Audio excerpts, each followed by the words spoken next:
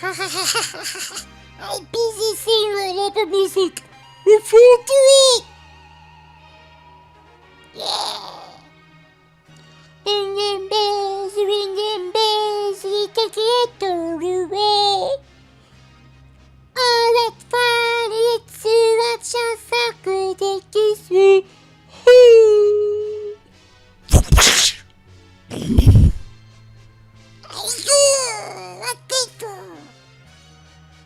We're already stuck in Siberia working on this livecast edit. You want to deal with a C&D letter from a lawyer too? What? He died from his, and they're canceling us. Tell you what, why don't you ask Sonny Bono all about that? In hell, if you don't shut the fuck up and let me talk about the thing! Okay, whatever. Yeah, whatever. Hey kids, it's your crazy Uncle Jojo here to wish you a Merry Christmas in July. See, we had a livecast back before last Christmas to show off a bunch of Christmas-themed games. But then we got a bunch of death threats from radical secularists for using the word Christmas. Then there were the allegations of ethnic slurs being used. Actually, we're late because I was just too lazy to put in all the sound effects to beep out all the bad words. Then I accidentally saved over the edited version, so we decided to release it now in July. Because Christmas in July. Get it? It's that Oscar Wilde tier wit that you've come to expect from GC9x. Anyway, on with the show. Merry Christmas, Lawrence son. I am Father Christmas.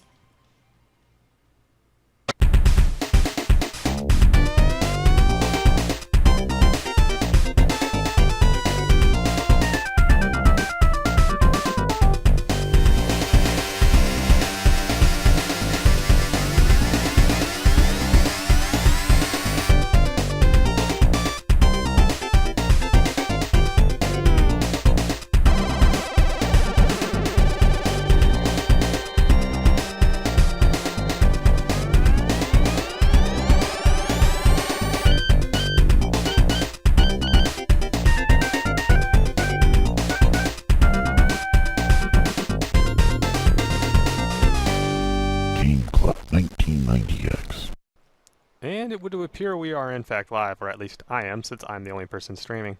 And hello and welcome. This is a Christmas games night stream.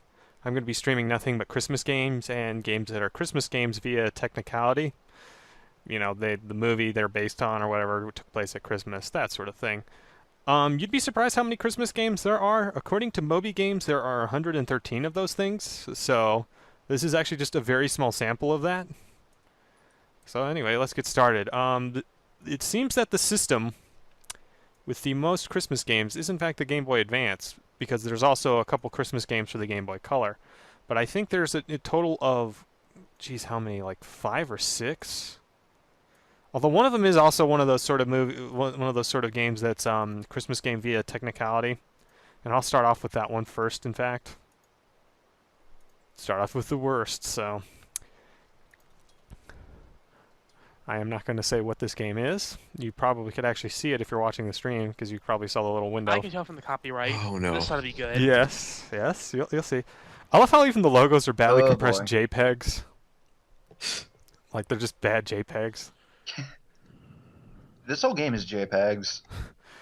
Yeah, it really is. So yep, it's Elf, the movie, the game, of the movie, of the game, of the movie. So you've got all these beautiful languages. Let's play this in Dutch, or Deutsch, which is German. Mein Leben! Schneemann bauen? Ik woon Lederhosen. Der Weihnachtsmann sagt, Beim Schuster. Beim Schuster. I know what these are technically because I've played these before, so that's why I'm playing this in German. Mein Deutsch is slecht, Pablo. Roll die Schneelballe. Okay, I'm not going to even attempt to pronounce this. I actually took German. I know technically how to pronounce it, but because I'm American, I would have no accent even if I pronounced it properly. So they would probably laugh at my inability to actually properly speak their language. So yeah, this game is well, it's not just a minigame collection. It's also that and a really crummy platformer, but this is the minigame sort of thing. Wow. So you've got this really bad motion captured Will Ferrell rolling up snowballs, trying to build a snowman. Here's the fun thing though. This is basically like Sokoban, or it's like a really bad version of Sokoban, only you can't pull the balls. So as soon as you screw up, oh, didn't roll up that ball enough. That was supposed to be his head, so now I have to Neustart. Yeah. Will Ferrell will never escape the world's tiniest hedge maze. Yeah, that's... I don't know why the hedge maze he's in is so small, but... Someone was saying it's because... Is that a 3D model, or is that like a... I honestly cannot tell if it's a 3D model or if they actually did motion capture. I honestly cannot tell. Gut gemacht. Du hast offen... I'm not even gonna bother. I wonder how good the translation here is. I couldn't tell you. I wouldn't be surprised if they just threw it through Google Translate and it's like saying like something really messed up in German. So yeah, this is basically this game. It's a really bad mini game, or it's a really bad collection of mini games and really crummy platformer. It's Sokoban, but boring. Also very almost impossible to solve at some point. Like, this is actually probably the most difficult like mini game in here. Let's see, minigame. Most of the other minigames aren't even really games. Full den Sock, so I don't know why I'm trying. Because again, I have no accent, so... So yeah, this isn't a game, this is like... Not even like Simon Says, it's just like, click on these items in this specified order. Oh wow, you solved my amazing maze problem. Maze. Solve my maze! This is the kind of game your parents would buy you if they hated you. Or your grandparents because they didn't know better, or, you know, really just someone... I don't know who the market for this is because, like... Naughty children? Well, Elf was like, what? That was like PG-13 or so, like... It's for kind of older kids, or adults. Oh yeah, this is most of the game right here, actually, is just, this is what you get. From the movie. Yeah, just like really badly compressed JPEGs of scenes from the movie you may or may not remember, and they're not even the good scenes either. There are any pictures of Zooey Deschanel in it? I don't think so.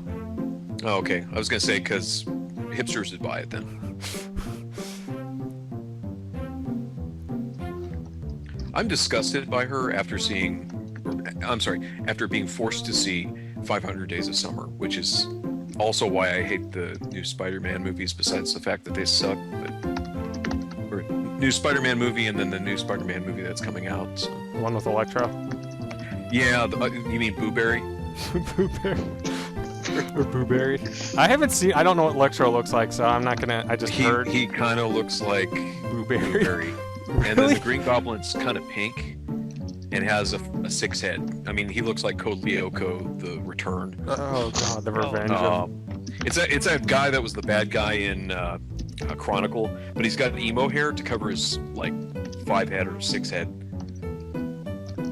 So yeah, this is the other mini game. You make shoes, and there's no more shoes on the conveyor belt, so I just have to wait here. Oh wait, no, there's one more coming.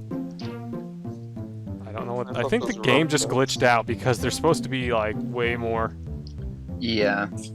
So, also, I just noticed something. I like how the conveyor belt isn't actually moving. The little girder thing's just blinking. Yeah. No spoiler coin code. No spiel. So yep, here's the joy of this game, or the only good thing is that, again, badly compressed stills from the movie, or badly compressed JPEGs of scenes from the movie, that aren't even signature moments from the movie. I don't remember too much about this movie. I mean, well, I remember... I might have saw it once, but I barely I've seen it a few it. times. It's funny, but it's a Will Ferrell movie. So yeah, this is the game, or this is most of the game. It's a really bad platformer. I'm pretty sure Pitfall is more complex than this because you can only move left and right and jump. There's no attacking, no crouching, no looking up or down. Now, guys, I want you to mute your mic, or mute your mics or whatever, and just listen to the stream audio. I will be quiet myself. Just listen to the wonderful sounds of Elf, the movie, the game.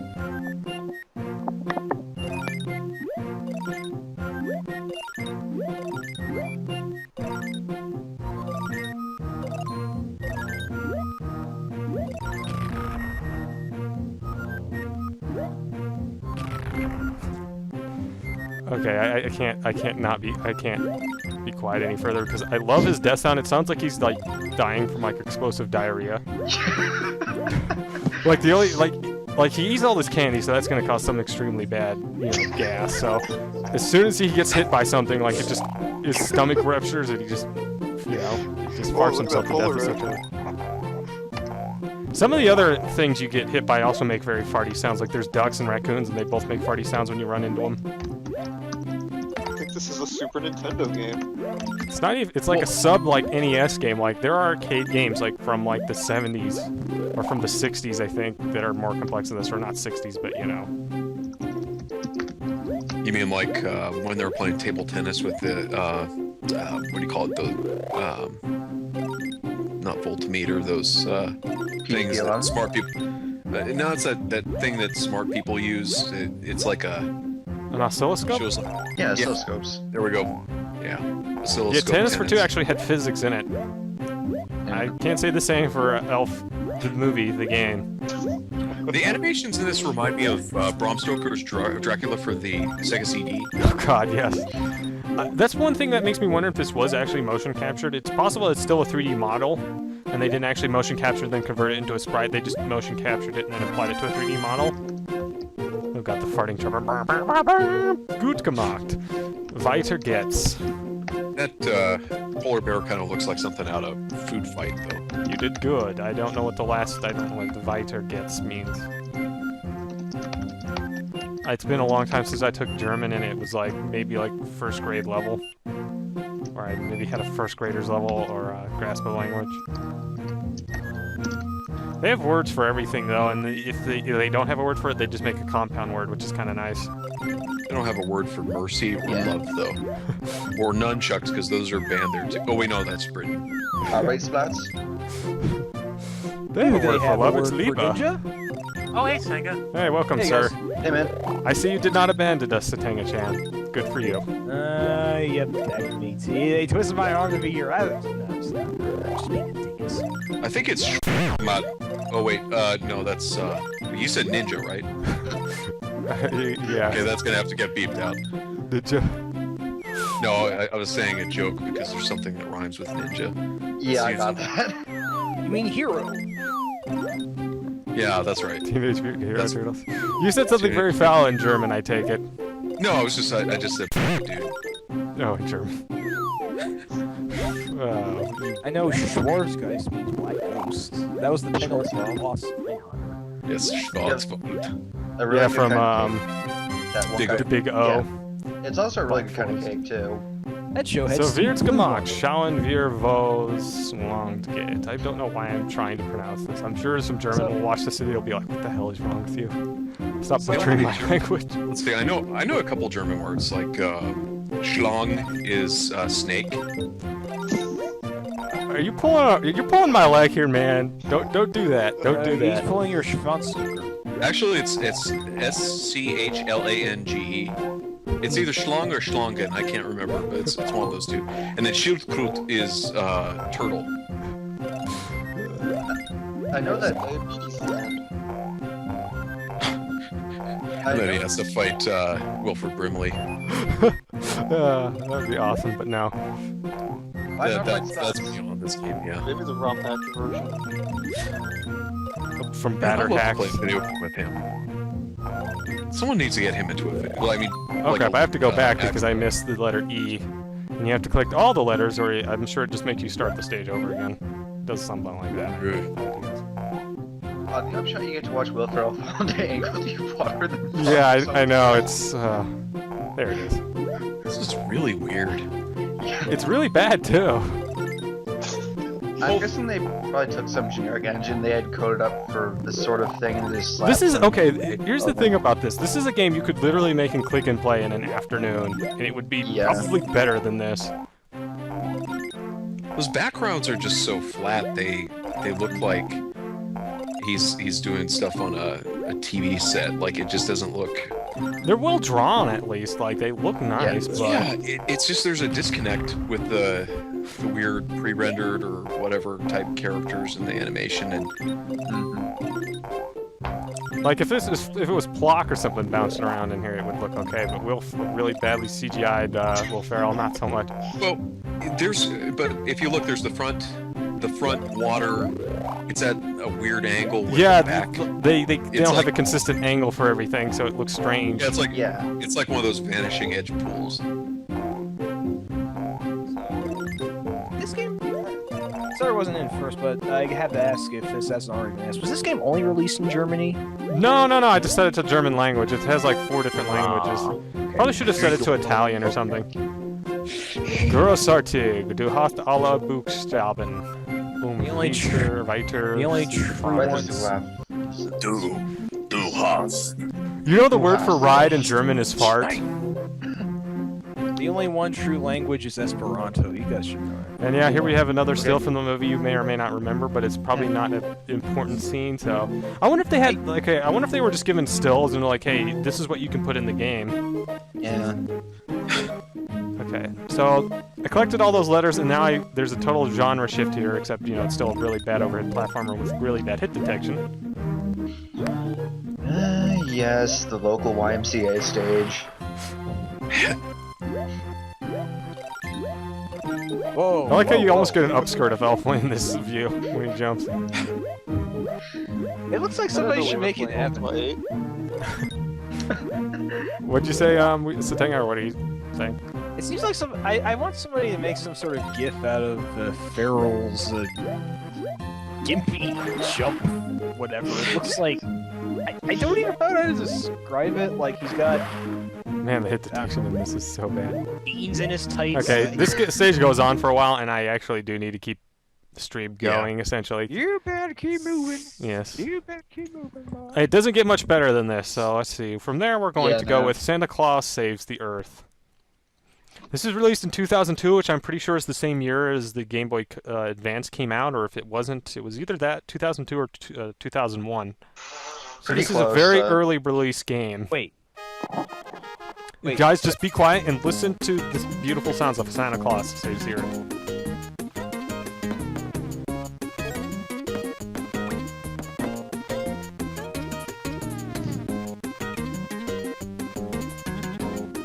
It's pretty wonderful, isn't it? It only gets better, I might add. So let's start a new game. Dreaming of a red Xmas. Wow, only one day left until Christmas. Thousands of little children are waiting for Santa Claus. Meanwhile, very deep under the ground lived a wicked fairy Neelam. She had a magic copper where she could see everything that happens in the whole world. I don't think English was the first language of the people who made this game, because that's a very awkwardly constructed sentence. Today, when she looked into her copper, she saw Santa Claus, packing presents for all the children in the world. She became furious. How can this happen? Screamed Neelam. I cannot let all the children in the world have presents. So Fairy Neelam enchanted Santa Claus, and he is trapped in her magic land. Only a few hours are left until Christmas. Help Santa Claus to escape from the magic land. Okay, I'm going to ask you guys to be quiet again. I'm going to be quiet. Turn on the stream audio. Because you need to hear the stinger that happens right before the stage starts. Okay, I'm going to be quiet.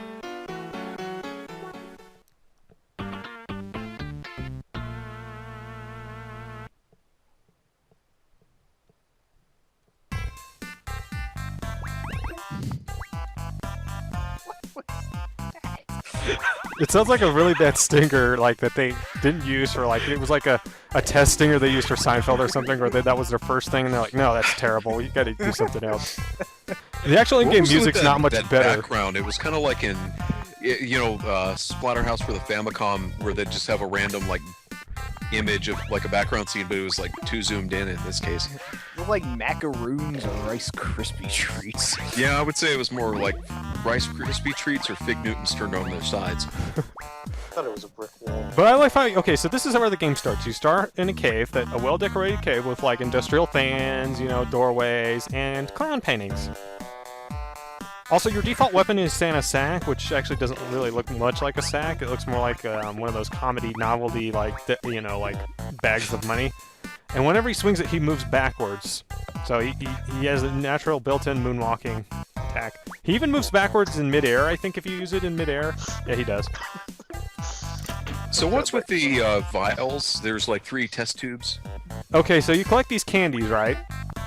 There's 3 different colors: green, blue, and red. Or red, green, and blue. Green is the lowest. When that vial fills up, you get a little bit of blue, and then if you fill up the blue vial, you get a little bit of red. And if you fill up the red vial, you get what I assume is an extra life. It's something. I haven't checked to confirm. Oh, okay. I thought it was like his specimens for his drug test. I was going to say something about cool. Maybe it's his insulin. Like they put all his insulin injections, all over the Can't cave. go with diabetes.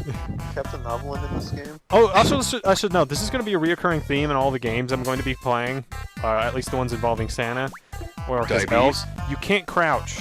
Santa cannot crouch in any of the Game Boy Advance Christmas games for whatever reason. No explanation given. Because of diabetes? Maybe it is diabetes. Maybe diabetes keeps you from crouching. I don't know. Maybe he's a robot. Yeah, I don't know. Or an SNK final boss. Mr. Big doesn't crouch. I always thought that was funny, that he doesn't crouch. Okay, so does he have a new weapon? Because it looks like a snowball or Yeah, he something has instead of the 3 green different bag? weapons.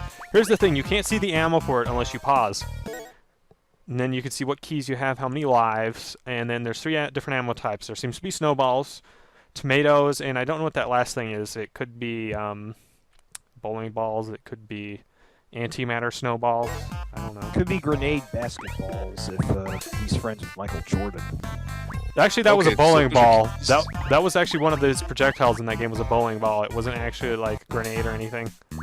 In Michael Jordan and Chaos in the Windy City. I thought he had an exploding ball that like took out everything on the screen. Yes, that was one of the slam dunk moves for one of the magical basketballs he could get. But he got at least 3 different weapons, or 3 different realistic sports implements.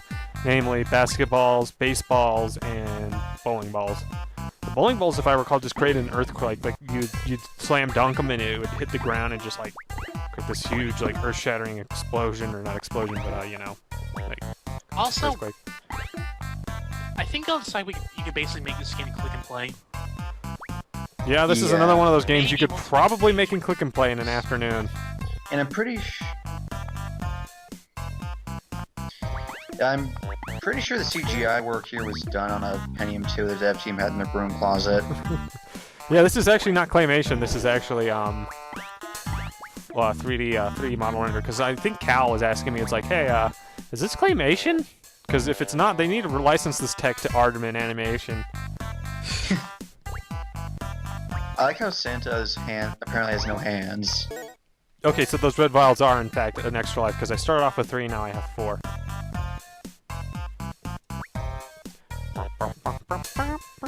This is another running theme, is a lot of these Christmas games are farty or have really terrible sounds. So like subpar, like Nega SNES farting trumpet. Well, yeah. Actually, these are like farting guitars. Like, I don't know how you... Oh, God, when you beat the stairs. That's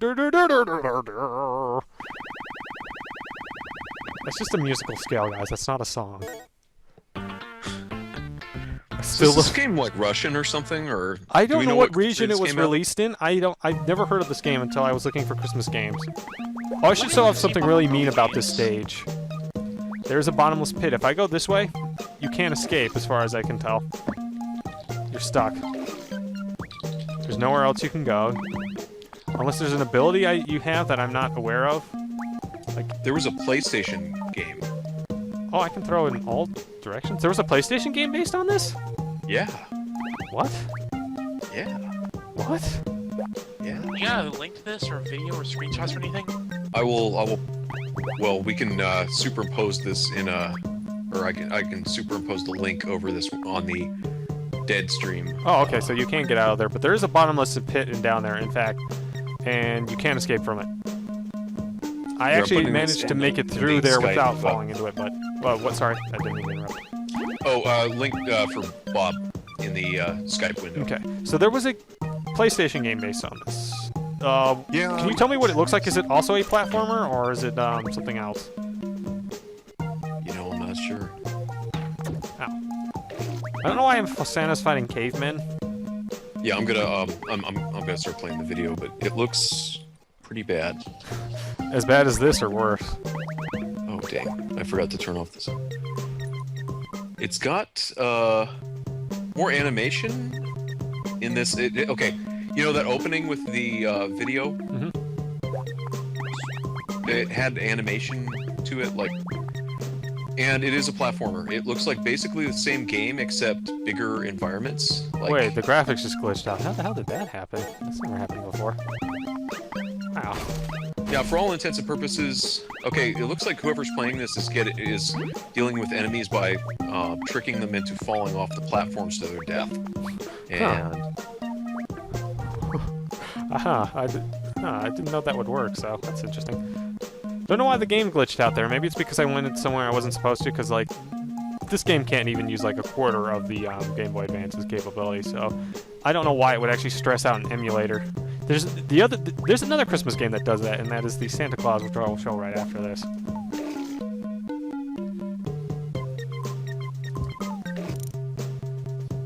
I forget if this leads anywhere important, if this in fact leads to an exit or a key. But yeah, this game actually suffers from an issue that a lot of Game Boy Advance platformers have, in that they're exceedingly generic. They only use one tile set for the entire level. They don't really vary it up enough. There's just a lot of issues. They're very linear. I'm honestly wondering if the tile set thing was a memory limitation, but that can't possibly be right. But I noticed they always use, like, the same, like, tile set for the entire level. Like, I'm at Sonic, okay, Sonic, Super Mario World, Super Mario Brothers, okay, those also used the same tile set, but there was more variety. Like, this is literally just the same brick pattern repeated endlessly, whereas in Sonic, you know, you'd maybe have, like, water, you'd have, like, the grassy tops of a platformer, or of a platform, and then you'd have, like, the walls, and then you'd have different kinds of tile shapes based on those sets. This doesn't have that, it's just endlessly repeating, like, brick I mean, hell, even RPG Maker lets you do stuff like that. Yeah, exactly. It lets you vary it up. And now, here's the invincibility mode. It's just an infinity sign, and it turns Santa into a raver. I guess it's the ecstasy power-up, I don't know.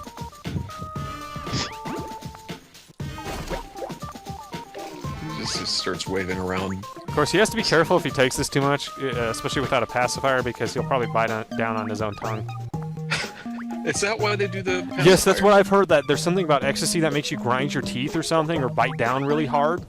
So that's why a lot of times they'll have the pacifiers, is so that they don't do that. I didn't know that. I forget where I heard this, but I was really surprised by that. I was like, damn, really? Why would you want to take a drug that makes you bite your own tongue off? Wait, what? I phased out for a bit. The context. Oh, we're just talking about X. Oh, And not EKS Factor. Yes, not X Factor. I mean, like, Ebenezer good, so to speak. We're talking about, like, you know, tripping balls, light sticks kind. You mean like Mimi Lee from Wade Hickson's Counterpunch? You know, I have not actually played that game yet. You know, here's the funny thing though about her. She can actually be you can actually use whatever the punch in the Naz move is. Well, no, So she's from Thailand, or? I don't know. Oh, oops. Sorry, I'm getting ahead of everyone here. Sorry, say what you were going to. I was going to say, there's a move that you can buy. I forget what the lady at the bar, what her name is, but what she does is she kisses the opponent to distract them. That actually will work on her, which I thought was kind of interesting. Hello. Which, you know, I guess it's a game mechanic thing. Like, I know exactly why they did it, but it's still kind of interesting in a subtext sort of way. But yeah, there's a raver chick in Wade Hickston, and she holds the glow sticks. Oh, that's cool. She actually, it's like the entire room goes dark, but she actually whacks you with the glow sticks for her special attack. Well, you see the glow sticks that's the subtle tell. Mm-hmm. So let's see. Okay, now then. Santa Claus 3, the Escape Clause. Actually, wait, no, we have something even worse first. Elf Bowling. And Elf Bowling 2. I was going to ask if you were going to play that. Yes. If you were going to go there. I went there, and I'm going there right now. So Tim Allen returns soon. Oh no. You'll see that in a minute, but... Oh, jeez. Okay, I have to ask something about the Santa Claus movies, because, you know, this game isn't actually interesting enough to... Actually, wait, I know what I could say. This game was originally a Flash game released in about the, 1999? It was really popular for a little while because it was, you know, really goofy. you know, it was novel because Flash was kind of a new thing, and this was actually a pretty competent game for the era. Then they ported it to the Game Boy Advance with no enhancements, no changes. The graphics are pretty much the same. I think there's actually no scrolling either. I'm pretty sure the bowling ball like not scrolled, but scaled. Like it would actually zoom in on the screen when you threw it. Although I can't remember, it's been so long since I played this. The actual real elf bowling. Well, I thought the original 2, didn't you aim by kind of like rolling the mouse forward or? I don't remember, but this game. I seem to remember it being like that. The only button you have to use in this game is A. That's it. That's it. That's the only button you get, and you can't spin the ball. You can't, you can't give it spin. You can't angle it in any way. You just hit the button when it's on the arrow, and that's it. And so if there's a 7-10 split, you're screwed. There's nothing you can do. I mean, it's kind of true in real bowling as well, but. This is the entire game right here. Anyway, I was gonna say about the Santa Claus. Like, did we really need 3 of those movies? Was anybody saying, you know what I want to see more of is Tim Allen as Santa Claus? Well, there was a big gap between the second and the third one, so I mean, it was kind of like one of those where I didn't expect them to do a third, but I guess someone did. And here's the thing: the third movie has a time travel plot in it. Like Jack Frost desperately wants to be Santa for some reason. They don't explain why, but I guess he's just jealous of Santa. Although I was going to say something else. I don't think that's how physics works, elf bowling. But I'll accept that. I'll accept that spare. I think is the term if it's not a strike. Yeah, it's a spare. But I was going to say, does the basic plot to the Santa Claus movies disturb anyone else? Because it's like... It's really dark. I mean, it's not just dark. He killed Santa, and then. Well, it's not just that. Here's the thing: like, the premise for Santa Claus is like every bad fanfic ever, because it's like man kills Santa Claus, puts on a suit, slowly transforms into a fat old man, is compelled to deliver presents to children across the world. Wow.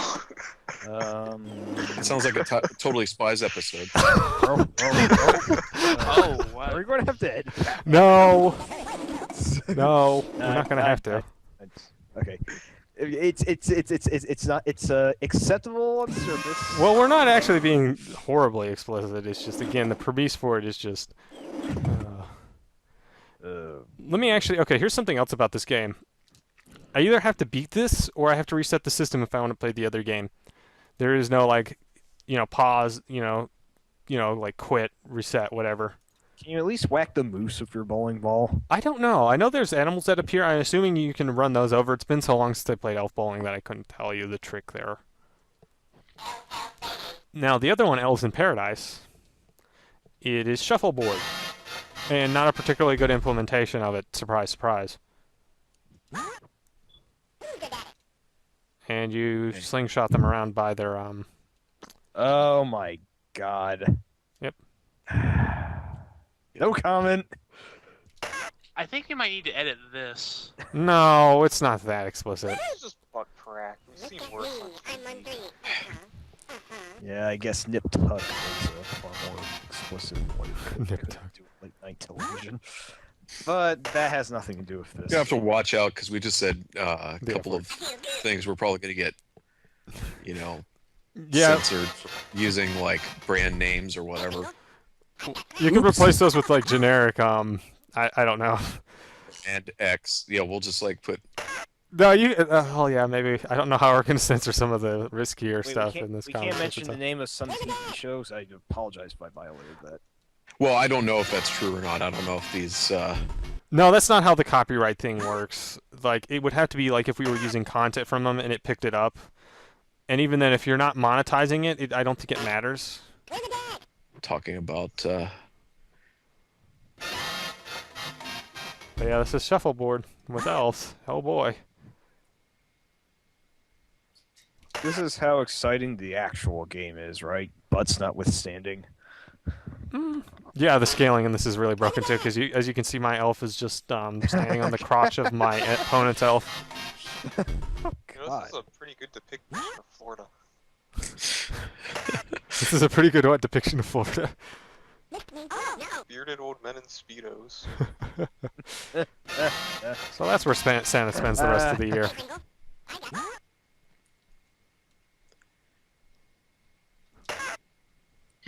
And the boat has EB2 written on it. That's obviously shorthand for Earthbound 2. This game is the real Mother 3. The Mother 3 you so desperately wanted, but never actually needed.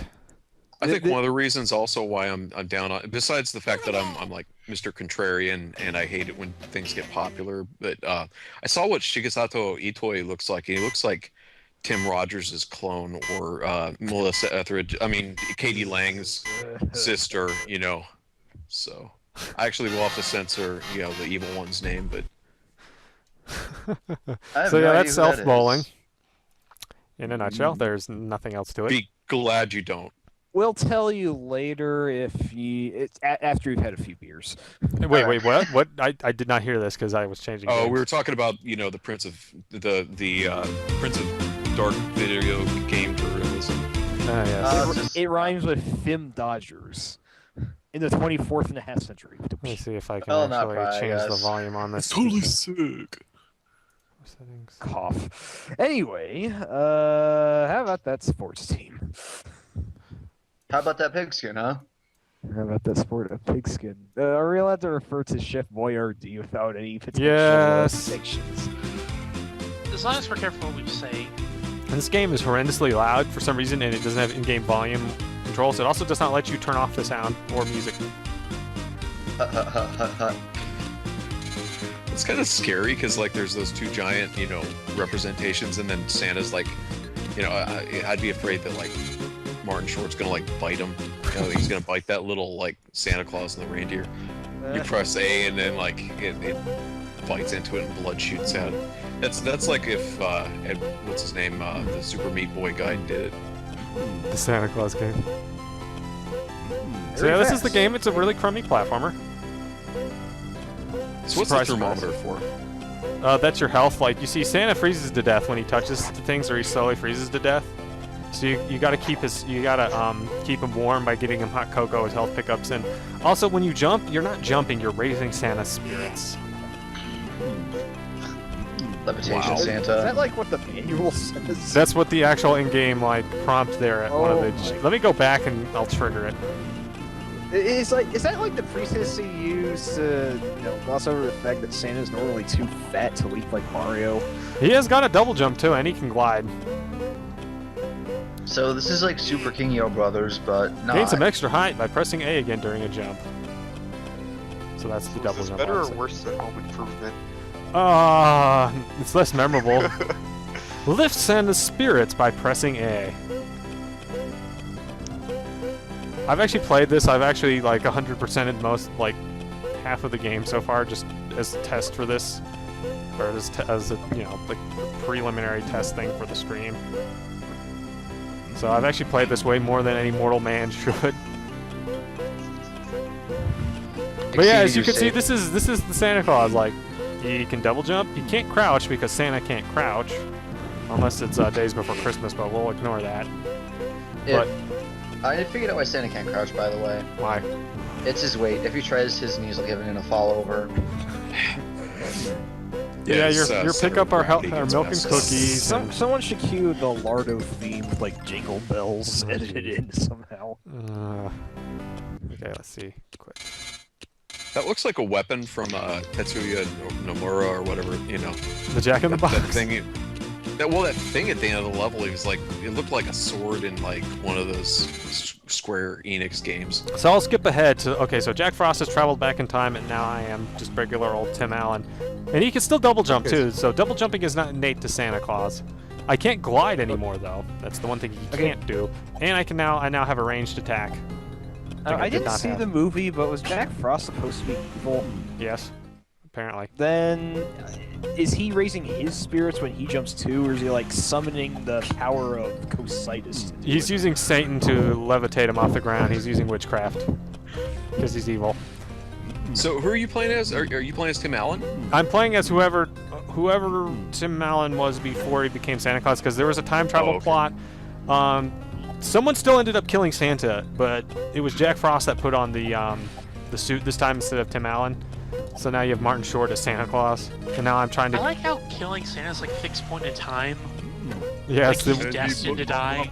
Yeah, I mean, became Hammerman. I think that's the wrong thing there, Jojo. when Santa dies, there's no going back. I guess it's one of those things, like, they don't want to create a time paradox like in Metal Gear, but they're allowed some wiggle room for messing with the time stream. So, you know, you could have Santa get killed by, like, getting sucked into a jet engine rather than falling off, you know, a second floor of house, like in the first movie. But, you know, he just has to die. It's like in Final Destination. Yeah, Donnie Darko or Final Destination. You just... Yeah. It's like the sequel, but Santa Darko, and maybe less terrible. I don't know where the escape clause stands relative to S Darko, but... It's the non-canon entry / sequel to Donnie had Darko. Lilo in it, though. Didn't it? Yeah, like bombed completely, apparently. The sequel, S Darko? Yeah. Wasn't it like no good though? It's the whole reason it bombed. It was like terrible. Something like that. It was by it was by somebody else. It wasn't by that guy because he was working on Southland Tales, which was like really terrible. Which was also not good. Yeah, that was really bad because you had to have read like all the comic books that he wrote for it before. It's one of those sort of things, like Half-Life, like how you have to read all the newspaper clippings in order to get the really deep plot and know what the f is going on. Yeah. Yeah, I know it can be censored, but that pissed me off because like someone was saying, okay, I was saying I don't like the plot of this game. It doesn't tell you anything, and it's like. Or it's like the game doesn't really explain what the heck has happened at Black Mesa or really anywhere, and someone was like saying, "You don't get it, man. It's like you have to read all this like all this filler material outside of the game or something, or have like access to the art book." And it's like, I'm sorry, but if you can't summarize your own story inside of your own game, if I need auxiliary media just to know what the hell's going on, you've done something wrong. I'm sorry, but that's just... Well, a lot of it was an ass pull, too, like, you know, the G-Man and... Now, let me ask you this. I know that came out before The Matrix, but do you think that they had any idea that, like, they're gonna... Like, both of those were gonna have a really constipated Men in Black guy? And the House of the Dead also has one. Kinda. Freeman. I have a space bleach. Oh god, yeah. Yeah. Okay, you know, I've been trying to take a crap for like the last week, Freeman. So I'm gonna let you go because I finally went and. I am all shady and mysterious because the writing demands it, Dr. Freeman. Yeah, he just sounds like. It's like a... like it's... Okay, you know, alright, just let it out. Kind of I've got actually... some stories back in, you know, back in my locker. I mean, I know it's kind of weird for me to be offering, you know, some guy I don't know and apparently could shrug off rockets, you know, some suppositories, but, you know. There's actually I am lost right now. We're talking about Half-Life 2, which has nothing to do with this crummy game, and really, who cares about the Santa Claus at this point? I'd rather play Half-Life 2 than this, I will admit. I'd rather with chopsticks and play Half-Life 2. We're gonna have to edit that. Yes. You know that, right? Yeah, who cares? It could be edited. We need to get like... It's a mini game. Is this one of those cases where like everybody gets one or something? No, I think we're just gonna like have. We need to have like generic filler material to censor with, like, you know, like one of us says like curse word or whatever, and then it's like it gets replaced with "What a wonderful day it is," you know, like Tuscany or something. I'm still reminded of that one Doom Quet message that didn't get used. Yeah. Hey, Rob, can we say this game? Actually, this is maybe a little bit cliche, but there's an episode of Games Damn It where there's like from 1UP where like information was being embargoed that they didn't know that they weren't able to speak about. So then when any mention of whatever it was came up, they just played Inception set over it. Although I guess it's kind Actually, of... wait, this minigame doesn't make sense now because I'm not Santa Claus anymore, Jack Frost is. So who's delivering the presents? Is it Jack Frost? And if it's Jack Frost, is he really that evil if he just wants to do Santa's job for him? This is the Grinch. This is Santa before he died. Yeah, this is like a time travel thing, like we're seeing like moments before he died, like this is his life rushing back to him. It's a really crummy Jeep Game Boy Advance platformer. We have to piece together the true story of Santa and how he Maybe dropped Santa's presents. like being the Highlander. I just gotta say, I love how the clouds are just farting. Yeah, they're just kind of Cloud farts. Hey, I just realized something. Clay Fighter 63 in the third has Santa in it. Oh yeah. Sumo Santa. Robocop, Yep. Hobbit Cop. Man, that game was racist. But that's What just happened there? I haven't seen the movie, so I don't know. Is that a bottomless pit? It is. Oh god, that. Jesus. I like Santa it's one of those fish. inflatable tube barb guys, but they couldn't even bother to animate it. I've never seen a mall that looks like this either, and I should note, like, you just hopped on a plane to supposedly go back to the North Pole, and now suddenly you're back home at the world's weirdest mall. Like, the first section of the game where you're playing as Tim Allen is like this really nightmarishly shaped neighborhood. Yeah. We are anachronistic Santa, and that's definitely. Oh wait, if you touch the cops, it kills you instantly. He freezes you to death somehow? What? These Tim Allen games. I think he's Iceman from the X-Men and like undercover. Well, actually, guy. you know, it's the cops. Like the cop hits you, and then like all that snow you were smoggling in like your extremities, like just ruptured, so you freeze to death. You know it's how, like that. Well, cops tell people to freeze, you know. Okay. Why aren't they on segways though?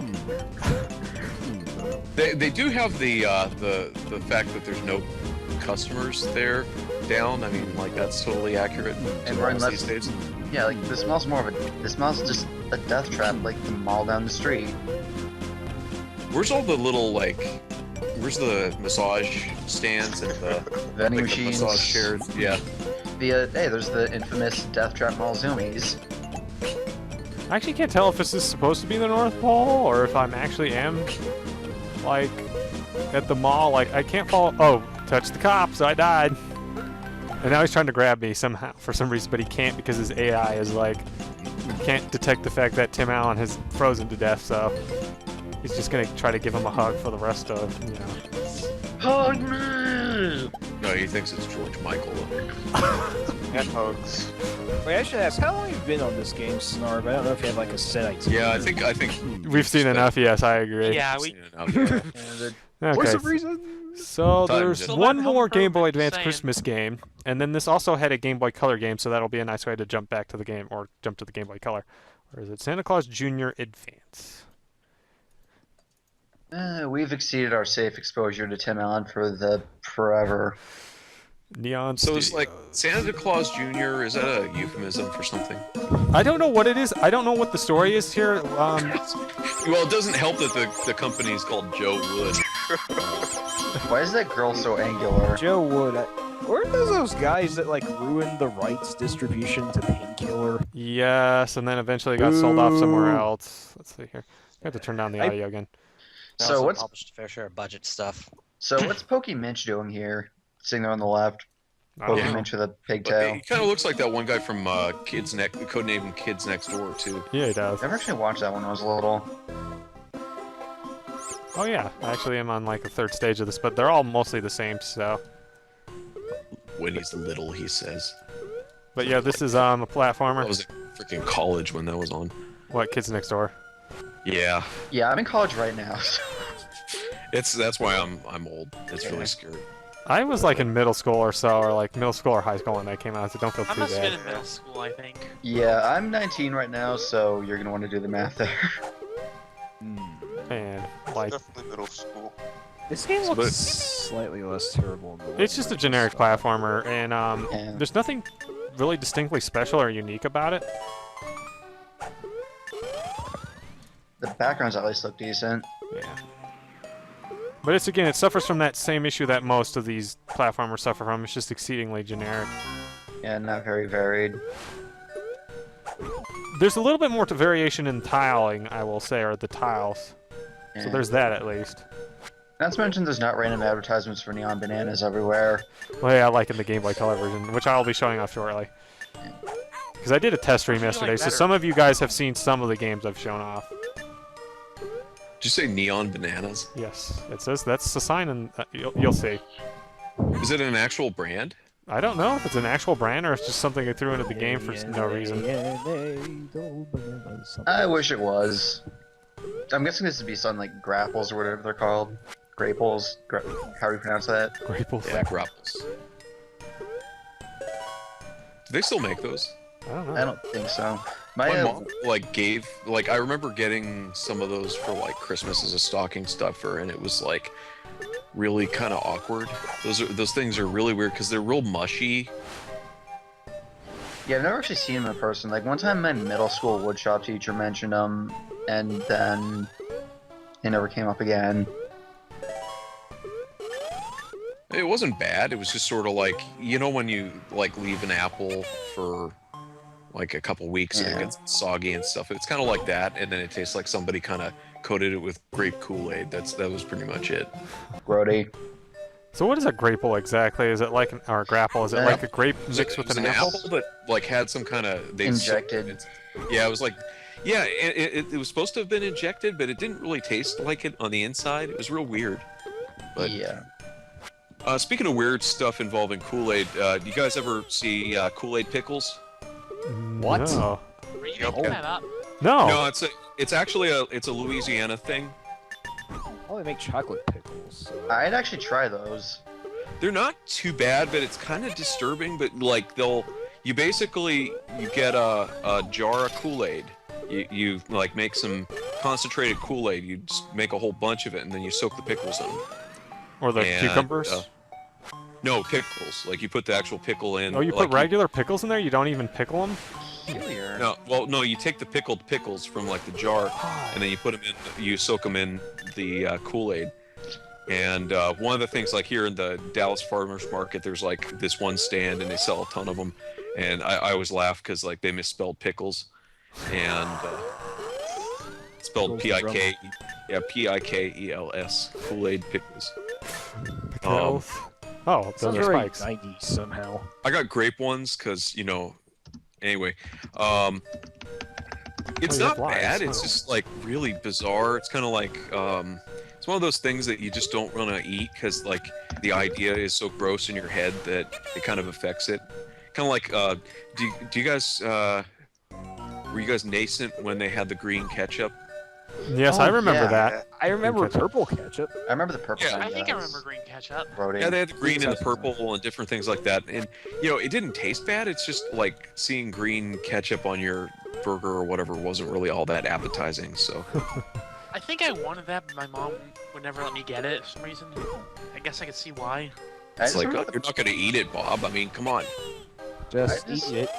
It's like, remember you're just going to play with it. Just going to draw faces with that. That was like back when we first moved out here, I think. Oh. Quickly.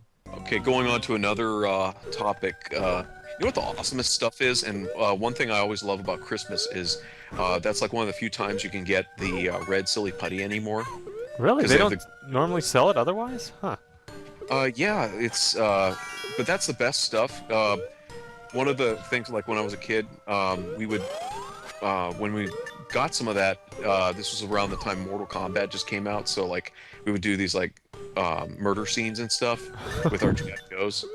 It was really cool because you could like totally make it look like, you know, somebody was bleeding out or like their intestines were hanging out or something like that. Silly Putty and G.I. Joes were a great mix. They just were, unfortunately, if it got on the carpet, you know, then yeah, that wasn't a good thing. But we'd also do like plastic surgery on the G.I. Joes. We'd like put the white person flesh Silly Putty on like their face and give them a new face, or Terminators. Yeah. That's such a brilliant idea. I'm surprised I never had that as an idea as a kid. Although something I would do with army men are is like nail them together or like melt them together with like a torch to make like mutant soldiers. I was gonna say after you saw Toy Story that change or. Yes, it does. Well, actually, it didn't change any of my perspective at all. I did that after I saw Cave Story, not Cave Story. God damn it. I was gonna say before that, I had like the like underlying fear that you know, inanimate objects were sentient and we just didn't know it. So like, it's like I had nightmares about mannequins a lot as a kid. I actually like yeah, I won't talk about that. It's really weird. Yeah. One time. It should not be. You were gonna say? I think one time I seriously annoyed my dad when I started asking for Barbies in addition to the G.I. Joes. I mean, honestly, military people defend civilians, but they don't make civilian G.I. Joes, and I don't know, I guess that made sense to me when I was little or something. Yeah, there's nothing wrong with that. Yeah. I knew a guy that he actually came up with a pretty clever use for erasers, and his sister's Barbies. He had nipples out of them, and then glue them on. Gulp. Goodbye, horses. Man, the world was a terrible place before the internet was a thing. I thought that was kind of cool because I mean that's like, you know, back, and that's the other thing, like you guys are so young, you know you've pretty much dealt with the internet your whole lives, but like back when I was a kid you had to get creative, you know, you had to deal with the Sears catalog or I mean heck, when I was a kid there was still a Sears catalog. And while we're on the topic of old people and Christmas, that was the best thing ever because like you get the Sears catalog and you'd be able to see like the, you know, the, like 10 pages or something that they had of toys and that video you'd games never and stuff get, like yes. that. Never get. I remember. And, yeah. It was just awesome though, just in your head, you're like, man, this would be so cool, I can totally, you know, like... And then you'd get like some of those toys, maybe you'd get one of them and then you'd never play with it again, or Let me you'd put play it for like like a this, week. okay? What? Last time I saw a Sears catalog, Earthworm Jim 3D was still in development. Boy. Well, they Oh, stopped. yeah. It was like, I think it was it was like 99 or 2000 they stopped doing those, but I just remember like, and I wish that I had held on to them because like usually we'd have read through them so much, we'd like you know, look at it in the car and you know, read it on the toilet, things like that. But you know, God, you had that the face. Christmas one and you had the there's a summer one too, and I just remember the summer one had pictures of some of those games that weren't released. Like that's actually where, you know, on Unseen 64, how there's that picture of Black Tiger for the NES. That was in the Sears catalog. Yeah, Beavis 1. Yeah, Beavis I think is what it is. I don't know. No, not that one, but no, like Black Tiger for NES, they had like one photo of it, and Joe Wood Production. Wait, you mean that's an NES port of the Capcom arcade action game? Yeah, there was gonna be an NES port, it never came out. Same with Exit X's, but it was going to be Titan Warriors. Yeah, Titan Warriors is actually an all-new shmup, I believe, and I think you can actually get the prototype ROM, which is just about complete. Sort of like with Makai Island, which Oh jeez, why is Santa naked? Yeah, the Horrifying. Zapped. Naked Santa. Why is Santa riding in the sleigh naked though? Did you notice that? What the heck is going on? Yeah, I don't even... And then there's this like fairy that looks like she came out of like heavy metal or something, or a Ralph Bakshi flick. And then there's Naked Santa in a fishbowl, and then yeah, you got this. Why does the witch need a tiny naked Santa? Bob, do you really have to? Are you really asking that question? So now we take control of a young Brent McGuire. So yeah, this is a completely different game from the Game Boy Advance version. It's more of a traditional NES style platformer. It has less to it though. You can't attack or anything. You can't run. This is it. You jump, you climb onto stuff, and you collect the items. That's pretty much it. graphics are pretty nice, though. Yeah, I was gonna say it's nice and colorful, and that was a problem with a lot of those Game Boy. There weren't a lot of Game Boy Color games that were dedicated. Like there was, I guess this, and then you know there's Super Mario Brothers Deluxe and Shantae, and man, I'm kicking myself for not buying that, but I thought I wasn't in it. Yeah, I was not in the. I was like, I saw the title, I'm like, not my demographic.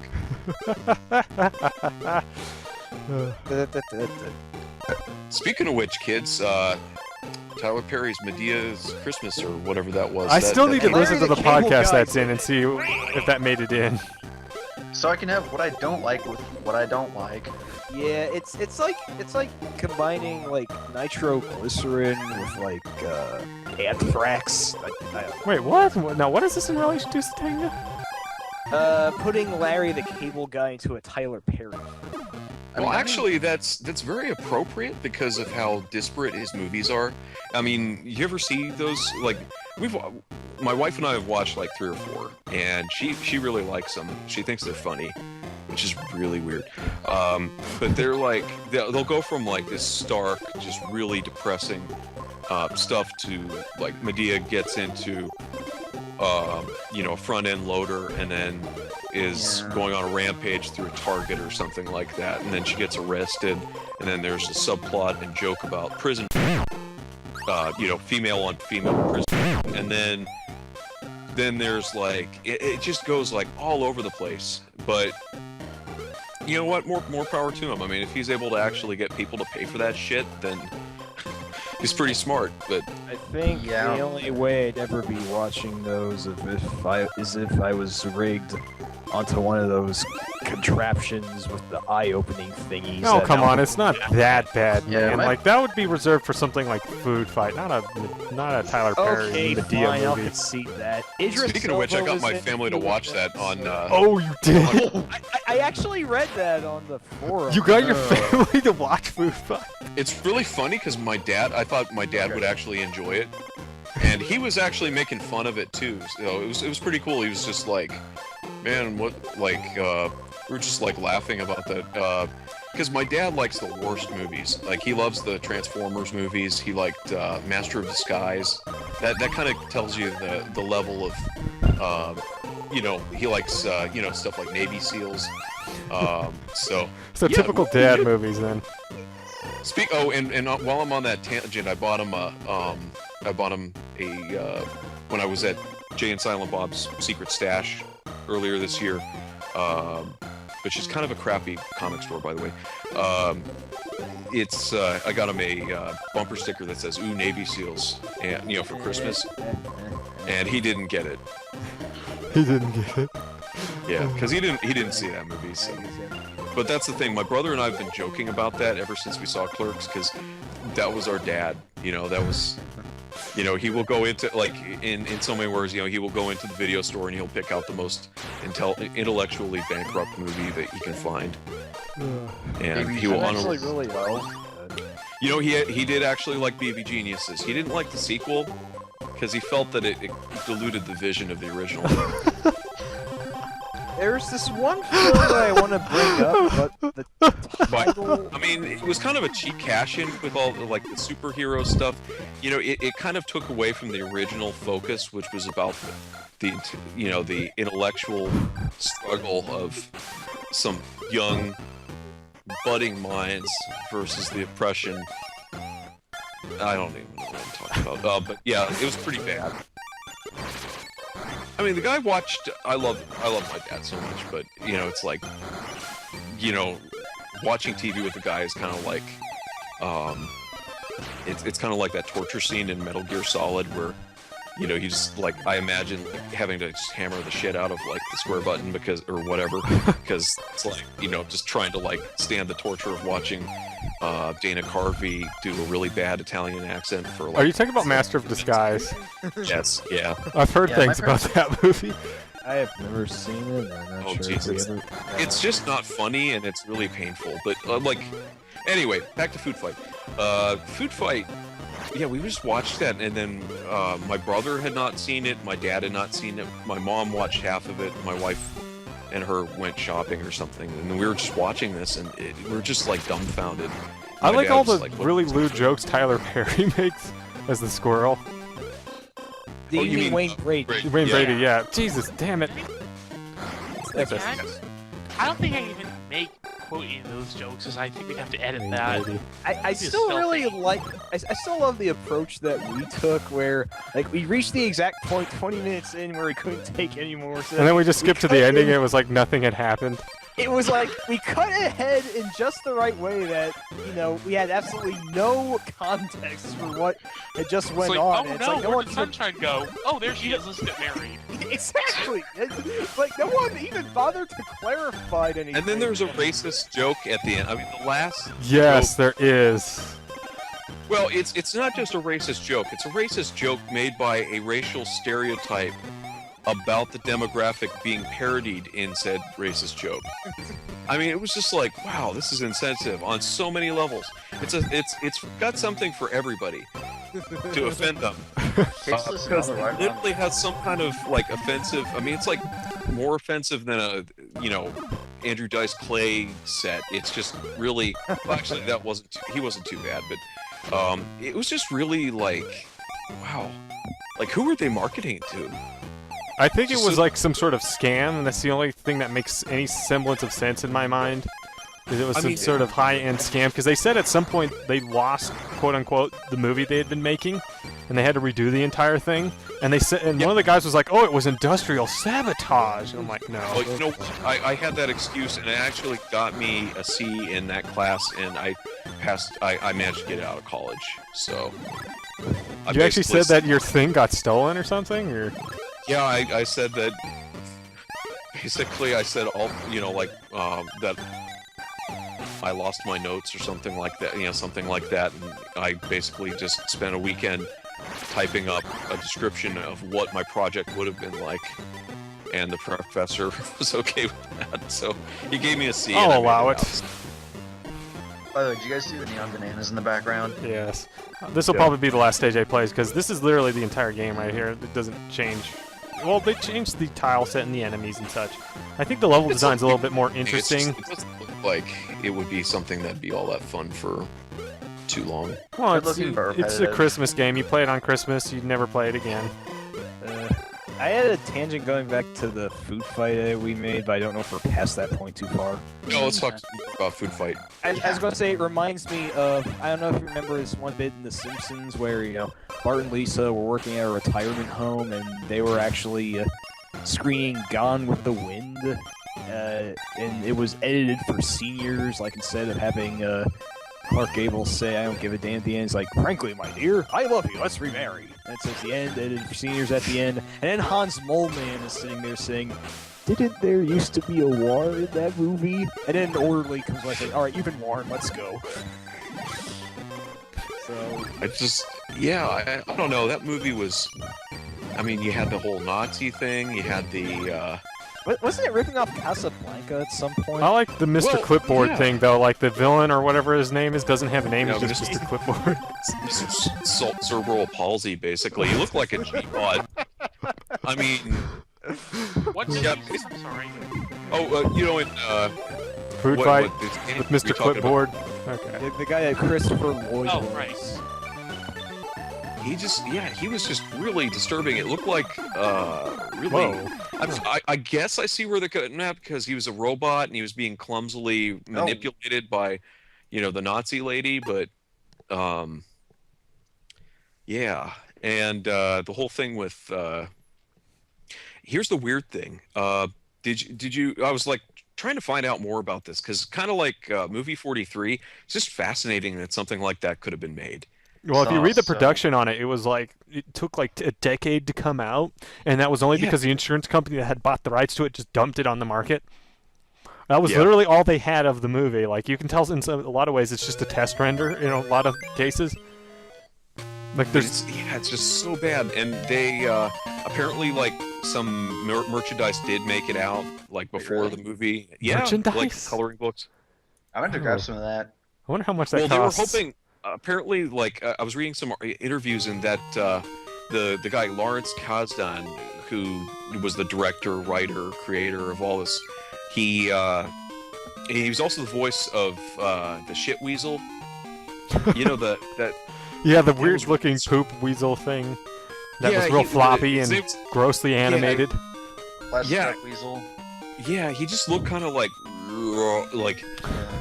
So yeah, this is the most anime rendition of a Dr. Seuss story you will ever see, and you'll see why in a minute when you see the Grinch. I mean, you got Ruff McGraw, you got the annoying squirrel, you got plastic wrap weasel. You got a bunch of people nobody cares about. You have that one guy in the suit. Well, you know that half of those characters, like the secondary characters, most of those guys were supposed to be, except for like the first three, like Wayne Brady, Charlie Sheen, and Hannah Montana. They were all supposed to be original characters. The other ones were supposed to be licensed, but they had something like 70 licensed characters or whatever at the beginning of the production, and they just kept dropping like flies. So that was another thing. They'd basically have to come up with a new generic character to fill in the roles. So like the Weasel guy was supposed to be Chester Cheetah in the original version. Really? Yes. Wow. And here we go, anime Grinch face. So did you manage to get any further in this game? I got up to the part with the dog, and that was as far as I got. I remember now. That's like according to Keikaku crap right there. Yeah. But yeah, this game is actually a combination of Metal Gear Solid and Pac-Man. So You're supposed to And collect Bonanza all the Brothers. presents. I And think it's basically like a Bonanza Brothers sequel that we never heard of. Yeah. So a friend of mine just got introduced to a friend of mine was listening in through the stream, and he just got introduced to Food Fight without any context. Okay, Oh, boy. if you're still listening, well, I can't tell you, but Google's your friend, Yeah, and I've already linked. the entire movie's Yeah, on we'll YouTube. are we allowed to say that because we like it? Yeah, we Busted might need to feet. blank that out and just replace it with "Do not." It's like, please buy it on Blu-ray and DVD. Oh, this cursor don't grab me. But yeah, it's interesting. It's Yeah. I mean, I would say it's kind of I enjoyed watching it, kind of like when I first saw The Room, because there is some really bad stuff in there. But one of the things is, if you looked at their old website, like on Internet Archive, they had some. It's really funny because there's like this Oh test no, render. my heart just Uh-oh. explodes. It's a movie as terrible as it is, probably insurance fraud of some sort. Yeah, I assumed it was There fraud. Yeah, it had to have been some kind of insurance fraud, whatever. I remember Bob was saying that's where careers go to die. So with that many celebrities pulling in, like I don't know, maybe the IRS was breathing down their throats. Yeah. But they had a test render that showed like it was much better quality than in the thing, and it showed like a city street, and there are all these billboards and things like that for different brands that didn't make it into the movie. And then it showed his character was a human, like Charlie Sheen's character was actually a human. And then if you looked at like their website, like a year or two later, they had that same image, except there's like this crudely pasted over drawing of like the dog version. So they just And- pasted a dog face on top of them or so- something. Yeah, and as far as I can tell, it looks like they were like the two main characters were humans, and then they turned them into sort of anthropomorphic and semi-anthropomorphic characters. The other thing is they used this. You know how everybody had this kind of like dead look on their face, especially Hannah Montana. Yes. That was because of the motion capture technology. They went to some. Like they made a real big deal about it because they used this new technology, except it couldn't follow their for whatever reason it couldn't follow their eyes. So most of the time they would just kind of like their eyes, they were just either not animated and it looked like or they were staring off into space. Yeah, exactly. Or they tried to hand animate it and they got this weird lazy eye look. So Thankfully, Face Rig doesn't suffer from that, but it Yeah. hasn't been quite been funded yet. But I still need to figure out how you can make anything look stoned using that. what's the one that they used to for Juno's nude scene thing? What? You know the Are we talking about Beyond with Ellen Yeah. Dafoe? Oh wait, really? Wait, Oh jeez, that- oh jeez, oh jeez, oh snap, oh does snap, that oh count snap! as spoilers? well, I mean, you can spoil all you want because I don't give a No, it the has cop no- got me! Oh it god, just- my heart! But she takes apparently she takes several showers in the game, and people they notice that she's anatomically correct. So it's kind of weird that they would go to that level of detail if it wasn't meant to be shown. And I heard Which that game is that this was kind now? of It's called Beyond Two Souls for the PlayStation 3. Oh. And Will in the foe's face. at least it's not as pecker like in Antichrist. God, no. No. That's affecting my... The inappropriate movie discussion thing. That one, you know, I've got a pretty strong stomach, but wow. And Game over. Mission This failed. coming from the guy who draws man trains and flock draw, huh? Yeah. But yeah, I actually do like I'm this just game. saying though that, like, you know, there is a line that, you know, I do get disturbed, and that's when, like, a woman like smashes a guy's and then off until blood out. What the? Yeah, you Yeah, asked. the more of the stuff you say, the more work you're gonna have to do editing this, right? Yeah, maybe we should. I don't know. Maybe we should jump to Christmas. I didn't realize this was part of a GC9X. Yes, this isn't official. It was meant to be. So at this point, we'll probably have to replace all the audio with like a yakety sax or something. elevator music. Like, I was gonna put some like holiday tunes over top, so. Okay. Replace it with the anthem for the Royal Mounted Canadian Kilt Yaxmen, whatever their song. I've got to find a. I've got to find public domain Christmas music though, because. Oh, my heart! Like, Yes, Jackrabbit holiday hair. I'll show that off at some point. Yeah. so like we Oh blatantly crap! They can censored shoot you. I didn't realize that. music. Dang I cops! don't think Oh, anybody's done oh that. crap! Oh crap! Oh crap! Oh crap! Oh crap! This is actually a pretty decent licensed game. Like, it's better than it has any right to be.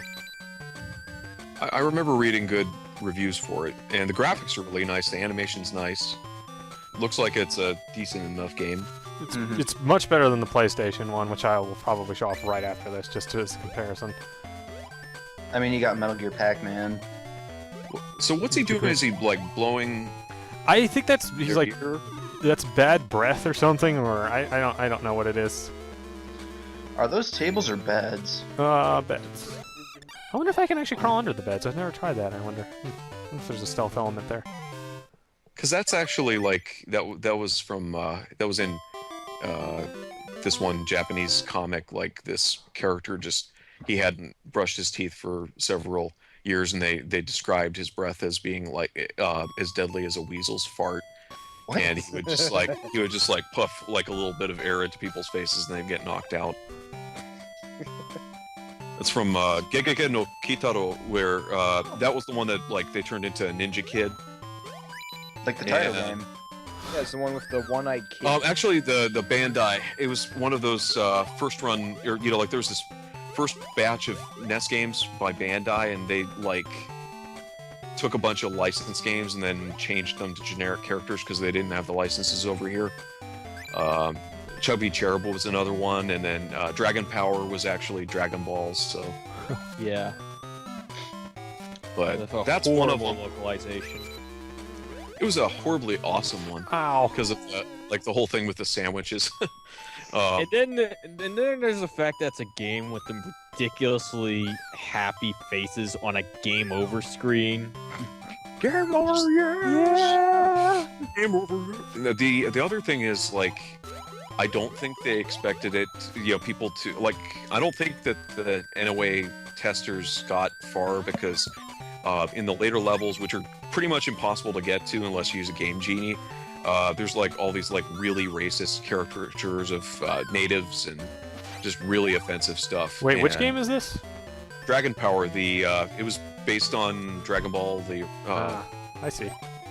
We got a cut down version because Oh no, they my cut heart! out the game. Beat this stage and then we can move on to the PlayStation version. There's something very interesting that happens though if you run into the adult women that cower in fear at him, or if you run into him at just the right angle. It looks like his heart is growing size is too big for a completely different reason. Pingus, maybe?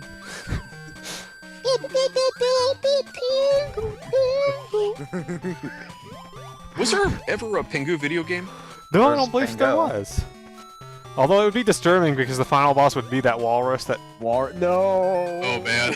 Wait, would it be Pango, but with the New Zealand stories villain pasted in? Just as long as they had like the part where he, you know, urinated all over the bathroom, and yet the Like, I just... You know, that is a little kid thing. That is something little kids do. That voice. That's what they sound like.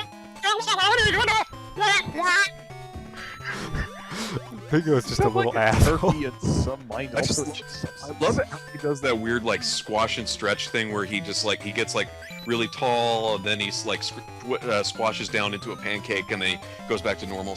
Like he does that, or he does the weird like where his beak turns into a trumpet and shoots out and then it comes back. You know. What? Are we talking about Pingu? Pingu the Parodius? No, it's Pingu, the like Finnish or whatever. Yeah, I think it's Finnish, yes. Pingu. Yeah. And then Dick Hasselhoff did like a song, like a rap song for it. Really? What? Yeah, he says, hey everybody, we're gonna do the Pingu dance. So we'll get off of our butts and we will prance or something like that. And then he's like, take your feet and go to the left. Then look at my pecs. It's really the most gangsta of raps. Something David Hasselhoff. Oh crap, oh crap, oh crap, oh crap, oh crap. It didn't approach the, you know, the cleavage cannon from the SpongeBob movie, though. Cleavage cannon? What? Do I want to know the context of this? His boobs stretch out, and it, like they're like, yeah, we need to, yeah, his pecs stretch out, and he puts them between his pecs, and then squeezes his pecs together to shoot them, like at high velocity into the water. They can get home fast. Actually, I will show off the next chapter of the game after you beat the first segment. And here's the password, 1++742 minus, I don't know what that is, 3. Viking? Also, I don't know what it is. It's like a little face. I think that's that little girl. I think it's supposed to be the... Oh, Cindy Lou Who. And now you play as the dog. I'm going to write that password down so I can use it as my next start-on character's name. What?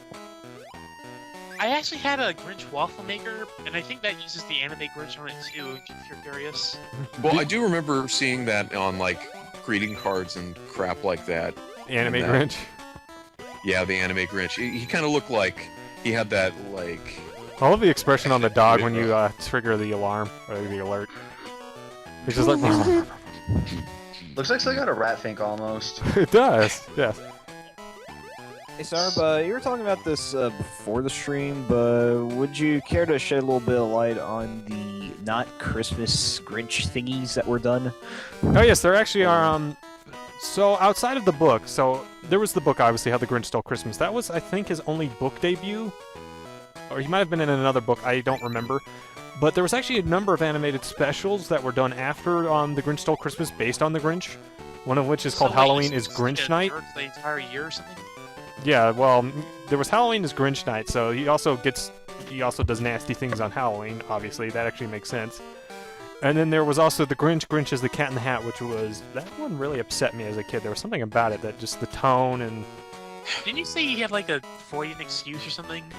Yes, his mom died, I think. And he's just emotionally stunted and like depraved because of it or something. Here's the thing though, the Grinch is the Cat in the Hat because the Cat in the Hat was being a dick and did something really like mean to him. What? Like if I recall correctly, like he skipped in line at the post office, or he was just a huge jerk to the Grinch. So the Grinch is like, I'm gonna f your shit, and he did. What? That seems horribly character derailing. Well, okay, the Cat in the Hat. Okay, here's the thing about the Cat in the Hat. Everybody acts like he's all this charming little, no, he's a jerk. Like, he messes crap up. Like, yeah, he messed up that house, and those kids, like, I mean... He was going to leave the kids to clean it up, too. And then he's like, at the last minute, he's like, okay. Oh, no. Oh, God, what is that dog doing to Max? No. Oh, God. Oh, God. Well, you know what dogs do. Yes. My lemon! I commented about that last stream. Well, that was a completely different thing. That was with the Grinch. And it wasn't just his heart that grew 3 sizes too big that day. I tried to say like 12 times and I broke out laughing all the time. Well, it was just the way the animation was structured was really awkward, so... Oh, you can jump over the dogs. Okay, so that's what the jump button is for. Couldn't figure that one out. I should stop playing this. This is just too good for this stream. Yeah. Oh yeah, I've been playing it for a fair chunk. Yes. I think we got the basic gist. So we'll go on to Grinch the gist. unlike the grind. Just one more parting shot though. Who made this game again? Who Konami did. It's a Konami game. In-house, even, I think. Yeah, it was an Wow. in-house Konami game.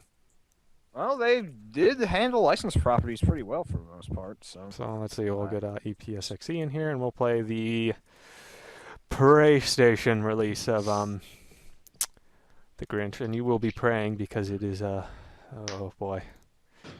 Oh, I don't think I'm ready for this, but we'll. Oh, hey, Xerxes. Well, is Xerxes in the stream? Hey. Yeah. Hey, dude. Hey, man. Yes, Mission is probably the most legit game so far. Yes, I totally have a legit copy of the Grinch that I'm totally playing right now. As you can see, it has Bub and Bob in it for some reason. And it also has all these wonderful cheats and this nice little intro. PlayStation games had crack tros. I know, that's new to me too. I think Spider-Man 3 does. What Spider-Man 3 is a age? crack. Oh, Bob, you scoundrel. Because, you know, Bubble Bobble is totally a Konami property. Yeah, it totally is. It totally is. So is Trio the Punch. Now, this one doesn't seem to have been made by Konami in-house, or Konami in-house. It was made by, Artificial Mind plus Movement. And you'll see what it is in just a minute. Okay, I'm going to select English, and then a bunch of Grinch goo gets splattered on the screen. That's unfortunate. It is, yes. Just for the record, I'm not actually watching the stream right now, so I'm left to use my imagination as you narrate this. It's like, okay, do you remember like Nickelodeon GAC or whatever it is? It's like that being like falling off the screen or something. Great idea. So did you take a look at that Rocky sat down on? Will Are you suggesting what I think you are, Argent? That looks painful. So yes, there's no story as far as I know. Our intro, maybe you have to sit and watch the intro. This is all the game gives you, and there's no subtitles either. So. My contraptions, my Machiavellian machines. So yeah, you go from the Game Boy Color release, which is actually a pretty competent game, build to gadgets from blueprints. Yes. Although this does have the voice of Space Ghost in it, so there's that at least. Yeah, I build first. The Grinch copter? With this, I can fly over the despicable who's. Maybe the octopus climbing device to scale the walls? No. Appropriate. The rocket spring. Oh, whoops, playback devices. I need to adjust the volume. It's actually really loud on my end, so I can barely hear you guys. One of my most treasured weapons. Open volume. The Here we go. egg Finally. launcher to stink out my enemies, or the slime gun to just stick it to them. Oh, creeped out. My marine mobile. Yeah, I know. You know, the whole thing with the live-action Grinch movie is that it's just really creepy and disturbing. Because I don't think that was ever, like... Dr. Seuss worked specifically because it's a book. You know, it's a book, you know, and it's highly stylized. When you try to turn that into something more realistic, it just gets really disturbing. Kim Jerry. Yes. Kim Jerry. Yeah, I said that on purpose. I don't think I'm having a stroke. For some, okay, so this is something you can do. I don't know what the purpose is, but you can scream at the Who's, and if you hit like O or the circle button, he says, "My heart is as big as a pea" or something.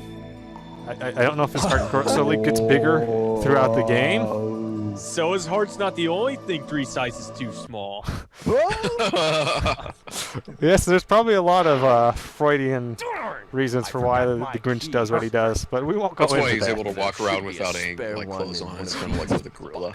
What if he's like a cat though? Like, what if that's the reason why he doesn't wear pants? Well, gorillas, like, you know, they apparently theirs are like an inch long. This power is one that he completely which is funny because you would totally expect the opposite.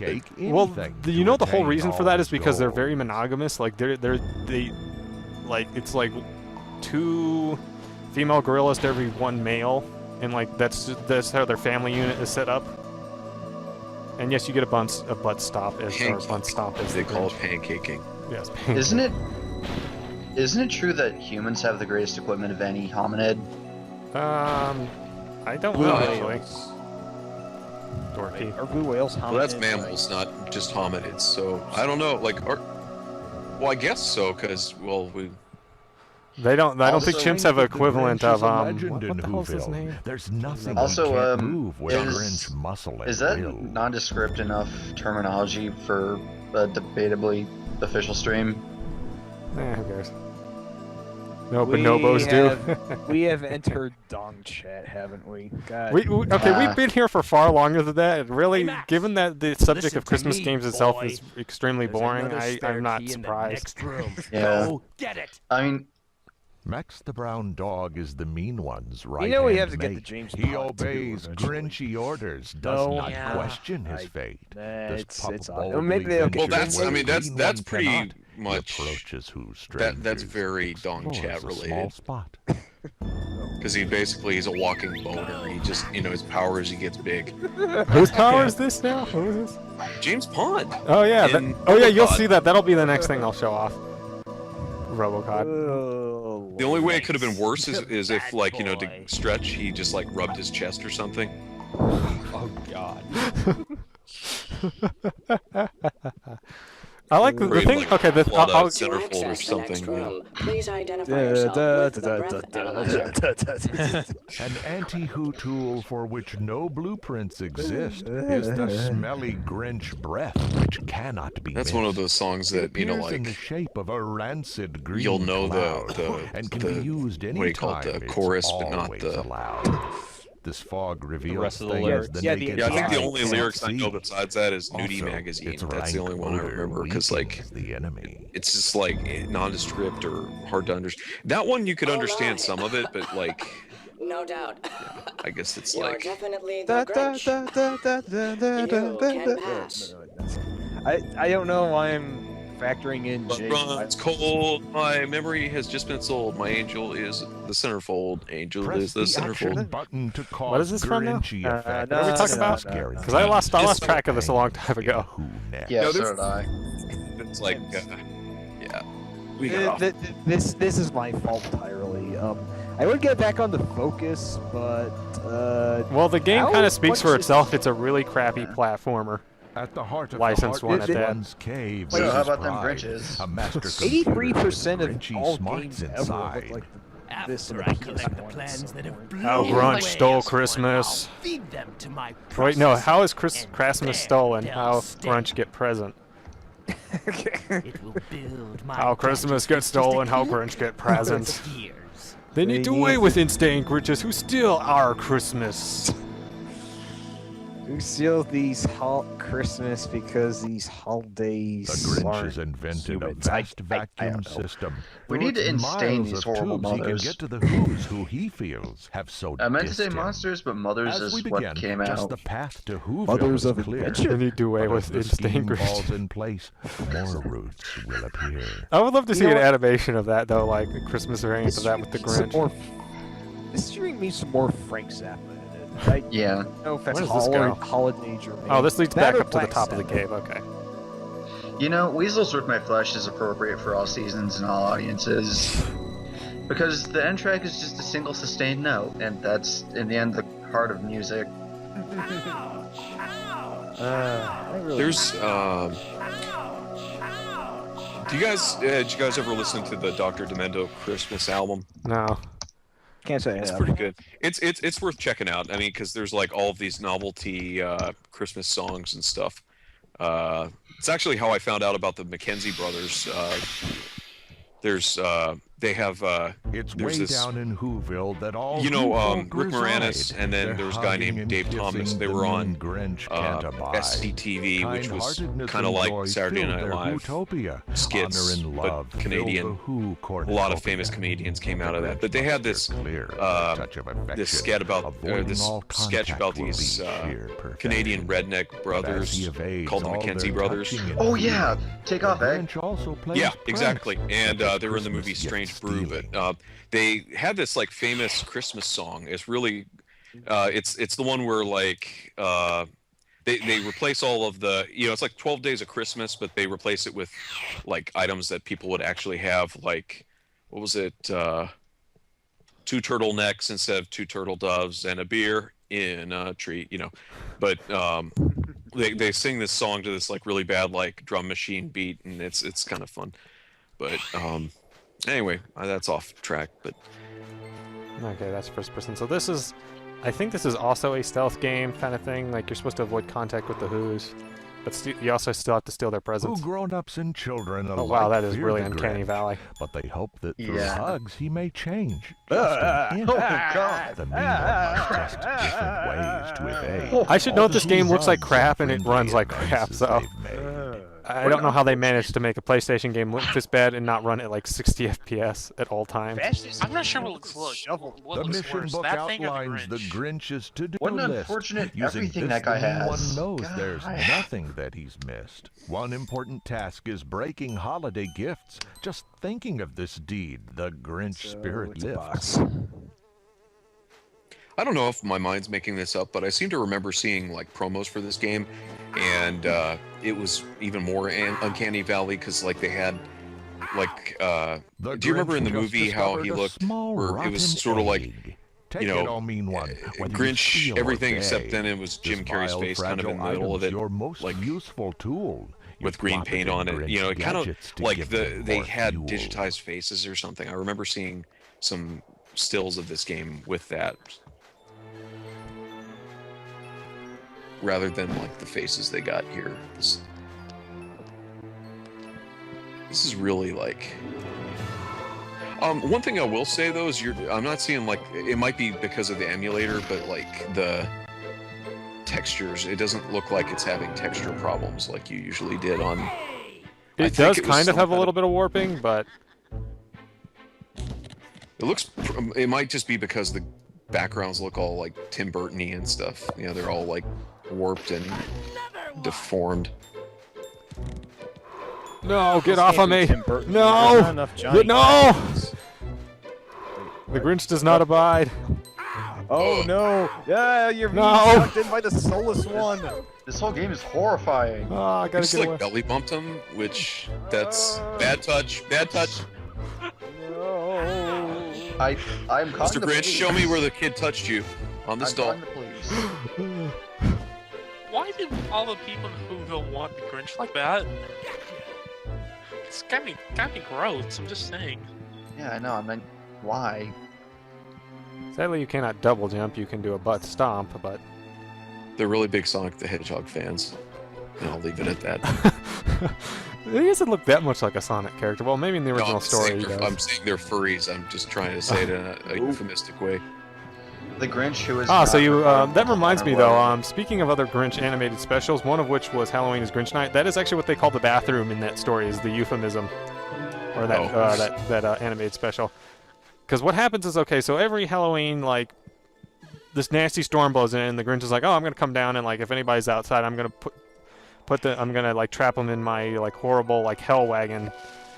And the kid has to use the euphemism, i.e. the outhouse, in like the middle of the storm, and he's like, the dad's like, dude, don't do it. Like, just stay inside. You'll be okay. You know.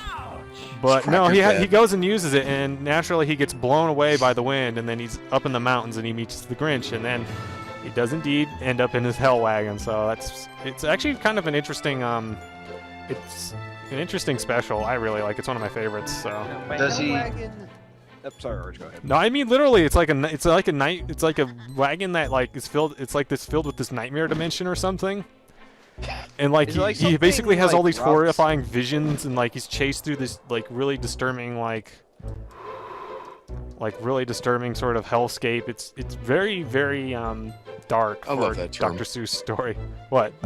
Hellscape. Yeah. Does he turn the hellscape into a euphemism? No, he eventually makes it out just by sheer perseverance, and then the Grinch is like, Oh. okay, I've had my fun, so I'll go back home. Some scoundrels are awkward, clumsy, So he never gets dumb, and so slow. redeemed or anything But like the the Grinch Christmas is more movie? sprightly No, he than just goes your back home. average foe. He can Oh, hang onto ledges and swing. He abducts kids, you said? He doesn't Yeah, it's abduct like them. He it's says, like the Krampus. well, yeah, he basically is. But here's the thing: he doesn't abduct children. What happens is if there's anybody outside on Halloween when he's out, he puts them into his hell wagon, and like sure enough, the kid actually willingly goes up to the Grinch, specifically so that he can confront him or something. I don't know if it was an accident or not, or if he's like, you know, I'm not putting up with this Grinch bullshit. So I was gonna it's an say, interesting for story. some I reason- like it. I can see why some people might not. It's a lot of the animated specials for the Grinch, or not the Grinch, but for Dr. Seuss stuff are like really dark and depressing for some reason. Like there was that. There was the Grinch is the Cat in the Hat, which I mentioned earlier. You know, like the Cat in the Hat's just a huge jerk to him. So like the Grinch does all this really weird psychedelic stuff to him. And then you have like what is it? Pontifical Pock. He stabs him with an AIDS needle. Oh, Mamma Mia! I should have never taken that acid.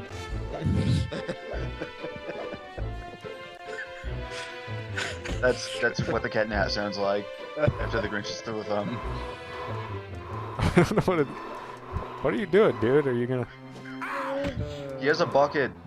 This is tangentially. Is that dangerous. blood or no? That's paint. Okay, it looked like I'm Oh. bleeding.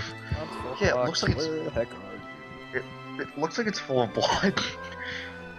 We got the friggin' Butcher of Whoville right here. No, it's like in Carrie. You know, he's gonna. I don't know what I'm supposed to be doing here. Am I supposed to knock him off? I vaguely recall something funny happened. At least, maybe not funny, but never happens you die, so might as well show that off.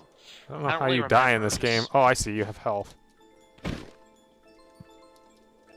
So I'm noticing the board's waggling a little when he jumps on them. Is there some way you can send him flying?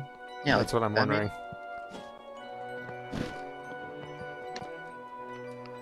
Does this qualify as a boss fight? I'm confused. I don't know what the hell's going on here either, dude. This guy's got all the right moves. Oh, there we go. Finally.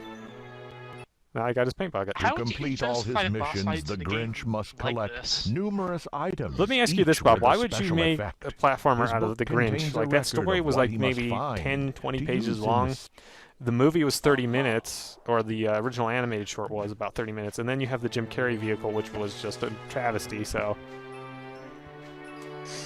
Get over here so I can breathe on you really hard. Jim Carrey's a travesty. Jim Carrey. Wait, wasn't that the guy from So I Married an Axe Murderer? Yeah, it was Mike No, Myers. that's Mike Myers. Yeah, Jim Carrey. Mike I'm Myers kinda was the glad Cat in the he- Hat in the live-action version of that, though, so... It all ties back together. I really think Harry should have done drama more. He was actually pretty good in Eternal. Anyway, what were you going to say, Jojo? Oh, you're calling me Weasel now. Yeah, No, sorry. no, let's see, you made me forget. But, Something to do with Jim Carrey? Yeah, Yeah, it was he's something obnoxious. related to him, I'd assume. wasn't a big fan of his. I liked him in Living Color though. He was Yeah, pretty that was funny funny. on it. But I liked the one where he played The tiptoeing Mr. Grinch Rogers, is a master of stealth. impersonator. If slyness were riches, he He's has this like own a vast wealth. They think Mr. Rogers is doing some like really horrible stuff, but then it's just a guy that looks like him and impersonates him. But he goes into like a Blockbuster and he rents. Obscene movies, I take it. Yeah, he rents a movie called Pound Hog Day and The Joy Slut Club. So it kind of tells you when this skit came out, but I seem to remember there was an episode of what is it, Frasier, where they found out his dad had yellow fever, and the reason they found that out was because he watched the Joy Luck Club. It's like, so that's why you watched that movie. man, that is a depressing movie.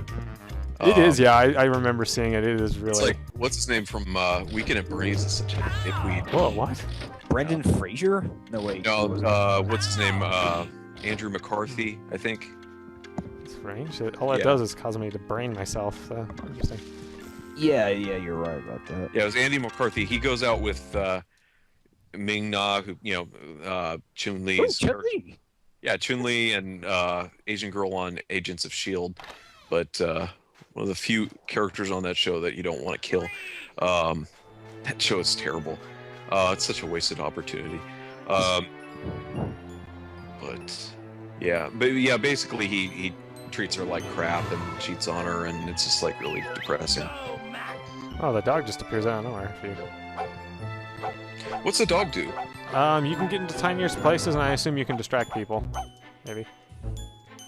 Actually, yeah, it's just a way you can explore safely, I think, too, is the other thing. Because they don't seem to react much to him.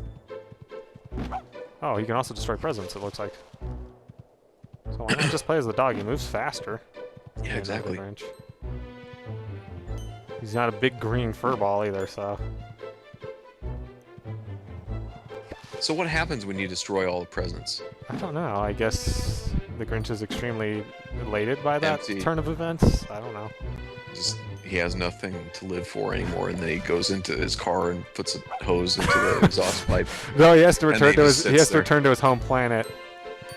He has to. It's like my people need me. I must go. My people need me. Doo, doo, doo, doo. The Grinch died on the way to his home planet. No, I was thinking of that because apparently that's all I know about it. But like, you know, there's that Fire Pro Wrestling where the guy kills himself. Yeah. Is that the good ending too? That's like the only ending. Yeah. I mean, I want to find out more about the story, but apparently, like, you know, he has like he makes these friends and rivals, and he goes, but then like his rival and friend, you know, best friend, he dies, and then he goes to America, and then he makes friends with basically the Undertaker, and then the Undertaker's killed by Lex Luger. Oh no, yeah, Lex Luger.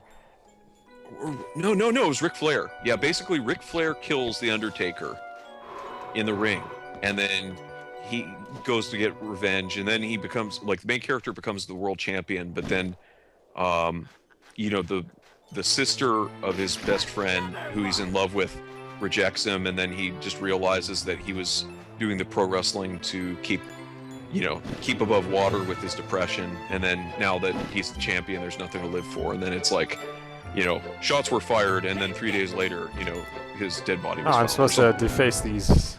Brought to you by posters. Suda51.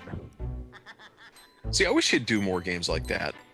Yeah, he needs to get back to his roots. I think, actually, this is something that the guys from 1UP touched upon at some point. I think Suda's style is really starting to, you know, run its course. He's almost getting like, you know, sort of. What are you talking about? I mean, his games are full of all this like wonderful symbolism. I mean, also, why are people complaining about Killer is Dead? Because that's totally what James Bond did, and it's like, well, you know, if you're playing something like that straight without commenting on it, it's no better than the thing it's supposed to be parodying. So, if you're making fun of James Bond, that's one thing, you know, like the Bond girls and whatnot. It's another if you just have them in the game and it's like, oh, isn't this a deep, meaningful statement? It's like, no, it's just James Bond. the problem is that most of the games that, you know, he makes really aren't very good games. Like, Killer 7 was really cool looking. It had a nice visual style, and I mean, I really don't understand what they were trying to get out with the story, but you know, it's weird and stuff. But like the actual game sucked. Like I liked actually the way it played. I kind of like the fact that it was just sort of this really dialed down sort of. Yeah, I just, you know, I wasn't a fan of you had to, you know, like you basically, it's like an adventure game, but it was shoot stuff. Boiled down to, yeah, you could shoot stuff, and then the navigation and everything was like brought down to like 2 buttons, so. But that was pretty interesting. I mean, it was fun. I mean, it was an interesting experience. I still and I think that's the one. I get think the that's symbolism. the only reason he came to any semblance of fame was because of that game, and then people dug up his later games, and they're just not as interesting or good. I think that Suda51 is the Tim Burton of video games nowadays. You know, I wouldn't he's even just compare really... it to that, because Tim Burton actually had quite a few good movies before he got stuck in a rut. Yeah. I mean, he's actually done, and I always even when wanted he's to play Michigan. Yeah, Michigan. What Killer says, let's see him going back to this like really deep and artistic style or something.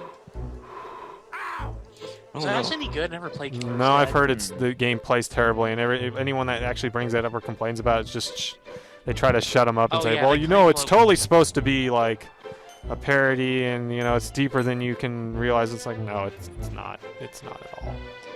Is it better than Lollipop Chainsaw? Because that one was kind of. I've heard mixed things about that one. I still haven't played that, but I'd like to because it's written by James Gunn, who's going to be doing the Guardians of the Galaxy, which is I'm after seeing. Wait, Guardians of the Galaxy, as in Gotcha Man? No, the Marvel movie. I got that confused with What I forget. That show had so many different names in the States. Yeah. What was it? Battle of the Planets. Yeah. Yes. And G-Force, but G-Force. and Eagle Riders and. But yeah, what was it? Yeah, he did that really disturbing. Did you watch movie 43? Any of you guys? No, I heard about it though. I was reading excerpts from it from Wikipedia, and like, yeah, that's more than enough. That's probably funnier than just reading. It's probably funnier than. I think if you watch the last thing, maybe the first one and the last one, that'll pretty much tell you how the rest of it is. But the last segment's done by this guy named James Gunn, and he said some really funny stuff. But this was just like, wow. But it's about a cartoon cat that's like. Oh yeah, I read about that. Yeah, he's romantically in love with his owner, and. Is this supposed to be a parody of Garfield or something? Yeah, it's kind of like, yeah, and he's like, real mushy with his cat, and the cat's like always having these word bubbles or thought bubbles over his head where he's like sodomizing the head of his owner, or Wait, what? Weren't a lot of the people who worked on movie 43 roped into it? Yes, they were basically. He basically was able to shoot all those scenes with all those actors because he said, "I'll do it in like a day. You just have to take a day of your time." And he spaced it over like several years, right? Yes, he was very patient. That's how deep that scam went. And then apparently he said something like, "Well, it doesn't matter that it bombed. I already made my money back." It didn't cost that much money to make. Apparently, it only cost like a couple million. He was able to do it really cheap. They said it was like $2 million or $6 million or something like that, and had all these stars. I mean, not like AAA list stars, but pretty famous people were in there, and it's really surprising to see some of them. The only one I remember was Hugh Jackman. Let's see. But there was a lot of them that kind of but everybody distanced themselves after. Like when it came out, nobody showed up at the premiere, and then the only person that showed up at the party for it was Gerard Butler, and then he just kind of stole a couple bottles of booze and then left. I hate to play train conductor. Sarv, how long have you been on this? I don't know. I've just been trying to have something to. I don't know. I think it's available. I'd recommend moving on. Yeah, I'm just trying to. I don't know. Let's play something else. I don't know if that even saved anything or if I have to do this all over again, but let's see here. If you ever have to do I even want to replay this game? Like, if I have to play any version of this, it'd probably be the whatchamacallit version, the Game Boy Color? Yeah. The Dreamcast, maybe. What was the next thing I wanted to show off? It was related to this, but I don't remember what it was. Was it Batman? Yeah, why not? Let's just jump on over to the good old Giga Fusion. Which one? Which version? Batman Returns Genesis version. Oh, you're doing Sega CD? No. The ROMs for that are way too big. And plus, I don't like this game very much anyway, so... Yeah, but it has those cool driving segments. Yeah, that are impossible. Yeah, they're just really big. So yeah, this is how the game starts off with the penguin killing the chick, so great way to start off your game.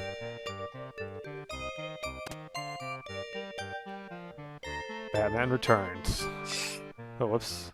I didn't rebind my controls, so that's going to be a bit awkward on the on an SNES pad or style pad because it's a lot of. This was weird because there were so many different license things. I mean, it was licensed out to different companies. Usually, one company will get the license to a movie to make a game, but there were all systems. But back then, you could get you know, Sega got the rights to make Batman games exclusively for the Genesis. Then Konami had it on other systems, and so on and so forth.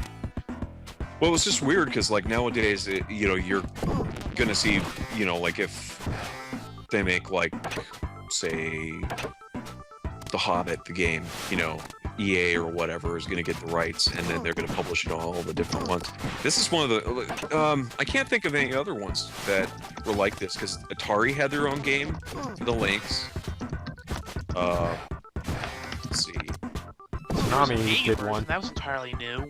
Yeah, Konami had the PC one and the the Super Nintendo one and the Nintendo one, the NES one. What do you know who made the Amiga one, Bob? I'd have to look it up. Let me go check. Yeah, you can actually look things up now because they switched Moby Games back to like the real Moby Games. Yeah, format. they got the different company bought them, and they reverted the thing. Come back now. Who thought the redesign was a good idea? That was just terrible. Gamefly did. Yeah. Last one was that. I'm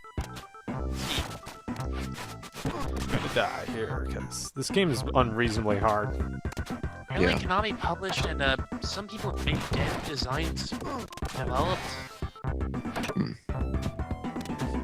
This game has everything Batman game probably should have. Like, controls aren't terrible. Like, he's got all of his signature abilities and gadgets and such. Like, the controls are pretty decent for a 3-button game. What'd you say? It looks like he's teleporting when he dies. I mean, like, the enemies turn into these weird, like, which is weird because the movie was pretty dark and violent. Like, most of Tim Burton's, or both of his movies were really dark and violent, which is kind of weird. The Super Nintendo one is beautiful. It has really nice graphics. No, here's what I don't get. How can a guy go from making movies like this to Frankenweenie? Yeah, I know. It's just like such a huge jump, Frankenweenie was his first short. He's always done kind of weird. He's always done really weird gothic sort of stuff. So, Frankenweenie's not that huge of a departure, really.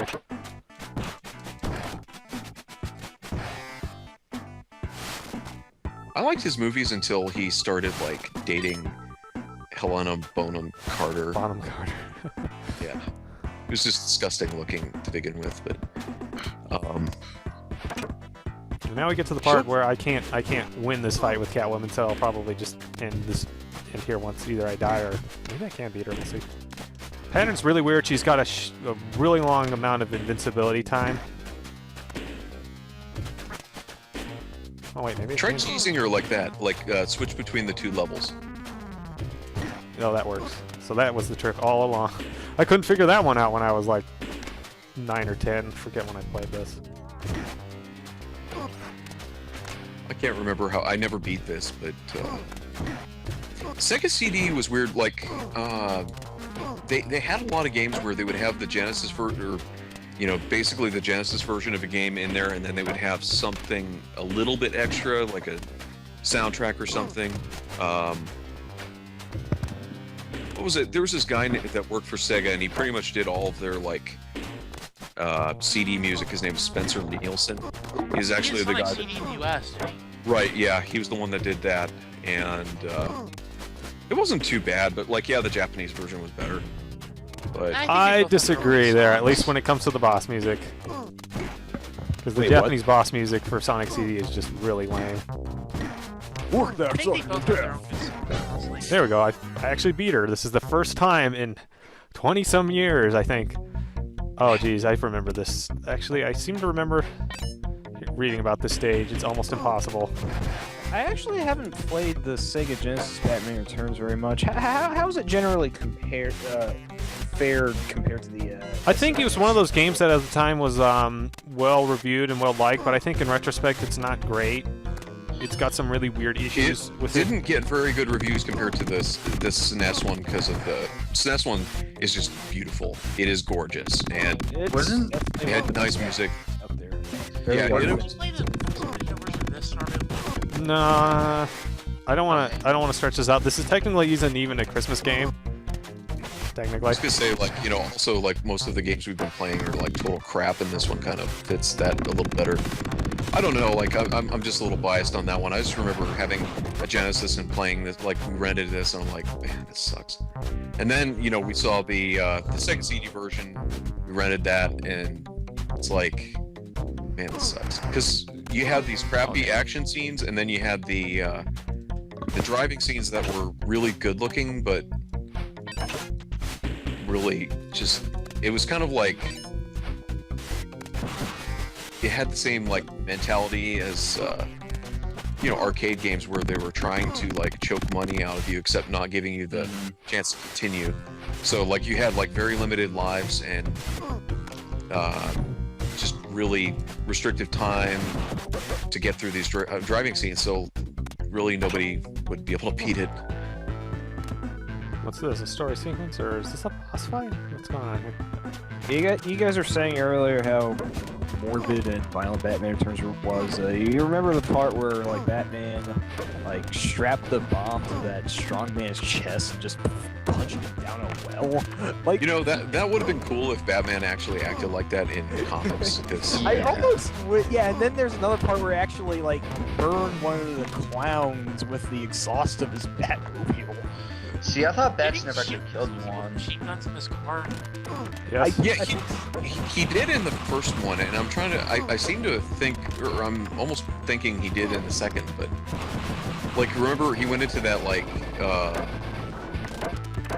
chemical place, and he like just was blowing crap up, and I wouldn't mind seeing a more thuggish Batman because. I think they're like really just. It just seems like how Batman.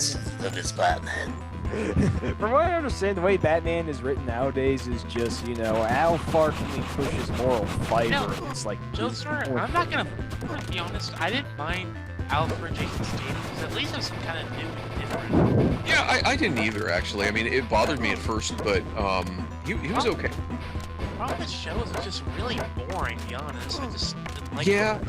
and the people that liked it were talking about how clever everything was, and it really wasn't, because all the characters, yeah, they were these lame characters that, well, basically they took them and then made them act like more popular characters. They had Anarchy acting like Heath Ledger's Joker. They had, you know, basically mocking, or what's her name, Magpie, who I actually liked her design. She had this weird like hooker design or something on, like Lady Gaga hooker design on the show.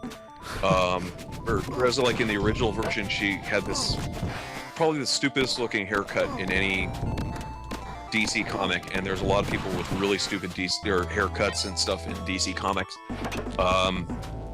She was just a really hideous character in the comics, but she acted like Catwoman. And then you had Metamorpho, who was this hero, but they basically had him as a stand-in for Clayface. And then you had... So why don't they just have those characters if they're just gonna have other characters that act just like them? Well, we're like, well, we wanna have these, and like the producers were talking about, oh well, we wanna have these characters that nobody really knows about and make them our own, and we want people, you know, 20 years down the line to be saying, man, you know, this Humpty Dumpty, man, he's a really hardcore character. He's really awesome. They were trying to pull a Mr. Freeze for all of them, only they couldn't quite get it to work. Yeah, they were just really lame. Okay, I've had enough of this. By the way, I've got a question. What are those windows in the background doing? Like, I think they're trying to go for some kind of thunder effect, but it looks like someone's just flicking a light switch really quickly. Yeah, it's kind of like those air belts in that Elf game that don't function. All right, here we go. I'm gonna actually let this go because I found out very recently the theme song to James Bond 2 Robocod, or codename Robocod, is a poker rendition of the Robocop theme. Okay, that's actually pretty amazing.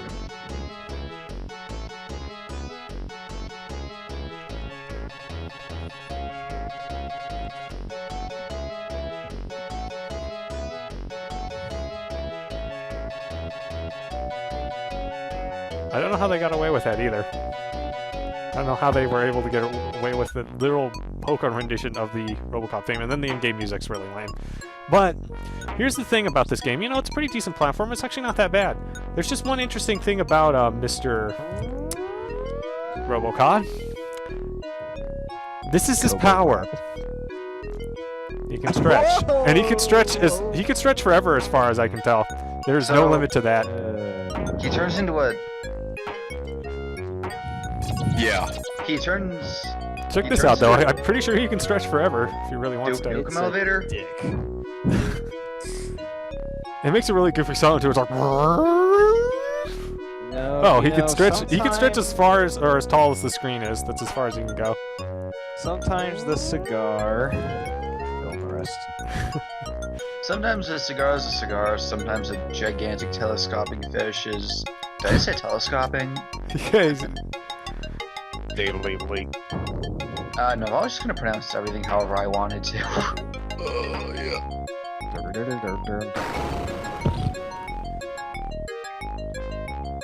So where's the first stage I can actually enter? More like Robocod. Oh, this is the first one I can enter.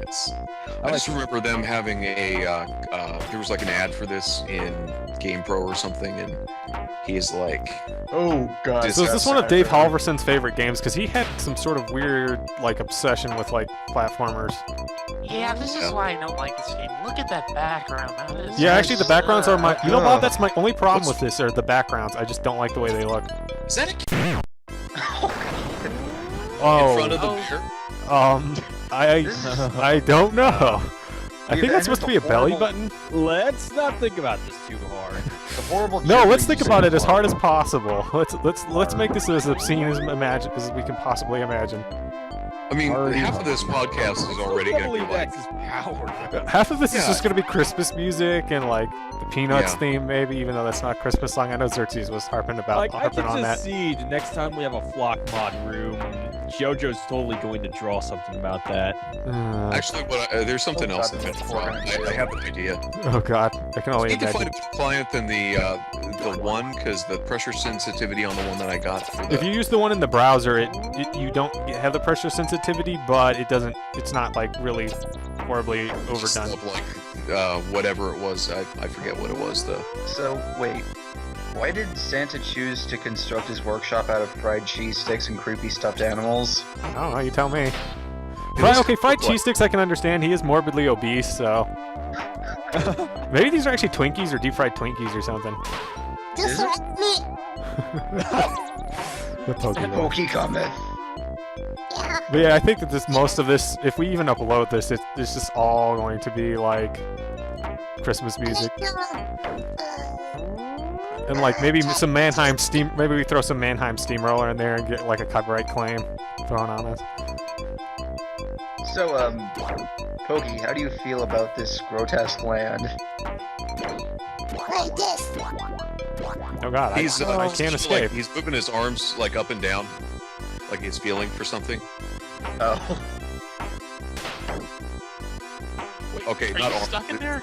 Subs. Yeah, I got stuck and I couldn't do anything. I couldn't even use my telescopic fish powers. I like your life cycle and how it changed. Yeah, he's like, yeah, I'm not very pleased with that by the fact that you only have 2 lives now. So, like, if you get more than 3, does he just, like, hold up a card or something? I don't know how that works. I don't know if you can get more than 3 lives. It doesn't happen. It's kind of like in Super Mario where you get the little crown. It's not a bad game. It plays fine. It's just the backgrounds are the only thing I'm not liking about the game. The only thing. Those bears do look like Lotso, except, you know, different color. And they have a...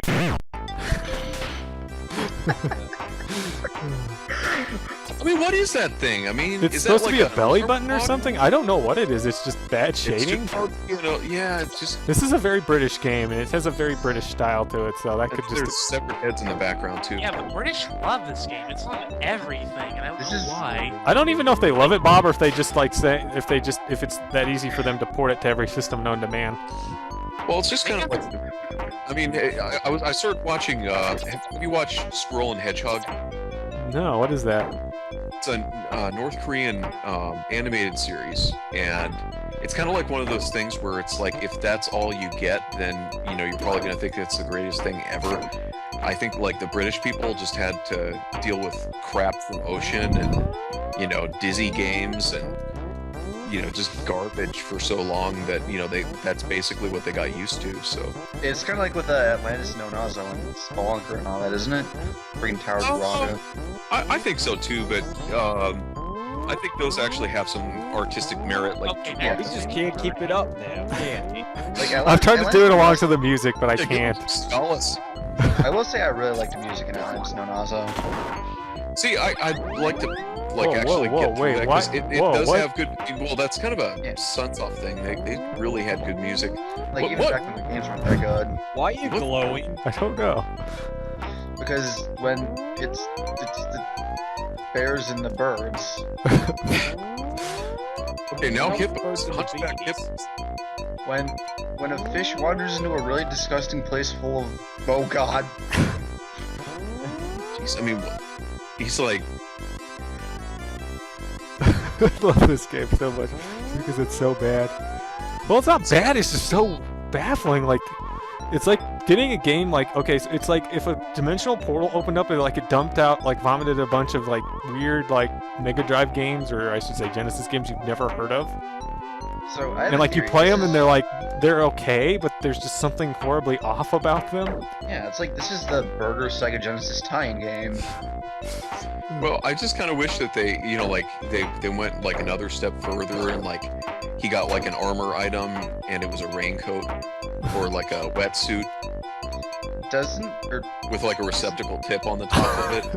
Wait, isn't Koitsu and Soitu's shield power up in Parodius? Yeah. Yeah. I was just saying though, like, you know, something where they're like, oh, you know, no, so this is not a prophylactic. It's a it's not a condom. It's a it is a protective raincoat. Koitsu, Soitu, So yeah, guys. Doitsu, Larry, Curly, I and can't Mo. see why the Kickstarter for this failed. You? How many systems has this been ported to, Bob? I think it has more ports than Doom does, and that's including the unofficial ports. Who would want an unofficial port of this? Well, I'm not talking about unofficial ports of this, I'm talking about unofficial ports of Doom. It has even more ports than Doom, which has been ported to everything. That's really disturbing. Because, like, Doom's actually a pretty good game, and this is... It's disturbing. baffling. There's just something disturbing about this. He's, like, jumping around on Cheetos, and there are these card things. I mean, they're, what, butterflies or moths with cards for wings? And birds, something, yeah. You know what we should do? What? With, like, They rat end the heads. life icon so he's flipping you off. Oh, you can't jump on the bullets. Game over. We really... Oh, you actually get continues. They give you 2 continues at least. Okay, well, that's a good idea, Bob. We'll have to... Yeah, no. Oh, jeez. Oh, no, on that continue screen, like, that just reminded me of Splatterhouse 3. Oh, God. That is like, bad end, game over screen. Whoa. Maybe the bullets kill you instantly if they hit you. I can't That tell. disturbed the living crap out of me the first time I saw that, and it was just like, whoa. Okay, I'm gonna make a confession here. I can't play Splatterhouse 3 anymore beyond stage 2. No, because it is really Jennifer hard dies. and frightening. I'm not. Yeah, it. I never, I don't like that one because I just never figured out how to play it well. Like, I always get bad end. You end up getting that screen, huh? You know, they say to get the good ending, you have to save everyone, but the real best ending is the one where David is only memory. That's sort of in, what's it called? But Miracle Not to Happen. But Miracle Never Happened. Isn't that from that Phoenix Wright thing? Yeah. Yeah. Second game. Phoenix Overdrive. No, it was actually at the end of the second game. Was it really? Yeah, it was a legit job. Yeah. The translation for the second game is probably the weediest out of all of them. Phoenix Drive did have its But share of Miracle bad Never translation, too. Happened. Oh, God. Oh snap! I did not hear such a truth. I will beat a tank until a rod empties. Or wait, they switched them around. Rod tank empties. They actually use the word onanism in there. Oh, wait. Oh. Oh, okay. Dun, dun, dun, dun, Oh! No, what? Wow. I do not. This is a giant bear. I did not see this coming. This is. At least this one doesn't have the... He has the grumpiest face now. He's got something else. He's got like a nub though. He's got IPS. He's got that weird Sonic handle Yes, on. what? Oh, okay. I think Inverted penis syndrome. Yes. It's a terrible affliction that many males, like Martina Navratilova, Alyssa Etheridge, Hillard Swank. Yeah. Actually, this whole thing's ripped off from Son of the Beach. Oh, yeah, I remember that show. Oh, damn. So if you touch the side of his head instead of jumping directly on top of it, you get hit. Yes. Yeah. Because I actually remember Mystery James Bond 3 being 0. Okay. So maybe it's just me. Did anyone play James Bond 3? James Bond 3's okay.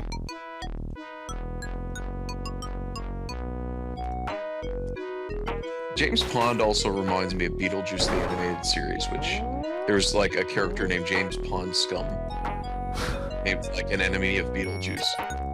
You know, I actually used to watch that show. It's a good show. Even before I saw the movie, even. I saw the movie and then I saw that. I actually had a bunch of toys from the movie. That was a really weird one because, you know, he was like, he became kind of a protagonist in the cartoon and he was friends with Lydia. Wasn't that the guy in the striped suit? Yeah. Yes. Yeah, that's the guy. That's Played by Michael Keaton. Yeah. Oh, game over. Michael Keaton played a lot of crazy people. It's almost as if that he was trying to make a statement. Yeah. No, he was like, I mean, he played Batman. He was in Beetlejuice, and then he was in the movie The Dream Team. I forget, was Michael Keaton in Twister, or was that another guy? No, that was Bill Paxton. You're right. Yeah, Bill Paxton. Yeah, Michael Keaton was in the scarier Jack Frost, which is ironically not the horror film with the bathtub scene. Oh God. The bathtub. Where like he melts and then he comes up through the bathtub and then his carrot does its business. What? This isn't the Michael Keaton one. That's the horror movie that predated the Michael Keaton one. It's on Netflix. Check it out. It's fun. I am looking forward to see what Christmas music you overdub this stream with, JoJo. Really looking forward to that. I really need to, like, I think while you're playing this, I'm gonna start looking up public domain Christmas music. And then if anyone asks, we could say the audio was lost. Go with the It's funny because that was actually the first, like, as soon as I typed in public domain, that was it. Christmas music? Really? That was the first thing that popped up. Huh. Can you find the one with the dogs barking jingle bells? I don't know if that's public domain or not, though. Wasn't there some Beatles Christmas cover album? Like, Bad Beatles tribute Christmas thing? Guess what, you know. Whoa, why is this starting to slow down? What's going on here? The game's getting sick of itself. Oh, a train stage. Wow, this actually is kind of cool looking. Except it's an auto-scroller, which means I'm going to die, probably. Yep. Game over. You have no more continues. You know, if I'm really bored over Christmas, I am going to, like, you know, find, you know, like, we'll be talking about something, and then, you know, we're talking about, Oh, wow, they're going to eat him. Well, that's kind of brutal. Smoked kipper for, smoked... Oh my tea and smoked God. kipper. What? Good.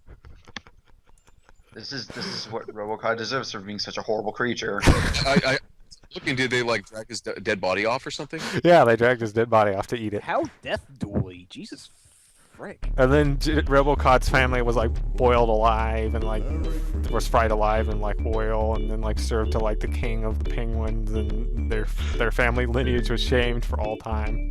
Okay, so for the track order we're working with here, I think sent to a Long John Silver's. I think that's roughly what Robocod deserves here. At least it'd be delicious. I mean, he is a horrid creature, and I'm glad that such a thing does not exist in nature in real life. Give him a crispy. Ah, yes, I see. Pokey's a big fan of the Krispies too.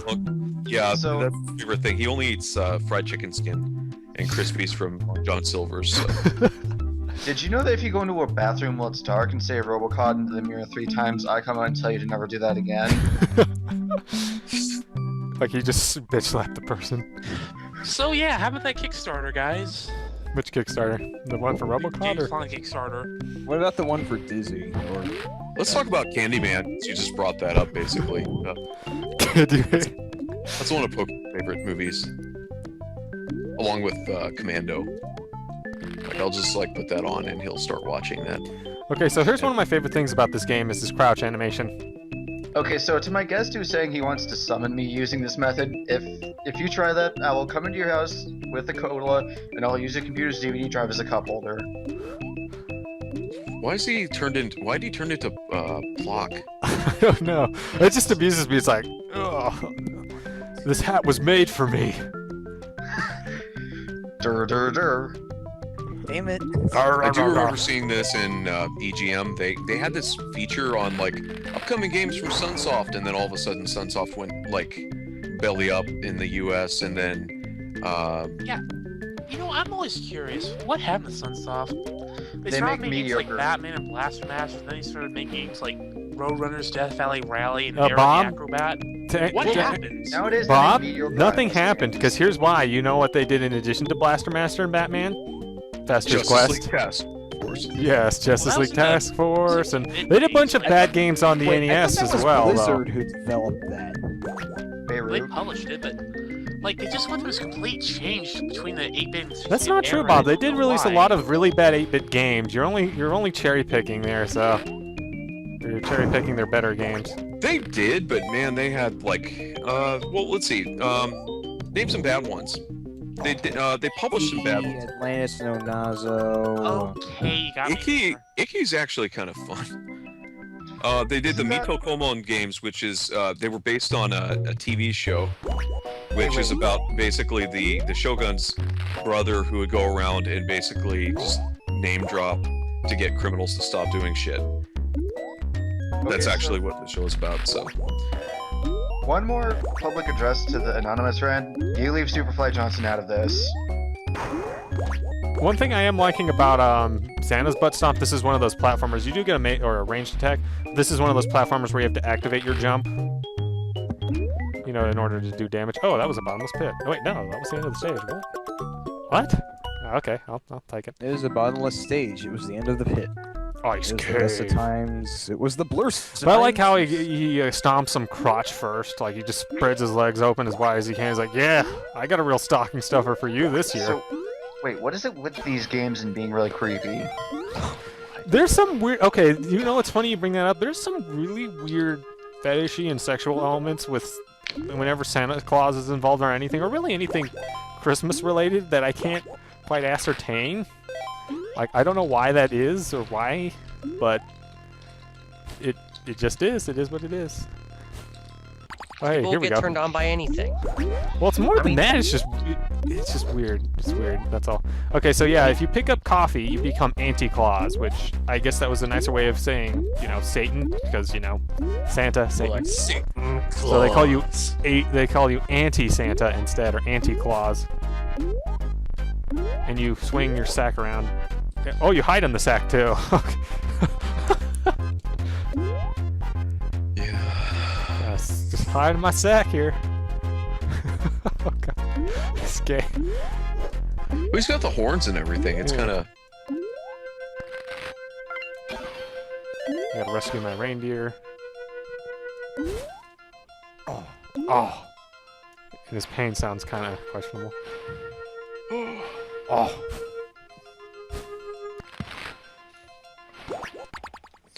He looks like he's shooting fire out of his crotch. It does, yes, or fire, or magical things too, and he's not doesn't have the fireballs. Here's the thing That's what about he needs to- Anti-Santa though, he's invincible, but he can't pick up presents. So it's kind of pointless. And if you set the time as high as I did, then it takes forever before, you know.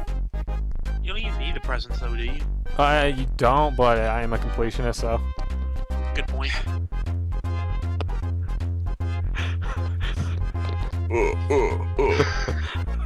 I'm not even sure why this looks really... Only these terrible things. He's hiding in his own sack. He is. So he's like a Tanuki or something? Yeah, or Tarchan, which did you ever play that? No, I haven't played that. I just saw it. Let's Play it once. And I was like, man, this is very dubious.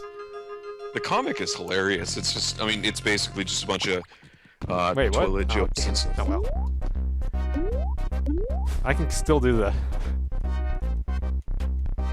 But he's but in that game you actually when you double jump and glide, your character stretches his scrotum out and Like a flies squirrel. like a squirrel, yeah.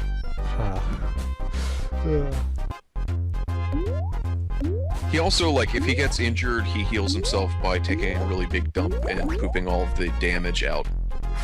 I like how that makes zero sense.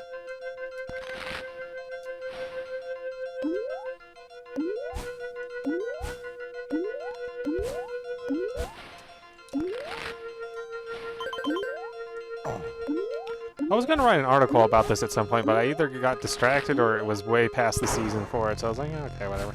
I might still have the skeleton article for this, though. What, Jojo? Sorry. The skeletonized. Skeleton article. Yeah, or the skeletonized villain from Super Mario Brothers movie. Yeah, she sure left an impression. You son of a... You know, from all I've heard about Max Headroom, it doesn't surprise me that some people need that. Because it always looked like a really creepy and weird show to me from when I saw it. Yeah, it was like a weird sort of almost game show sort of thing, wasn't it? Well, did you ever watch? Well, there was the talk show you're thinking of, but that was the Max Headroom talking show or something. But there was also like it was called 20 Minutes into the Future, and then it was the pilot, and it was about this journalist. I forget what it was, but he found out a conspiracy or something like that, and then they were trying to kill him, so he jumped on his motorcycle, and he ended up like crashing, like. And now we're in the lasagna zone. Lasagna zone. You'll see why. He ends up dying, basically, and the last thing he saw was a sign that said, like, max headroom 12 feet or something like that, and then, you know, in a parking garage, and they bring him back as an AI, but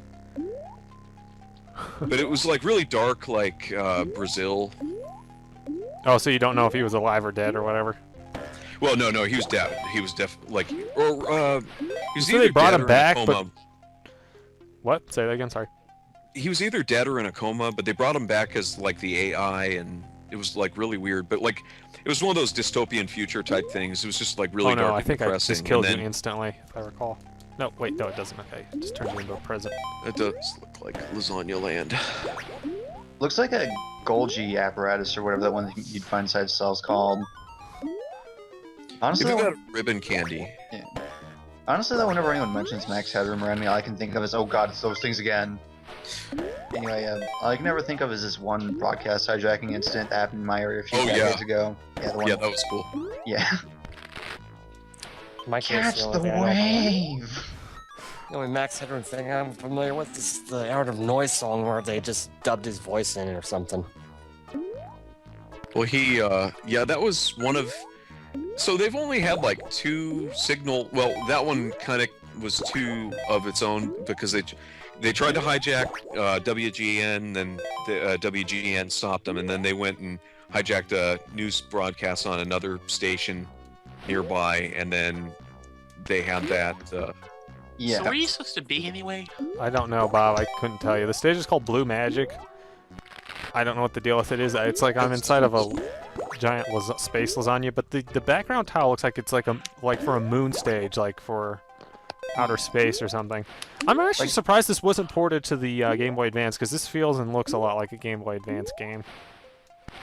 I think they're going for like an Aurora Borealis look, but honestly, it just looks more like a Golgi apparatus to me. Or lasagna, yeah, the pizza zone. Yeah. Watch out for Garfield. Lasagna.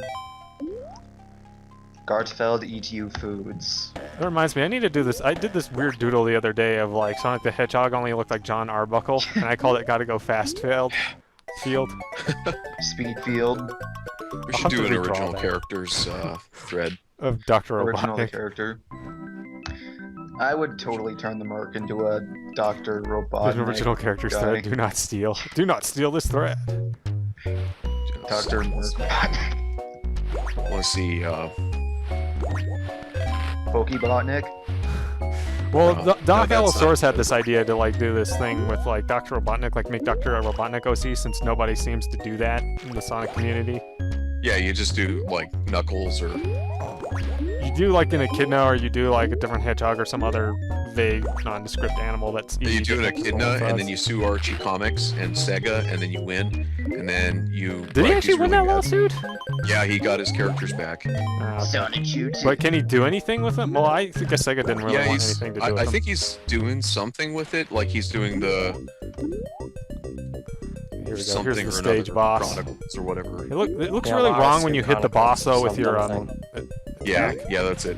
But he can't. I guess he can't like have Knuckles, but he can have Knuckles not called Knuckles or something, and it's just like it's really weird. stupid stuff. Finger joints, the finger joints. So yeah, this is the first boss. I seem to remember another boss was a giant quarter or something. It's a terrible boss. Yeah. And he explodes into presents. Just kind of like, well, come on, keep killing me. I like how it explodes into presents like this is Smash TV or something. Maybe you got a new VCR on a toaster or something. 2,600. Oh hey, now we get to deliver presents to England, but I think all of England's been naughty this year, so I'm not going to deliver anything. Wait, one moment. Oh my God. Wait, is that level like that, was that a advent calendar? Yeah. How the hell did they get that through? Well, I guess they didn't because this game didn't come out, but... In the United States. Now, it came out apparently only in Australia, supposedly. Oh, okay. I don't know about the SNES version. I don't know if that version was ever actually released. Well, they seem to be pretty high on censorship. I'm surprised that they let that get through, you know, but I don't know. Maybe they're not, like, overly sensitive about religious stuff like we are here, but... My favorite advent calendar related thing was in the movie Bad Santa, where like he ate all the chocolate in the advent calendar of the kid, and the kid started crying. So he like put a bunch of random shit in it, like broken candy corn in one of them, and then like a penny or something in another, and then like a nail. He just like put random things like into the places where the chocolate were, and he just taped it back up.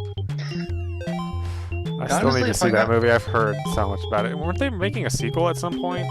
I heard, but apparently, like the director, he's got like major health issues. So, and then he kind of like after Art School Confidential, that like really hurt his ability to get funding for movies. That was a good one though. Wait, why did that hurt his ability to get funded? Because it bombed. So. He's made some good movies. I mean, he's obviously a very like depressing person, but I'm sure. But you know, based on your password is Did you ever watch Crumb? No, I don't believe I have. I think you should. I think you'd appreciate that because no, just it's really kind of sad because like he does an alright stuff, but it's really sad because his brothers are just so screwed up. One of them, when he found out like that they did a movie and he was in the movie, he killed himself. Really? Jeez. Yeah, because he was just like really insane. Like what he like he basically just stayed in this. He was a shut-in, and like one of the things he would do is he would eat a rag and then poop it out, and then he would wash it off and then eat it again because he thought that he was getting like the filth out of his system. Oh jeez. But they were like, all three of these brothers were like super talented artists, just like brilliant. But the problem is that, you know, Robert Crumb is like a messed up guy, and he's got a lot of like sexual hang-ups, and just he's a messed up person. But he's actually, you know, he's super well adjusted compared to, you know, his brothers. And this movie just kind of shows his family life. Like, you know, he had a good relationship with his brothers and stuff, but his brothers were just like cuckoo. Like his other one kind of like lived with his mom, and he didn't do anything, and they were just kind of like just emotionally retarded people. I should notice you can't even stomp on presidents as Claus. You just bounce off of them. Yeah, it's like what's the point of them? You're invincible and you do a lot of damage. I guess I don't know. I guess you just use them to clear everything out, or yeah. In this stage, yeah, you kind of just want to run through. That's the way it works. It's one of those well, it's not an auto-scrolling stage, but it's one of those ones if you don't move fast enough, you die. Kill you. So many people want to kill Santa. That seems to be a reoccurring theme in just about all of these Christmas games, is that everybody hates Christmas and wants Santa to die. Wood Factory. And there was a worm on the title screen, or on the little logo, or the stage screen. Santa's got conveyor belts that actually conveyor.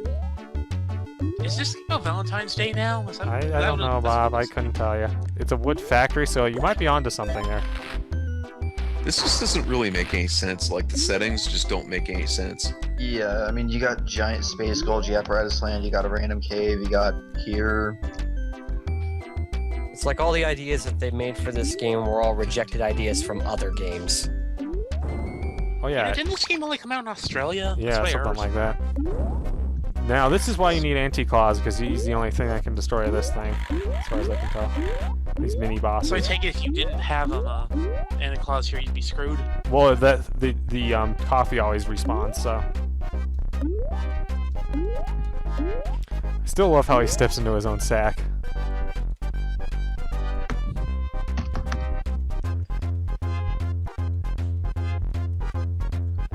Huh. Too bad your ass just got sacked.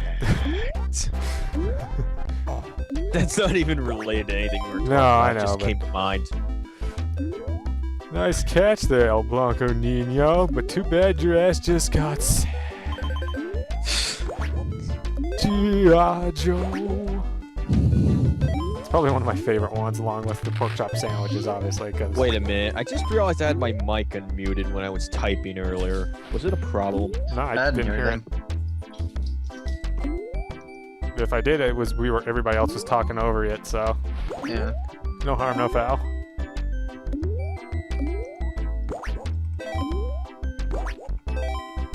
You don't hear any of that? No, not really. Okay, let's see. Let me. Holy shit! This is a much better mic than I thought. Let's see what other systems. Okay, let's move on to DOSBox. Wonder if any of my typing's audible. Like I don't actually. Like according to my sister, SkyRoads, Xmas specials. I'm a really loud typer. But, I'll start with this one. This one is infuriating, so that's why I'm starting with it first. Tell me if you can hear me type. Oh, yeah, I have to turn on the volume on this one. You hear that? Loud. Not really. Wow. Faintly. Let me just. It's like everybody hears me type in no small part because I use a Model M, but. Oh, okay, I can hear it now if you're typing. That's me. Okay. So yeah, this is really, really freakishly hard. I'm going to do the first few stages and then pick a stage that's almost impossible, and you'll see why I hate this game. Sound like a horse in the background. Yeah, it's actually just using the laptop chiclet keyboard, but... So what is this again? SkyRoads Christmas edition, and there's nothing really Christmassy about it. Yeah. Oh, there's snow. That's Christmas enough, right? The occasional reindeer just parked at a space gas station. So is that 3D or is this some kind of like animated image thing? Like, is this... According to Weasel, it's actually perspective corrected polygons, but I still can't tell if it's actually pre-rendered. Like they have tiles that are, if you set them at certain points on the screen, you know, they'll scroll and all that. I can't tell. No. You get infinite lives. It's kind of like Super Meat Boy in a little jet craft. In that it gets ridiculously hard. Like this game is just mad hard for no reason.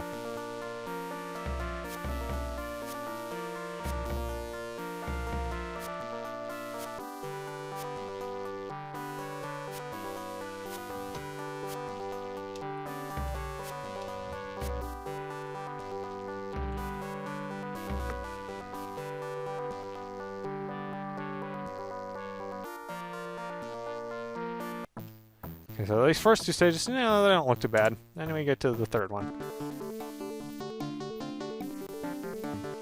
And you'll see why, because you gotta do some real stupid bullshit. There's some other things you don't notice, you might not notice because you're not playing it or haven't read the help file. Some of these tiles actually have unique properties, like some of them are low friction or high friction, so you can't really move around on them.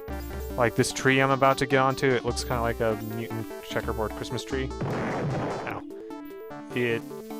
that actually, that you can't really move on it because some of the tiles are high friction. So you just get frozen and you're like locked in place, and the only way to get out is to jump.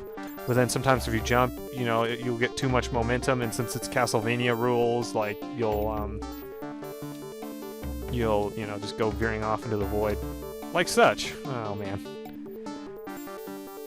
See, I've only beaten this stage once, and I don't even know if I can beat it again because it was a pure chance.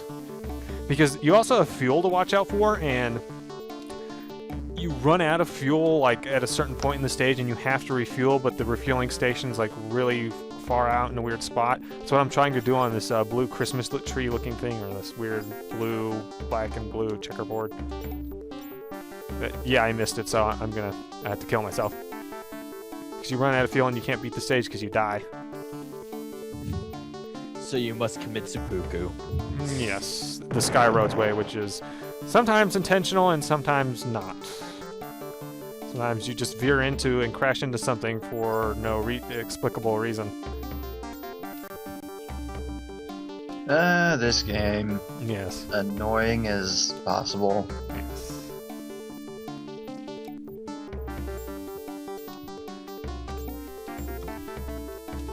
Nope. Missed it. You get only one chance too, and it's in an and again they mix it up by having those high friction tiles, and I forget which ones they are. I forget if it's the black tiles or the blue tiles. Like I assume they're supposed to be rubber or something. Oh, and I just casually fell off the edge. Oh, man, I hate this game so much. Should change it then. Yeah, I will. I want to see if I can beat this, but I don't think I can, so... Again, I've only beaten this stage once. The first two, no, you saw the first two, those were okay. I mean, if it ramped up gradually in difficulty and was just variations of that would be fine. Instead, it's like this nightmare hellhole sort of... Yeah, I can't even move to the left because of the high friction tiles. Or I can't even move left or right. I was just stuck in the center and I couldn't do anything. It's like Super Meat Boy if they decided it didn't need to be fair at all and just made every level a bottomless spike pit because they could.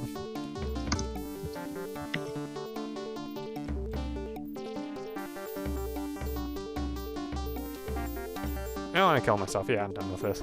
I'll show off another. What's another really good impossible stage? Is it this one? Oh, it is. Yeah, this one's good. Boy. And we're back in Space Gas Station with Single Reindeer Land. So yeah, you see how I'm hopping from these tiles? I literally have to hold the jump button down because you physically cannot hit the keyboard fast enough to do that manually. So it's like you're on autopilot or something really weird. It's weird. Which, it's not even hard, it's just dumb. Like, I see what they were going for, but it's just dumb.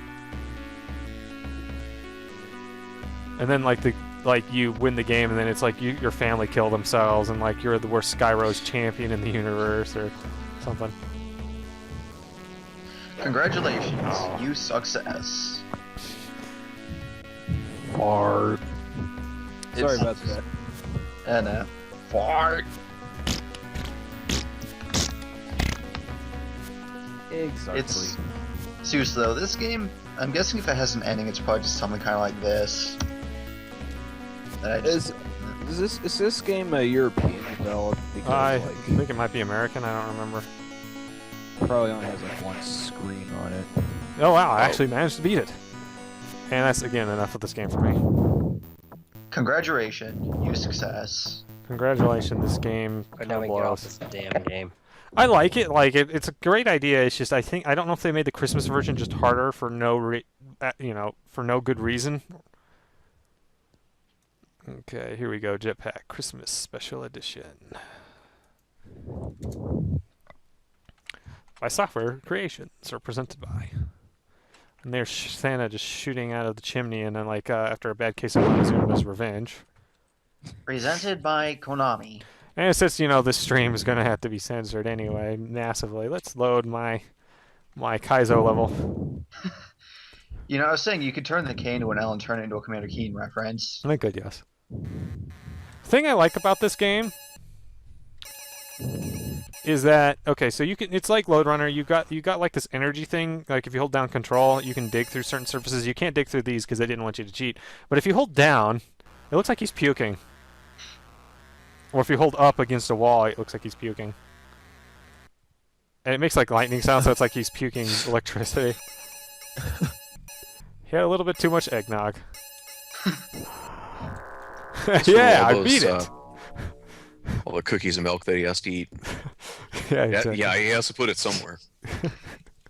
Yeah, basically this is Kaizo Santa. Yeah, you can actually beat the stage even if you die as long as you hit the exit just right. I don't know if it takes a life from you or not. You can also collect presents after you die as well. That's something else I've discovered. What?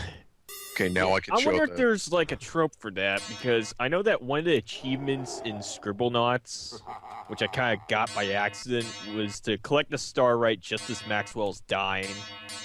Wait a bloody minute! I actually remember this game from my childhood. So do But- I. It had some surprisingly gory deaths.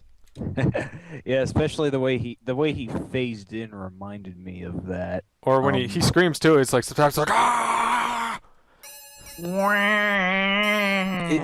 I was gonna say, is it like the Impossible Mission 2? No, it's way more horrifying. It's like the Impossible Mission 2 NES scream, which actually sounds really good. Yeah. Very good sound sample. Actually, I think that was standard in the Amiga version too. Oh, I'm almost out of fuel, so I may lose this stage if I'm not careful. Anyway, I'll be back in a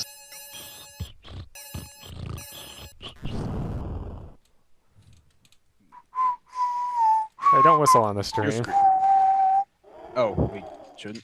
Sorry. Yeah, probably not. I mean, we can curse and spit and all that stuff. That can be censored out, but whistling, come on, man. Oh, and he exploded. Poor Santa.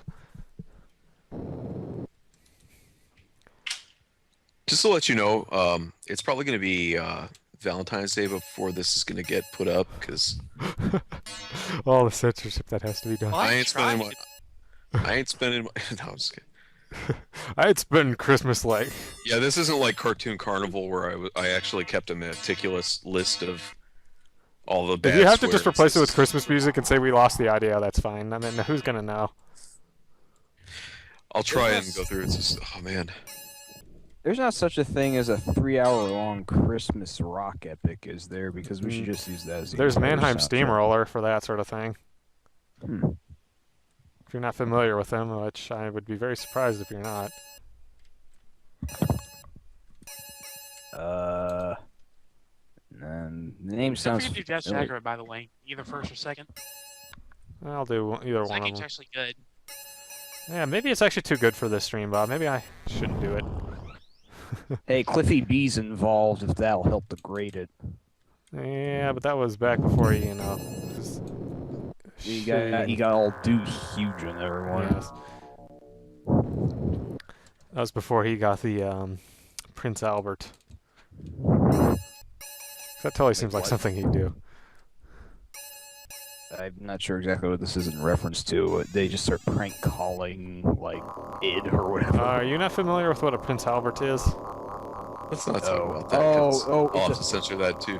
Yeah, okay. By context considered, I can imagine it is a... Well, if we don't talk about what it is besides a brand of tobacco.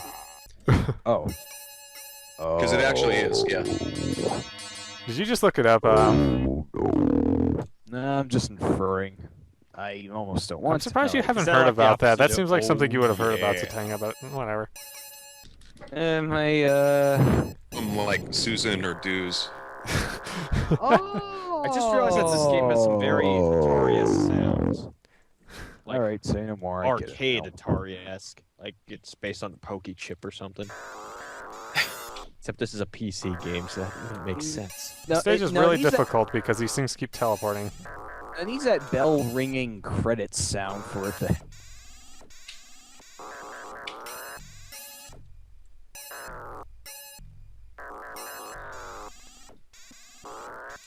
Bong.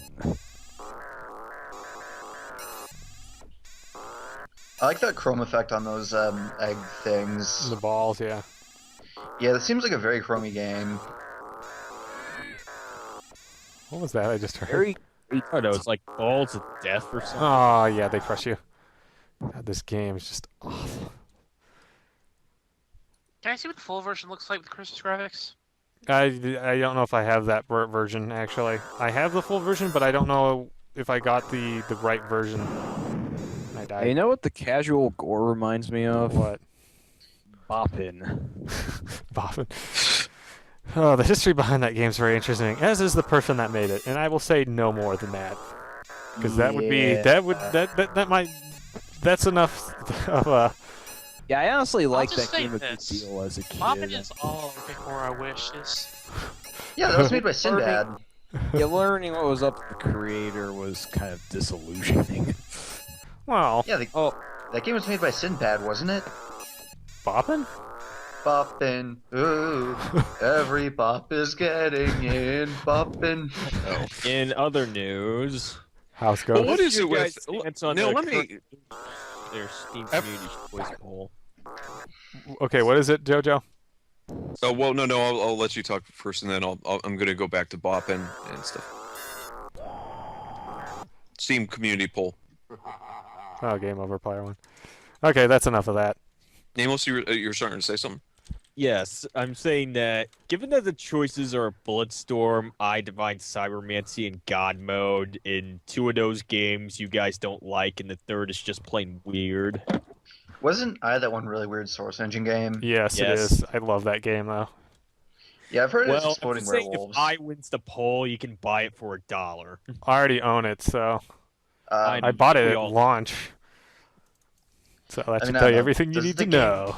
Does the game have the ability to make werewolves combust into fireballs? What? Yeah, I actually... heard the game... Actually, no, here's the thing about There's a ability you can unlock in that game that allows you to turn people into werewolves. Like, the werewolves just explode out of their body and help you. Ah. See, I was thinking there were werewolves enemies that you could make explode. No, they're, it's an ability you get. It, like, causes them to, like, a werewolf to explode out of their body or something. I forget. It's weird. Not quite what I was hoping for, but that still sounds pretty cool. I mean, if I can weaponize werewolves in one way or another... I actually disabled my gamepad for this because some DOS games, they detect it very weirdly, and it, like, moves automatically. Some games detect it just fine, though. Like, I'm trying to remember which of the... I think it's the Dangerous Dave games actually detect my gamepad just fine. No issues. Dangerous Dave. Commander That's Keen what I was first. gonna ask about. What was the deal with, like, everybody wanted, like, lots of depressing games back then, like with Boppin', you mean? Dangerous Dave. Well, Dangerous Dave and Boppin' had, like, some really graphic death stuff. Well, the guy who did the graphics Dangerous Dave, he used to work in a morgue, so there's that. Yeah, that was Adrian Carmack, right? Yes. Yeah. That was just kind of messed up. I was watching some stuff on that. It was like, man, that's kind of traumatic. He was like 18 or 19 too, and he was working there as well. So yeah. Western gaming in the 90s really seemed to have this horribly morbid air about it. Could anyone identify why that was? I don't know. Clinton was president. Actually, Are we going to censor that? No, we're gonna actually slow it down and make it as loud as possible. What happened? Nothing. It was before your time, Arjun. You were just a wee lad. well, like, I mean, things were actually pretty comfortable then. I mean, at least it wasn't like in the 80s when, Reagan was president and everybody, that wasn't super rich was, starving to death. But also, people say the 80s were better, but at least knowing the 90s were about Russians nuking them. I'm just going to say that. Well, I will say that the 80s were better for cartoons and toys, to some degree. But yeah, the 90s, I wouldn't want to be a kid today though, because first of all, well, okay, I won't go into the more depressing aspects, but bottom line is, toys suck, cartoons suck. All you have is video games, and then if your parents are like, real restricted about that, what do you do? I mean. That's actually what Mom always kind of Actually, there's some decent cartoons. I mean, although most of them are like... Most of them get canceled after like half a season. So yeah, that's also true. But that was also true in the 90s. There were a lot of shows like that, and then you'd get like really bad shit like that would just stay on forever.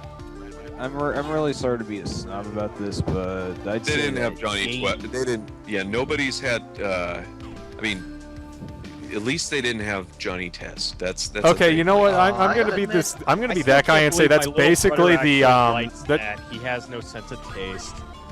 I'm not gonna lie. I actually really liked Pelswick. Pelswick. Yeah, that wasn't bad. Yeah. I don't remember that one very well. What was I gonna say? One drawn by the one about the kid in the wheelchair. I remember much. Oh of it, wait, that was but basically Doug in a wheelchair. I remember that, Yeah, but I when never started watched it studying though. That show actually introduced me to the concept of pirate radio. Huh.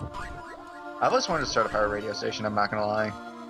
I was going to say, though, bringing up Johnny Test in any sort of discussion is like this is an instant Godwin. I cannot take any argument you have seriously because, let's be honest here, like, everything is better than Johnny Test. Like, that's a special kind of bad. Likes that show, and I feel like he's beyond salvation at times. I don't know. It really is terrible because it's just one of those things that is sort of like Silicon Knights that just continues to exist because the Canadian government loves to fund really terrible shit.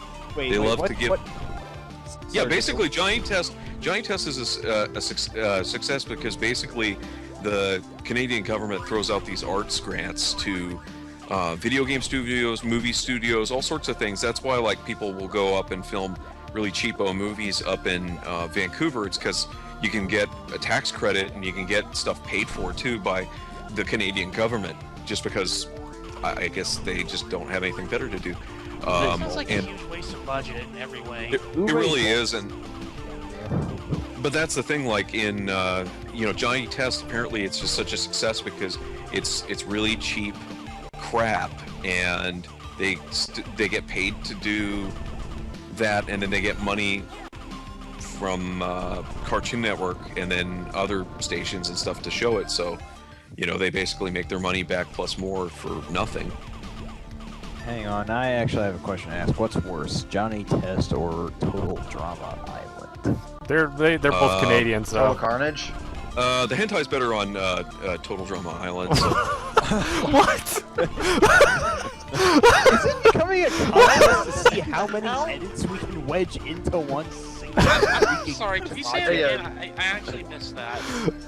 Bob, I'll type it in for you. I don't want to jeopardize ourselves any further. Hey guys, I got a question. Yeah, no, I was just saying, sisters are kind of hot because they're redheads, but like, there's like that Asian. Like, no, I was kidding. This is like, okay, yeah, this is totally. Again, how many hours? Can we play the Can we play like the Charlie Brown theme like for 5 hours? Like, is that?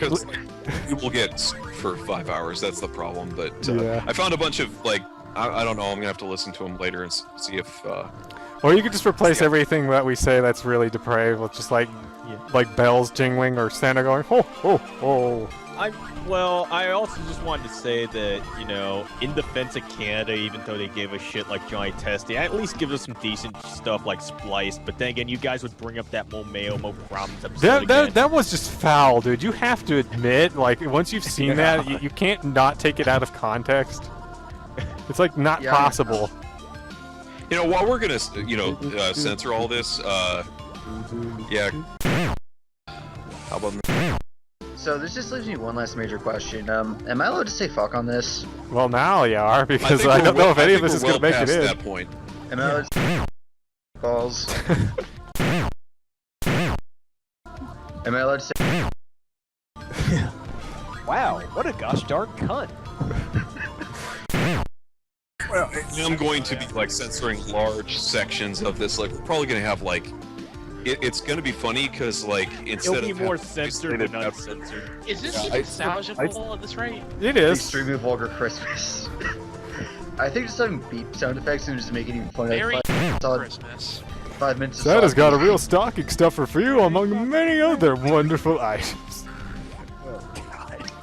I just noticed the big difference of this compared to when you were playing Jackrabbit 2. It's that you have a lot more ammo in general. Yes. Like Jackrabbit. You generally don't have to worry about running out. One of the artists that did the animations for the second game actually did furry porn, from what I understand. Wait, did those spoons up there have... Hold on, are you saying the guy who did Dust did... Yeah, I think he did. I seem to remember reading about that or seeing it at some point. I heard about that. Yeah, I can't remember though, but did he draw like, Jizz Jackrabbit, or did he just... Well, he actually came up... Okay, he actually came up with a character for the second game called Lori Jackrabbit, and like, she's like... Okay, so the thing I like about Jazz Jackrabbit's design is that he's really grungy and nasty looking. Like, he looks like... He's like really tired, like he's got these huge dark circles under his eyes. The shading is really lumpy and weird looking, and then in the second game, they take it even further, and then like he has his brother Spaz, who looks really, really nasty, like, and gross. And then they add Lori Jackrabbit, and she's just a furry rabbit.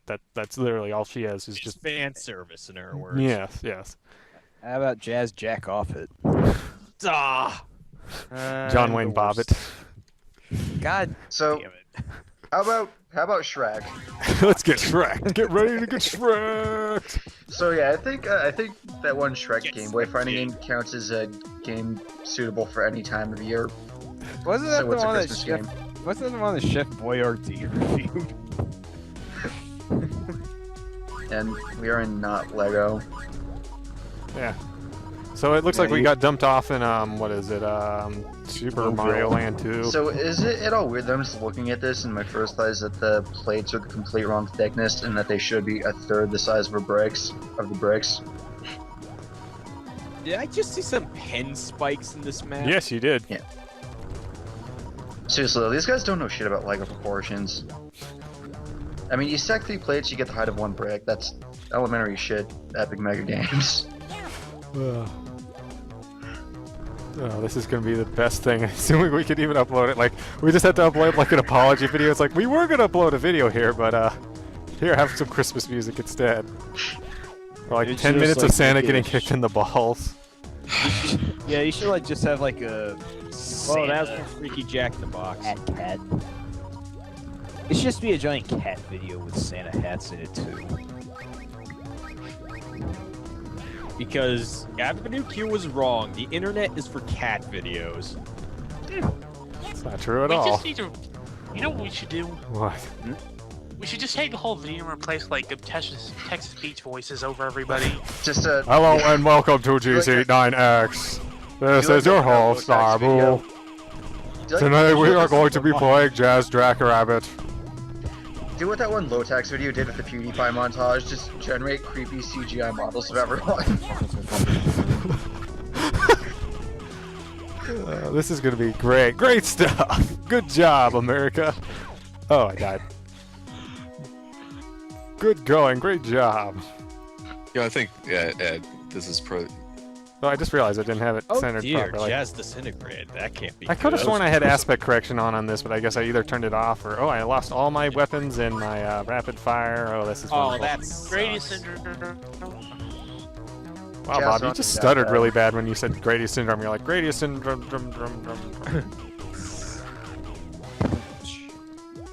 Hopefully it's not my connection just totally crapping its pants. By the way, how's the call going? Yeah, we're at like 4 hours right now, so. Yeah, we can probably cut some of this, like keep the best stuff or something and just skip around if necessary. I just want to make sure there's no major quality issues here, considering this is nominally an official thing and I'm hosting. No, it seems fine so far. Like, you guys all sound fine on my end, and that's the audio it's going to be picking up, so... That's yeah, good. I haven't heard anything, so. Not like it's gonna matter, because we're just gonna... we're just gonna Charlie censor Brown it. theme for 4 hours, yeah! I don't think there's enough Christmas music to cover up what we're saying. I don't think there is at all. None of us do Paul stretch it, Bob. You could probably Paul stretch something for it. They're at the point where you should just petition or just consult with Xerxes to, you know, just. We should probably ask Kurt too. Just to be sure. Actually, well, I mean, I understand his standpoint on this, because like we don't want to be that podcast, but you know what? When confronted with these kind of games, it's really hard not to go there. Yeah. Not to have your mind wander into greener drunk. pastures. We just claimed we were drunk on eggnog. You know, Yeah, that's my story.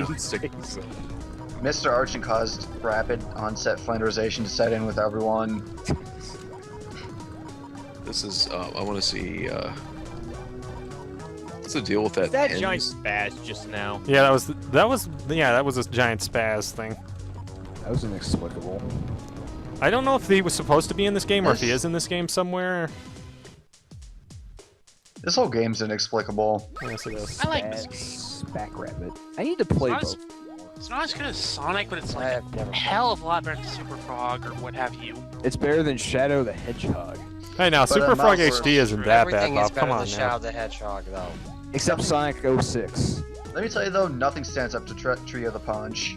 Or Treliate. So so is it official? Did he plow the princess girl? I don't know. That's Sonic. a good question. Yeah, there was a princess. I forget what her name was.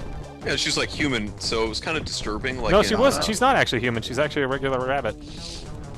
Oh no, I'm talking about Sonic 06. Oh, that one. That I don't know.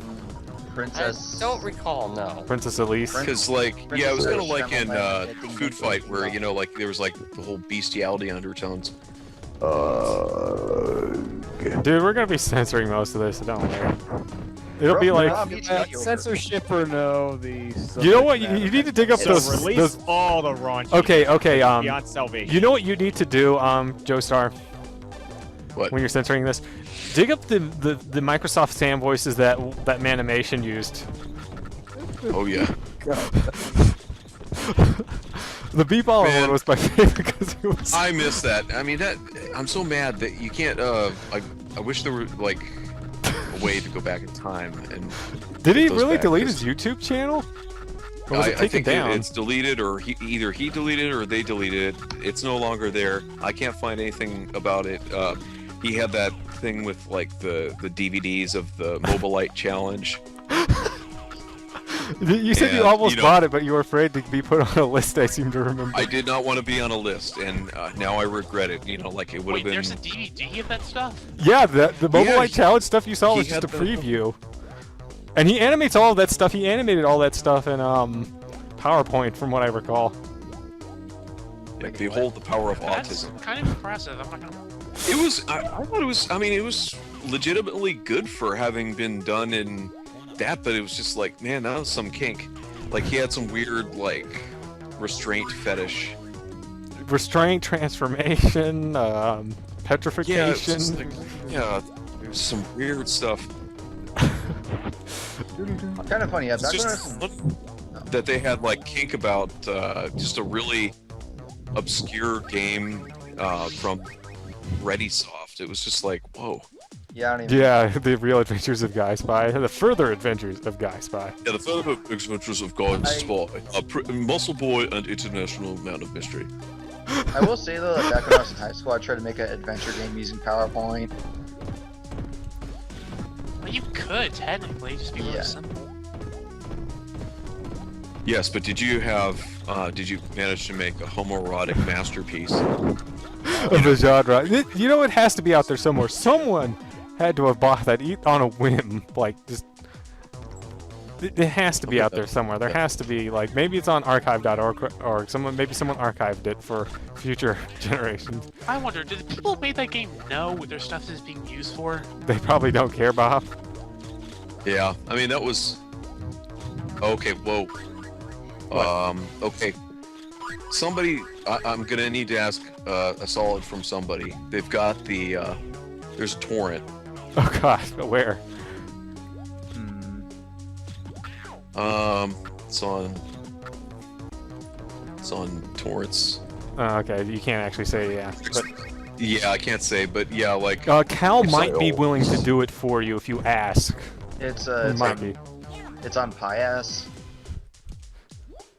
Well, I don't know if we should be talking about... No, we probably shouldn't. But basically, if somebody gets it and can transfer it to somewhere that we can get it to VHS. Yeah. By VHS. Post it. Ask Cal. Cal might be willing to do it, even if it's something like really. He would probably watch it too. I'm pretty sure. Because this is just some really funny stuff. But yeah, apparently. Are any of his YouTube videos on there? Because some of those are just classics of the classics that are. It's a shame they're gonna be lost like forever. Pias. Map of the treasure in Pias Tower. Hey, I found on Poke TV they have MC Busted. Make Busted? No, it's MC Busted. What is MC Busted? Oh, Mobilite Challenge Busted. And it's like some lady's been turned into a bust. So there's still videos of this out there somewhere? This has nothing to do with NARC. What is Poke TV? Okay. Yeah, I don't know. Yeah, the black dude just got turned into a bust. I still like the B-baller one because it was so racist. That was funny. Like the guy was like, "Hey man, I ain't no like." The first guy was like, "Haha, I would give you a hat, but as you can see, I do not have any." He had this weird obsession with trying to cover his jug, despite the fact that his arms were like giant iron balls. It's like, dude, you got bigger problems than the fact that you can't cover your own dick. And then that baseball player guy, his arms got turned into like baseball bat. He couldn't cover his jug. Oh, wait, I can't now. I'm here, Jojo. Whoever's typing. Oh, sorry. What were you saying, Jojo? They got turned into baseball bats, and then what were you saying?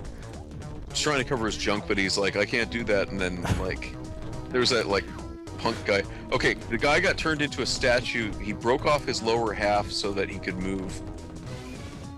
And now he's like moving around all gimpy and stuff to get to the sports drink. Which will totally rejuvenate him. Is this the actual movie? The whole thing?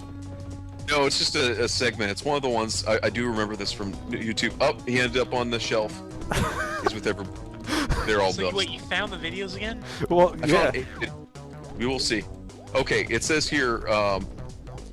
Holy shit! This is apparently just a clip from an entire 70+ minute film.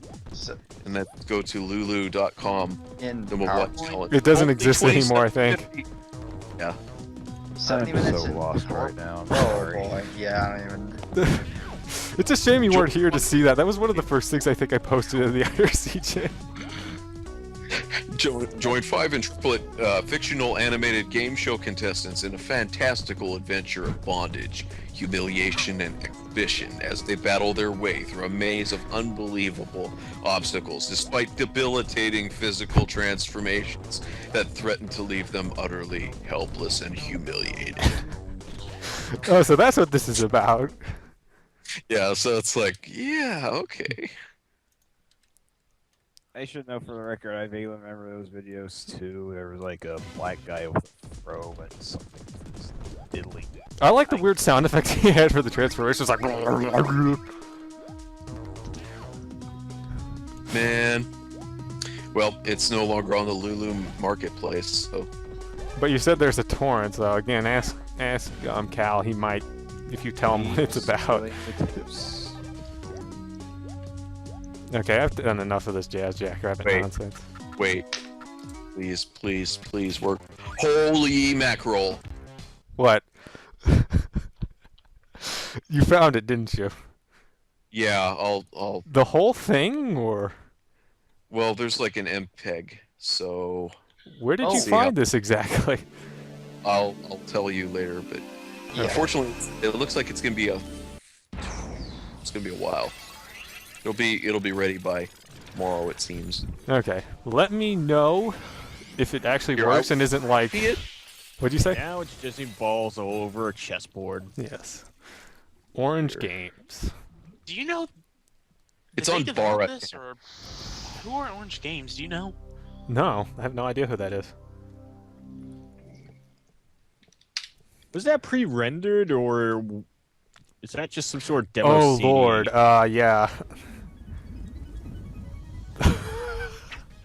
Wait, yeah, I can see why it would be there, JoJo, based on what you've told me about that sort of stuff. Now, I was about to go on a tangent about how, although the movie was still on sale, the creator, Animated, hasn't been active since 2006 and probably abandoned it, and as such, I have no problem sharing this, but the movie is no longer available. Just try going back to the Lulu store page and it's gone. It's officially no longer available for purchase. Abandoned. Downloading it for me is the only way you can ever get it. It's officially a historical relic. Hell, I might even be the only person who's drunk enough to buy it. True story. I probably have the only remaining copy in this entire world, aside from that one guy who actually did manage to get my torrent last time. Jesus. So, a friend of mine... So are you gonna Dropbox this if you get it? Yeah. So... Well, it's downloading, so... And let's see. Looking at this, this is pretty funny. Let's see. Well, he's just got a roided that's about an hour long. Features plenty of recycled animation, and all the voice acting was done using text-to-speech software. Oh, and it was obviously saved in such a way that the file size was completely blown out of proportion. It features a bunch of guys and one girl going through a magical obstacle course that ends up transforming them in a variety of different ways. Sometimes they turn to stone or into a tree. Sometimes they turn into busts or mannequins, or their arms will inexplicably transform into chains, forcing them to hang from the ceiling. And I'm guessing this is some screen bean ass clip art. Whoa! Wait, what? What? No, sorry. What's going on? What's going on? I'm seriously super lost. Oh no, what's going on? What are you laughing at? What's going on? What did you find? My head hurts. Oh, I just find this really funny. Take a look at this. No. I don't think I can bring myself to go to a board named Bara-chan. Sorry. I'll take one for the team. I hate my so I will.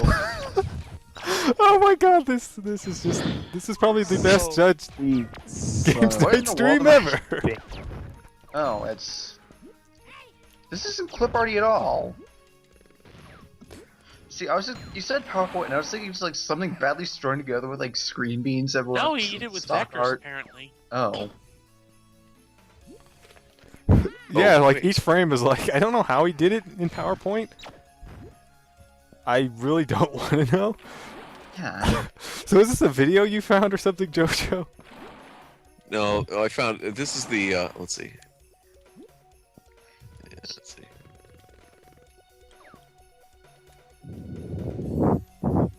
See, I was expecting 99% more badly skewed clip art and stock transitions.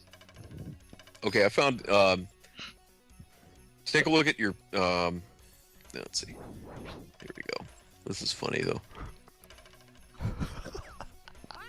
This is awful. Why? Why?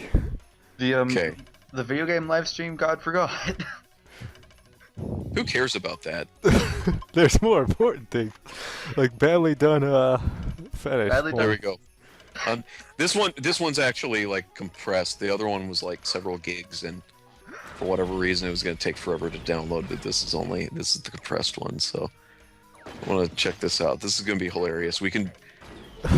You know what? This will be our next, GC9x movie night. We can watch the Mobile Light Challenge. GC9x After Dark.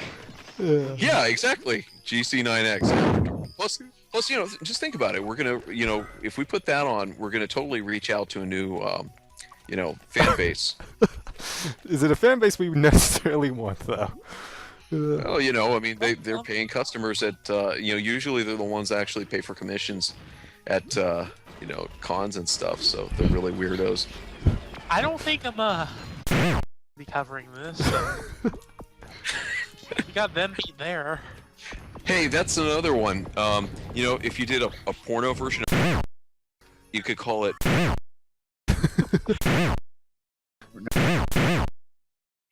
Probably better than this. Is not Lex parody.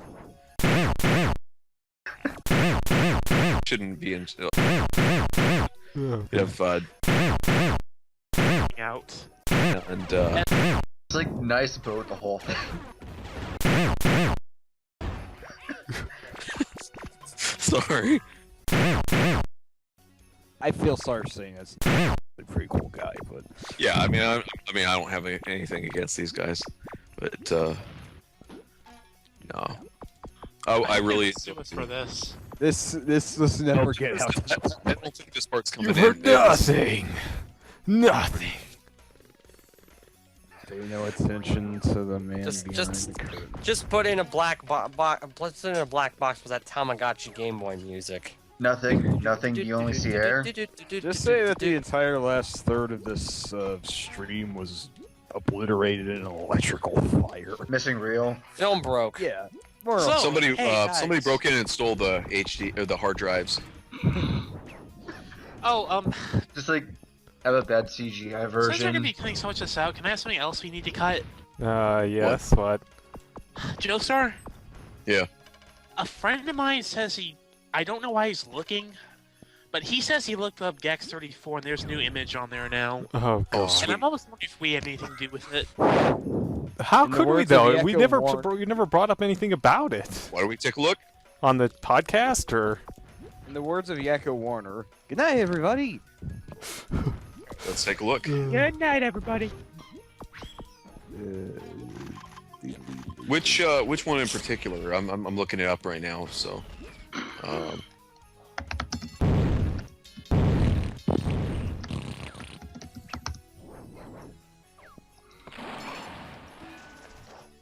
trying to see.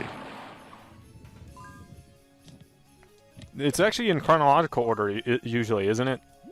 Which one's first then? So I'm just saying. It's the top. It should be the top left one, if I recall. For a second there, I thought you said chronological order. Chronological. Yeah, I don't know that we had. Well, maybe they were like, hey, you know, they just did a thing. Well, let's look. Artie Lightfoot. Let's see. What? No. No. Why? Never. What? Never. Probably not. Never. Most of that stuff seems to be on DeviantArt. If you really want to go looking for that, beating down that door. Well. Yes, there's. Oh, guess what? What? What? Big bud. There's one for. I know you'd really enjoy this one, Bob. What's that supposed to mean? Oh God, this is awful! Abort! There's 4 of Catry. Yeah. That's what I expected you to say. It shows we're getting digested inside of the worm.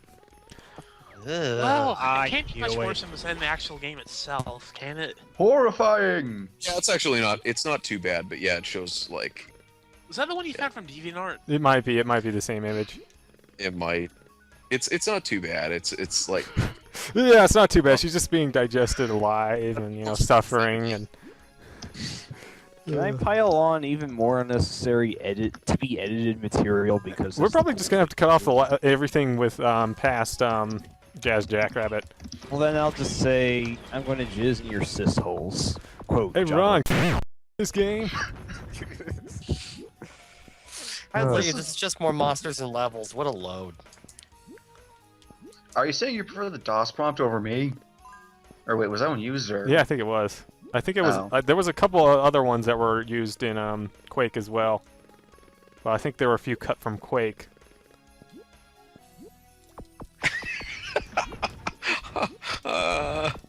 Oh no, I can only begin to it. There's one of Peck. Why? Why? It's choking. Oh, God. Probably best not to tell us what he's choking on. I'll give you 3 guesses. The first two don't count. The first 2 don't count, right? So I'm guessing it rhymes with. That's not a rhyme. Technically, you could rhyme something with itself. It's just not very lyrical. That's the bitch. I mean, it works for a lot of rappers. Bushwick Bill. I don't know why he just. So I gotta ask, do most podcasts need to have this much cut out of them? I don't think they get this far off a track, actually. We're subconsciously setting a Guinness record for most. I'm just afraid this is. I'm just afraid. Anonymous number 2 says, "I love this game. Surprisingly difficult, interesting setting, and Catry was insanely f***able. Pity how she ended, but I seriously wrote some ancient fiction about how she survived and they." More this, please. I'd be very happy if either you, Swift, Nimblefoot, or Bittenhard indulged us, or anyone else for that matter. BRB. The force of a cannon. Arr. Thanks, Anonymous 2, for your wonderful thing. Who is even watching this stream anymore? Let me look. That one friend of mine's still in here, and he's just as confused as everyone else. We're so sorry. Just for some context, I pay you for emotional damages because I'll take the brunt of that out of my wallet.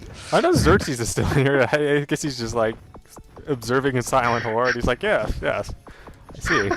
The next day he comes on, he says we're all fired. I'm sorry, but we have to get new podcast hosts. I'm sorry.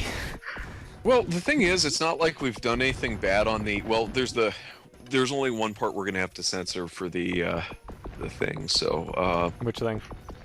The entire thing.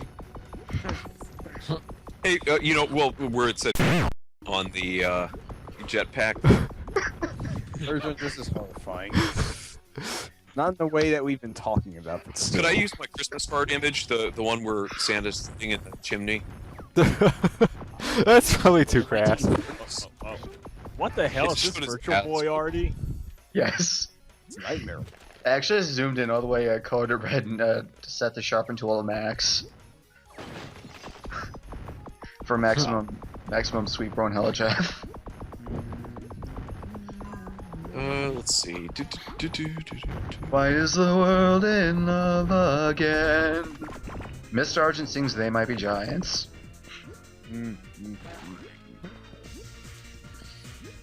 Oh god. It's pretty amazing here. Oh god, I can only imagine because I have to play this game and just only imagine what's going on.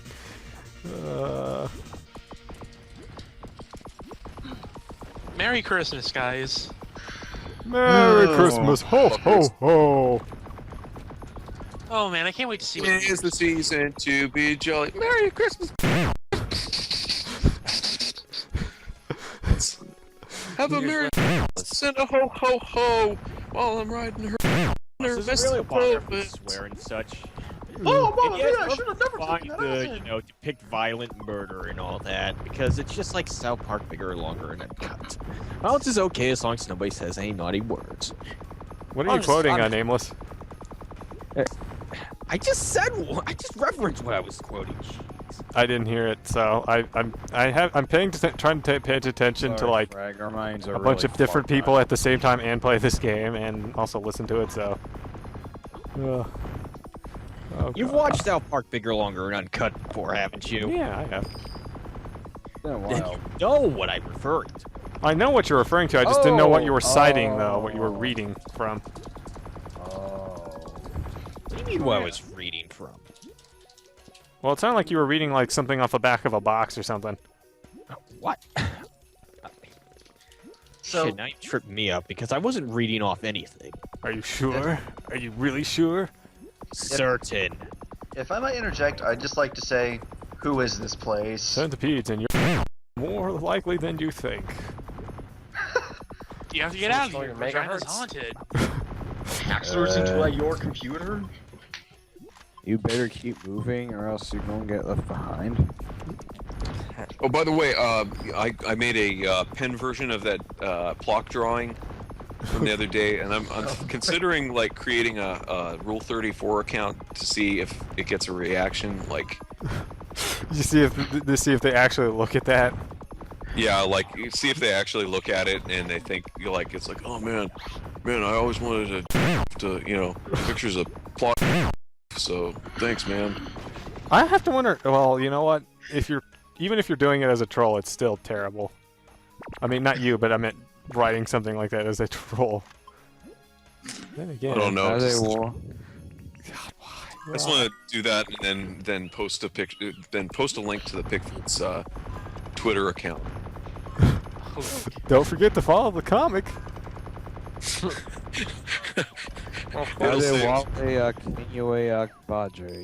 all I have. But I wrote like down at the bottom like TM, stay and John Pickford with apologies. Are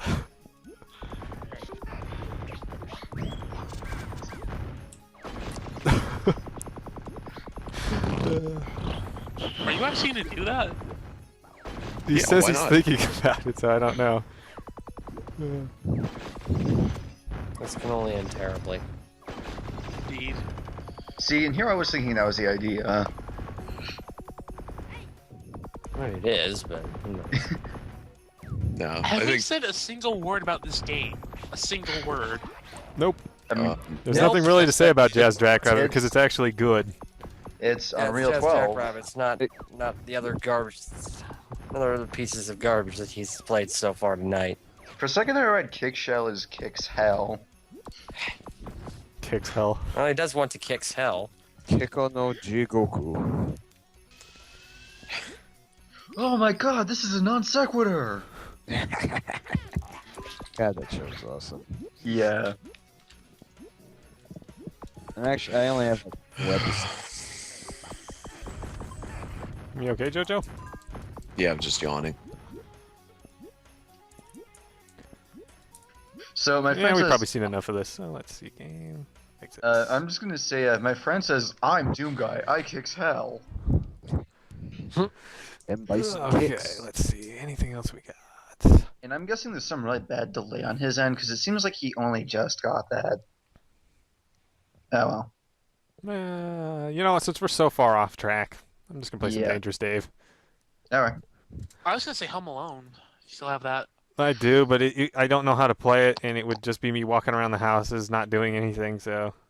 Dangerous Dave by Ferret Romero.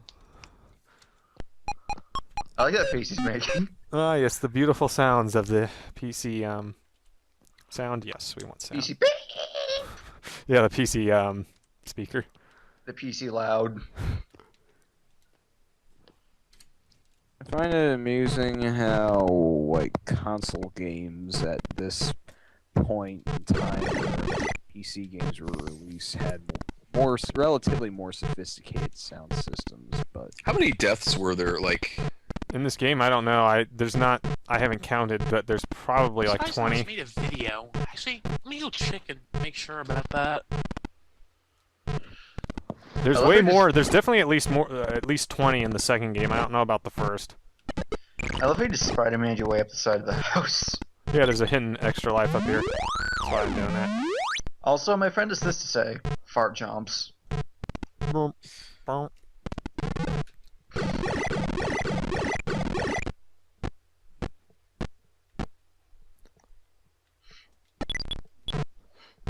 Now, compared to the sequels that Soft Disc did, this is actually a pretty good game. The second game is absolute bullshit in every sense of the word, because like there will be levels where like there'll be an enemy like right on the same level as you spawn in, and then they like kill you pretty much before you can do anything, or you'll enter a door and they didn't block off like the zombie, so as soon as you open the door or as soon as you go through the door, you die because you get hit by a zombie, you know, that's been walking around. This game, on the other hand, like they were very careful to design it in such a way that that wouldn't happen. You almost never open a door and then are face first in an enemy that can kill you instantly. Well, everything kills you instantly in this game, but you know, some enemies will kill you on contact and some won't. Some can only kill you under certain circumstances, like those knife-throwing guys. If you touch them, they don't actually kill you. But if they throw a knife at you, then yeah, that'll kill you. So, I guess this is as good a way as any to end the stream, because really, after all we were talking about, this isn't that far removed. Plus, I actually kind of like this game. I can't get very far in it, though. Pretty up from all that. Well, you know. Christmas is a terrible time of year. That's why I hate it so much. It's too easily externally influenced. It tends to picture things I don't want it to picture. Well, I'm such a terrible person. I don't know what to tell you, dude, about that. What, Willem Dafoe getting his smashed and then like... Hey, let's all get drunk and play ping pong. Let's all forget our worries with a big bowl of strawberry ice cream. I wish I actually had some strawberry ice cream now. That would be actually a good way to end this. I had some ice cream with mocha in it. That's probably why I'm somewhat tweaked at the moment. It's pretty good. Got all Dismal Gestures pod toyed up in here. I don't know what that is. Shit slime. These are the worst enemies because they move in a consistent way, but it's random when they move. And you've got like maybe a split second to react if you're not careful. Like most of this game is just managing the enemies and being able to attack them from a point where they can't get you, or you know, outsmarting them essentially. Which, you know, I actually kind of like that. I think that's kind of neat. And that's one problem with the sequels, they don't take that into account. Like, there are things you have to do that are just, the game was never intended for you to do. Oh crap, I gotta reload. Reload. Reload, Dr. Freeman. How about I don't want to reload? How about I reload when I want to, game? That's the problem I have with Half-Life 2. It reloads for you. If you switch weapons and you haven't reloaded, it reloads for you. It's like, I don't want you to reload for me, game. I can do that myself. You don't have to tell me to reload, you know, when you're escorting the civilians. Hey, Dr. Freeman, you might not want to die and play the game the way you've been playing it for over a decade, you know? It's like, man, is this the first-person shooter you've ever played? I mean, do we have to tell you these things? I don't know. Wait, didn't we start this stream bitching about HL2? Yes, and I'm going to continue to complain about it because there's just so many things that game does that annoy the shit out of me. I don't know if you're going to end the thingy soon, but that'd be a nice full circle note. I'll probably end it after this because there's a bunch more Christmas games I could do, but really after all we've been talking about, I don't know if I really want to keep this running any longer. Let's just go with any holiday game. I've been supplied with sufficient brain bleach. I could probably use a bit of that too. Now that I think about it. I'm currently trying very hard to eat a caramel. Let's see, how can we pervert and just make that disgusting? No, just kidding. You mean make this disgusting? Or? Caramels. That was horrifying. Goo girls, I guess? I don't know, that's a thing. Liberty Gibbet. I'm surprised. There's apparently an RPG where, like, your guys... as soon as I say that, I die. And you have to fight the monster girls, and if they catch you, they start, and then it's an instant kill. Actually, there's games like that already, I think. Oh wait, yeah. No, there is. That was one that, like, I was reading. A cat is fine too. Oh, man. Merry Christmas, everybody! Happy holidays. I feel like I should start singing Dead Christmas. You're a mean one, Mr. Grinch. Dun, dun, dun, dun. You really are a son of a bitch. You know, I think there's one Christmas game that we should have done. You're a dirty you're a mother. Rise of the Triad. Oh, that's a good point. Oh, good point. The date-sensitive Easter eggs, Please yeah. end that Rise of Triad. Yeah, but it won't be the Christmas edition. I'll have to... You'd have to find a way to fake the date. Well, I would have to change my date, and I don't want to do that because... Yeah. Just play it for what it is. I have no preference. What's kind of funny is that DLC's... I think it does. What's kind of funny is that DLC's Christmas mode triggered for me today. Christmas mode and something triggered for me today. I'm trying to remember what it was. I know Payday has one. Yep. It was like the loading screen for something was replaced by a Christmas hat. I'm trying to remember what it was. Yeah, VLC. Oh yeah, that's right. That was what it was. Road cone and a Christmas hat, so you can wear both a road cone and a Christmas hat at the same time to be the most fashionable France. Mobile Light Challenge. I cannot wait. You're gonna savor that. You're gonna just open it up and be like, yes, finally. Here, Carmen. I'm actually curious to see it though, because like from the excerpts, like how do you stretch that out into a 70-minute long movie? Like, and it's all narrated by Microsoft Sam too. Like, how do you do that? Swah, swah, swah, swah, swah. It is a... it would be great if it included all the other bad shorts he did. I can't believe someone actually bought that though. Like, wow.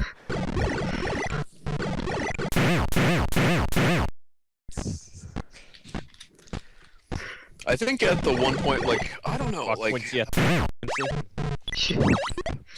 By the way, Nameless, I gotta ask, have you watched the rest of Wizard People Do Readers yet? I don't think I got around to watching the first episode, actually. Oh, well, be sure to do it if you get the chance, just because it's amazing. Like, it makes Harry Potter so much better. And to think that I haven't even read the book since Goblet of Fire, and that was years ago. Yeah. What were you saying though, Jojo? Oh, I'm looking at Microsoft text-to-speech voices. Oh, so you can actually do something like this for the. Yeah, at this. So you're at going this to rate- have Microsoft Sam say horrible things. Well, no, he's probably No, going to I say. He's going to make up what I was lines for us to say. No, I think what I was just gonna do is have like an MP3 of it reading, like Charles Dickens' A Christmas Carol or whatever, and just fill in the last maybe 2 hours of it. Because I'm sure that's like public domain. I'm sure there's got to be that, You can always do Moby Dick too, which isn't holiday appropriate, but still, it's Moby Dick. We can't say dick though. Oh, that's a good point. We can't, can we? Moby penis. Yeah, I could probably do like a search and replace. Schlong. Moby male. Moby. Very great. large man. Moby detective. Moby dork, more like. Which Moby is the same bald thing. guy. So Moby. my friend says Moby games. Moby. Moby boy. Moby, like the band guy thing who made the one remix of the James Bond theme.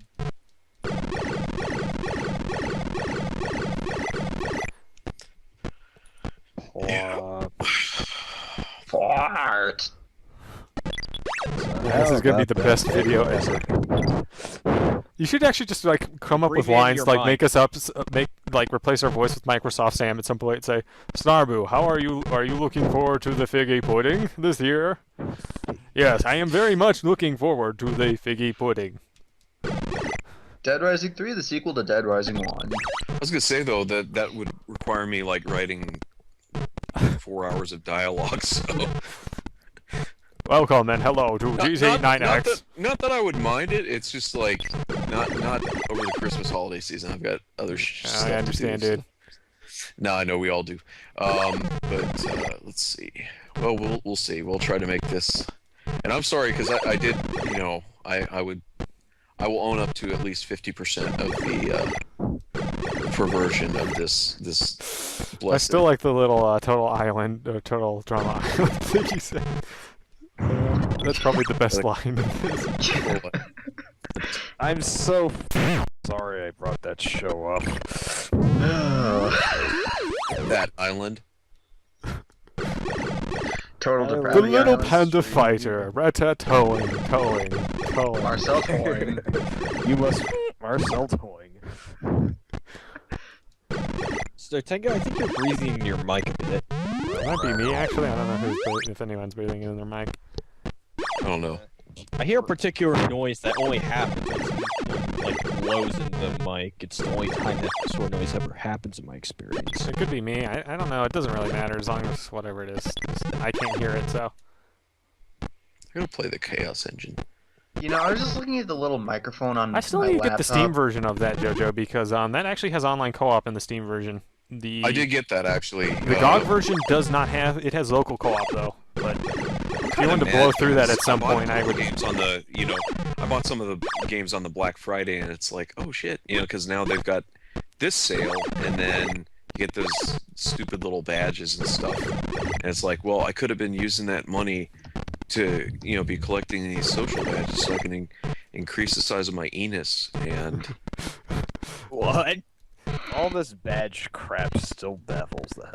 I just don't understand why they're doing that and not like achievements, because I could totally understand if your Steam level went up, like There's a normal reason for thing. that, JoJo. There is actually a really easy way to cheat at Steam achievements. There's a program called Steam App Manager, and you can just unlock all the achievements like nothing. Oh, okay, I gotcha. And then so basically, but this is a win-win for them because you get suckers, to buy. I did get some. I did buy a couple booster packs for La Mulana because I like that game and I wanted to have the badge on that because if. I like the cards because they're basically free money. yeah, if you get dupes. Yeah, it is cool. It is cool to just. I've sold a bunch, but then it's like, well, I don't know how much I made because basically I've just bought a bunch of shit recently. So. Like But I sold. just got myself a copy of Mary just with cards. Oh, cool. The cards for that are actually pretty pricey as well. Like, I think they're up to $1. I actually sold all mine for like 40 cents or so because I just wanted to sell them. Because I had a bunch of dupes. Like, I got all the cards I got for that were drops were all the same cards. So I was like, I'll just sell them. Nice. I did, and I got a bit of money from that. So that reminds me, I have a bunch of coupons I got from crafting badges. I need to either give away or I've got a couple for Fairy Solitaire, like one's like 90% off. It's like, man, who buys that game? Dangerous David, how is this mansion so large? First time I even heard that game was for this Infinity Bundle, where if you bought it for like $25, you keep getting games in it for life, or at least whenever the developer releases more. Yeah, Except I look at the games, and when they were mostly stuff like Fairy Solitaire, I wasn't really interested. Yeah, that's mostly a bundle bait at this point. I've heard there's cheesecake art in that game, though. That might be why people are buying it. I don't know. Somehow I'm reminded of this one page from the Sweetborn Hell Jeff book where it's just like a picture of his mom, like just as usual, pasted onto a beach scene with the word cheesecake written on it in Comic Sans. I don't know if I can appreciate Sweet Bro and Hella Jeff anymore, though, given the comic is attached to. By the rest of Homestuck? Yes. I have a very trite sense of humor, so... Or as I think Thomas been calling it. That's called. I thought that was Satanga's name for it. That's more of a general nickname. I wish I thought of it, actually. Call it Cheezosaurus Rex. There you go. We hated. That's some like an obscure '90s reference, you know. Call it Bezo Doody bop bop bop. Pudding pops. Andrew Hussey's Bezo Doody bop bop bop. I still think calling it like some really trashy like '90s thing would be better. So there was only one thing that I could do was ding a ding dang my dang along. I got that from history. I don't even know. I just love naming things that are really long and hard to pronounce. Steak and eggs for Hookwa gods. There's a slime down here. I don't know where. I can hear it, but can't see it. You found Dr. Proton's lair. Oh! Oh! Damn it. If it wasn't the slime that would have gotten me, it would have been the knife throwing guy, and that's exactly what happened. So wait, was Dave always intended to be a rednecky kind of guy? Because he doesn't look that much like it. That's something they changed. They tried to give him more attitude and punch it up a bit in the sequels. Although, interestingly, the GOG version of the second game is censored because he no longer wears a cap with the Confederate flag on it, nor does he collect the Confederate flag as a pickup. They changed it to just the American flag. Yeah. I don't know. I can understand that, but I don't get why they had to edit Duke Nukem 2 to give him sunglasses. They just did that for fun, I think. Yeah, I think it was more of a consistency thing. I only think Daze looks a slight dash like Tim Allen. Like who? Like Tim Allen. Or am I just reaching? Tim Allen in Super Home Improvement. The Deadening. I think you play Santa Claus for long enough, every game starts like Tim Allen. So my friend says, how am I gonna pronounce this? Daikatana Tiki Makuda de Lail Fan Expert FPS. I think he only just now got to the long names part. This game's got an interesting rhythm to it, though, with the way the ammo system works.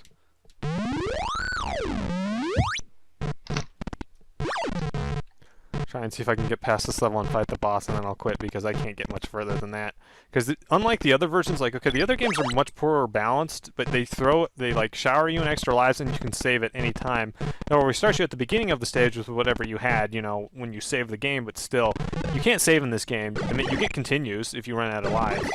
You can just continue from like a certain certain checkpoints after you beat so many stages, but yeah, if you can't save, I can't imagine beating this in a single sitting, given how ridiculously hard it gets at points. Plot continue. Plot continue. Plot continue. So yeah, this is most of the game is just trying to be at such a point where the enemies can't hit you, and then just shooting them. I actually kind of like it, but it's such a bullshit game, though, because, again, everything kills you in one hit. Some things move really fast. And, you know, you die in these really horrible ways, and some of the deaths are really graphic though. I'm wondering if he had photo reference for that for some of them. I'll try to show off one of them. Like, what happens on some of them? Well, you'll see one if I get to the boss, and I'll describe it if I don't, because it looks like he actually had a photo reference for that. Oh, werewolf. I thought that these games didn't get bloody until the sequel. Yeah, it was bloodier and much poorer drawn, but there is one death if I can get to the boss, and I'm gonna do everything I can to just to show it off. That I honestly suspect he had photo reference for. It's just really nasty looking. Waxworks. Not quite that bad. It's not that bad, but based on what I understand or what I've seen, it's like, yeah, there's no way he can do that without photo reference. And again, he worked at a morgue, so. Gameplay-wise, how would you rate this game's difficulty alongside the Commander Keen series? Oh, it's probably harder than Keen. Wow, that's...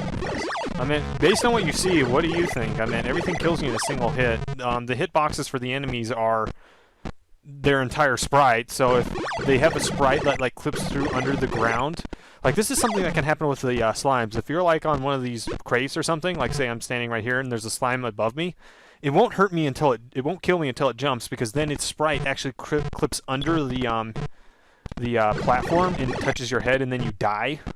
They fixed that in the sequels, though, interestingly. But it's really annoying because, again, their hitbox is the sprite. And that's the same thing that happens with the knives. Like, if you try to jump over a knife and it, like, nicks your shoe or barely hits the top pixel of your hat, you still die. Good point. Wait, couldn't you die instantly from anything Commander Keen also? Say what? Say it again. Couldn't Commander Keen only ever take one hit? Yeah, he only had one hit as well, but I think those games were slightly easier than this. Like, much easier. I can beat a Keen game. I never beat any of them yet. I can beat the first step. I can at least beat Commander Keen 4, because that was the one I used to play all the time, because, you know, I only had the shower episodes. 6 like the only ones worth playing.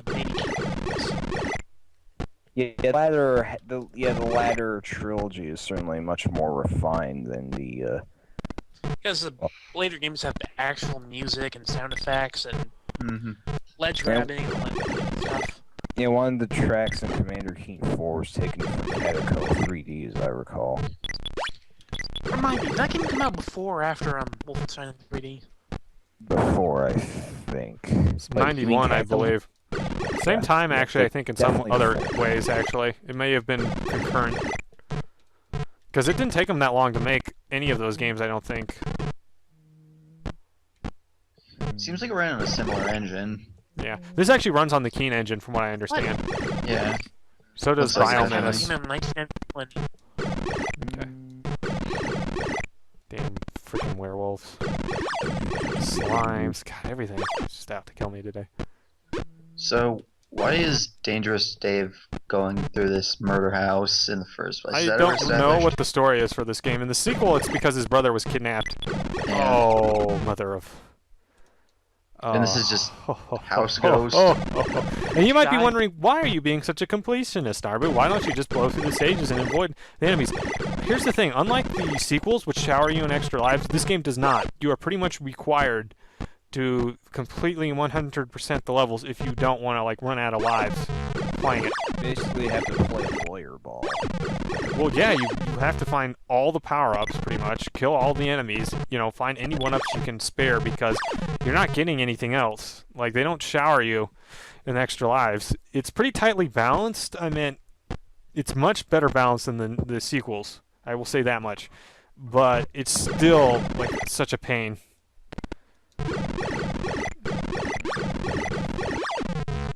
I do want to get to the boss, though, because it's just... It's a lame boss, but again, the death animation for it's pretty special. The slime death is the one that probably bothers me the most, because it, like, burns his skin, or it looks like it burns. It's like, ow. It's like the Space Quest 4 Oh! That's a new one. You haven't seen yet. Did you fall in the knives? Yes, I did.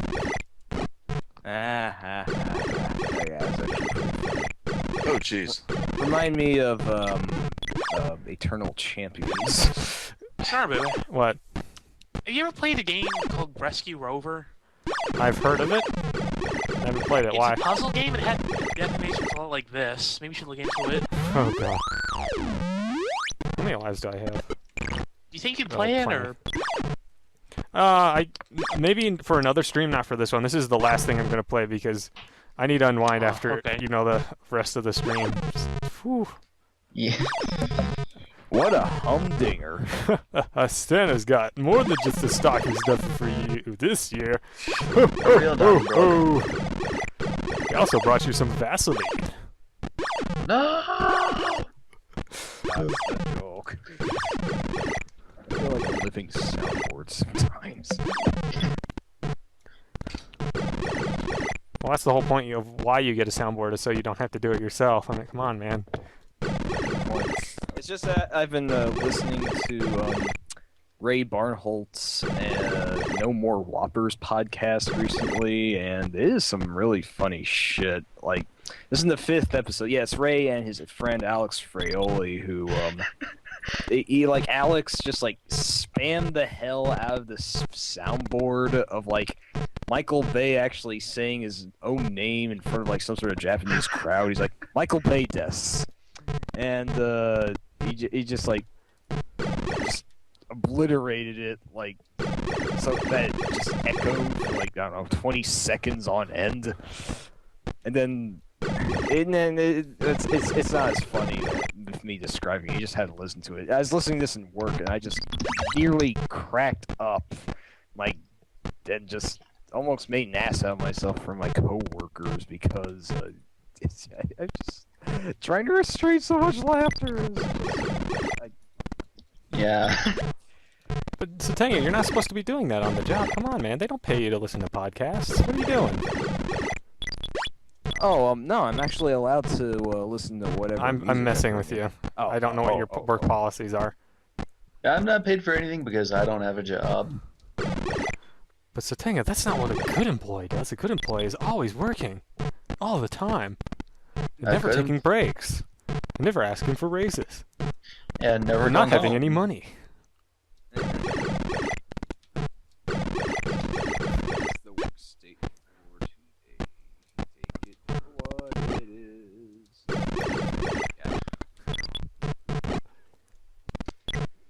See if I can summon the werewolf and not get killed by it. Because there's a certain trick with it. If you can get it trapped. Oh god, oh god, oh god, oh god, oh god, oh god. Oh, knife too. Oh god. Oh, Jesus. Did you die? No. Almost died. Whoa. That was close. Whoa. Nice one. Shoot that grody hag. The knives actually, they move faster than you do, very slightly. Sucks. Yeah. There we go. I have to watch out for slimes in here, though. Because there's 2 of them, if I recall. It's oh god, oh god, oh god. Chip's challenge. Hate those things. Damn slimes. Oh man, you nearly shot it that one time, but then you got it later. Many games where werewolves aren't among the most obnoxious enemies. Actually, I can't think of very many where they're not assholes, because the werewolf boss in Silhouette Mirage was a huge pain in the ass to fight. I feel I should have played that game by now. You probably should have, but you didn't, so it's okay. I lose. Yeah, I've never even heard of that one. It's really good. It's one of Treasure's less loved games. It was during the 32-bit era where their games were kind of weird and hit or miss, or miss or hit. I thought everyone loved Mischief Makers, though. Yeah, like Mischief Makers. Yes, they do, but that one was still kind of weird and awkward in a way. Shake, shake. Oh, damn it, slime. I mean, it did have you throwing things at other things, which is always a winner gameplay feature. Yeah. The problem with Silhouette Mirage, though, is that it was kind of... It wasn't butchered, but, well, the translation was kind of messed up, and then they made it way too hard. Like, way ridiculously hard. Like, you had to grind for money in order to actually play the American version, whereas before you didn't. I think your special weapons, you didn't get a lot of ammo for them either. So it's one of those things where difficulty change just completely screws up, kind of like them removing the health bar from Contra Hardcores for the US release. Well, I actually think that made the game better, but yeah, in a sense. Yeah. Because the game isn't, you know, even with lives, once you figure it out, it is a very difficult game. It requires pretty good timing, but I don't think it necessarily needed the hit. You know, God. Freaking Brody knife hags. They're actually little Igor-like guys, I assume. I don't think they're actually women. I thought they were witches because they looked kind of like. No, I think they're like Igor or something. It's hard to tell because they're one of the few enemies you can actually touch that won't kill you. It's the knives they throw that kill you. I could have sworn they stab you if you get too close, but I must have misremembered. Maybe if you're right on top of them when they throw the knife, you get a different animation. I don't know. Okay, we're almost. What do zombies do to you? They swat at your head and your eyeballs like bulge out like comically. That's probably one of the goofier deaths. There's actually, okay, if I can beat the boss too, there's another enemy that has a really messed up death, but... So is there actual blood in that one, or...? There's no blood as far as I can tell in this game, oddly. It's the sequel that adds way too much gore. I could be wrong, but I thought I read somewhere that they had gorier death animations, so they had to tone it down. I guess they changed their minds for the next game or something? Yeah. I wonder if the new ones for the originals, I don't know. I can't I've read that. I think it works better without the blood, well, except for the werewolf one where he slices off your head and you can see it go flying. That one's actually kind of funny. Well, it's not funny, but you know what I mean. It's detailed, I'll say that much. There we go. Beat the stage. Hooray. Now we get to fight. So, can you die from falling in this game? No, you can't, actually. You can't. Okay, I'm going to run into this guy and just show you the death. Alright. Keep in mind we're a little bit behind, so... Yeah, I know. That's a lot lie. Alright. Yeah, I don't think you have to worry about lives. He got skeletonized. He got You left a good impression. Oh! Damn it, Argent. God, just... Was that the one you wanted to had reference of? Yeah, because that actually looks a lot like a burn victim, like severely burned. Oh dear. So you touch a really weird looking Frankenstein and just kind of spontaneously combust? Yeah, I don't know why. I guess it's because, you know, he's electrified, like, he's... Oh, hey, we beat him. Now let me show off the ghost death, because that's also really messed up. What is that one? You'll see in a minute. The ghosts are assholes, though. I hate them. So you get Indiana your face. Jones 3. Oh!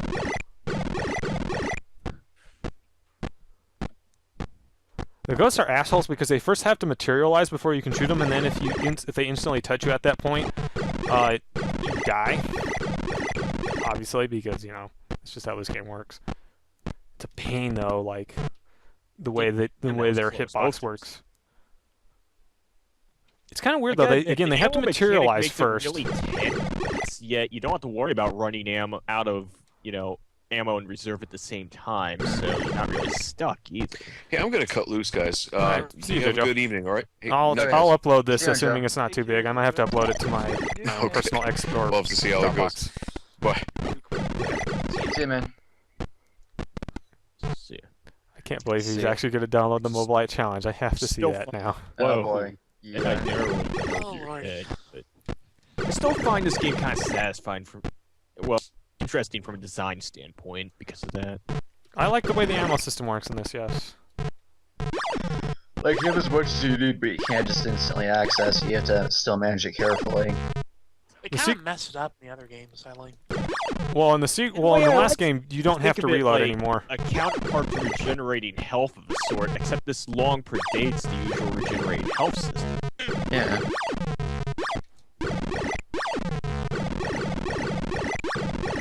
Let's see here.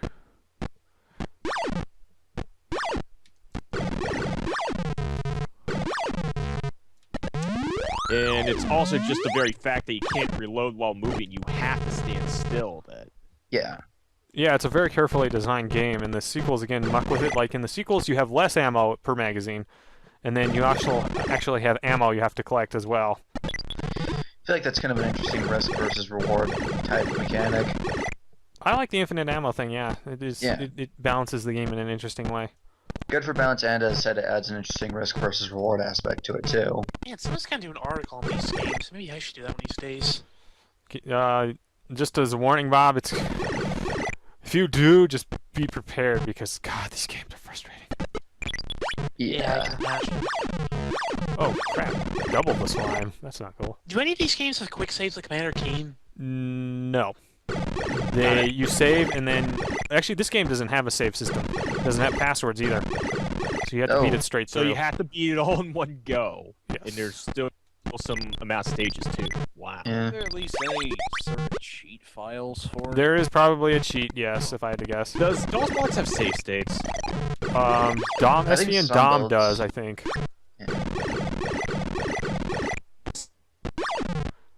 There's something I like about the zombies that I think is really interesting. They have an ability that no other enemy has, for the most part. They can walk up and down on the ladders? Yes, they can walk on the stairs. No other enemy can do that. And they're kind of like the clots in Killing Floor in that on their own they're not really that hard. They take 2 shots. They don't have any projectiles. They don't move particularly fast. But that ability alone is enough to sort of disrupt things because, you know, you can't anticipate where they're going to be. You're like, shit! Oh, no, right? Fleshpound is about to, well... Yeah. House Ghost. Ooh. I am so sad that is not... it's Yeah, I know, right? It's House Guest. Oh, I'm so mad about that. You would Someone not needs believe... to make House Ghost. Like, call up Sinbad. Just be like, hey, House Ghost. Making it happen. Get over here. I'm confused. Now, is this some sort of gaff you made live? House Ghost, do you mean? No, it was a joke off of a Low-Text and Schmorky video where like they were doing this. They were playing this game called House Ghost or something, and like Low-Text is like, yeah, wait, I think I've heard of that. That's a Sinbad movie, isn't it? House Ghost. Ooh. And then like shows an edited movie poster and everything. It's actually called House Guest, and in that movie he's like a guy. He's like a mafia guy on the lam or something.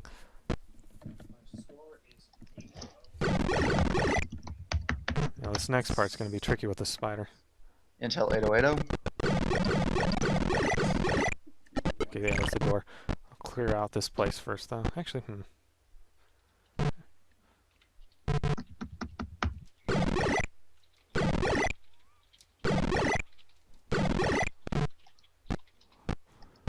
Be right yeah, back. we've got a hidden area here.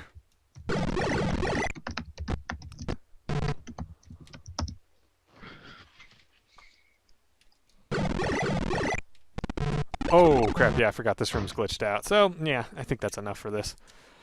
Oh. Wait, glitched out? What do you mean? Whoa! You'll see the enemies, they're like breakdancing. Oh. You couldn't even see that coming. Nope.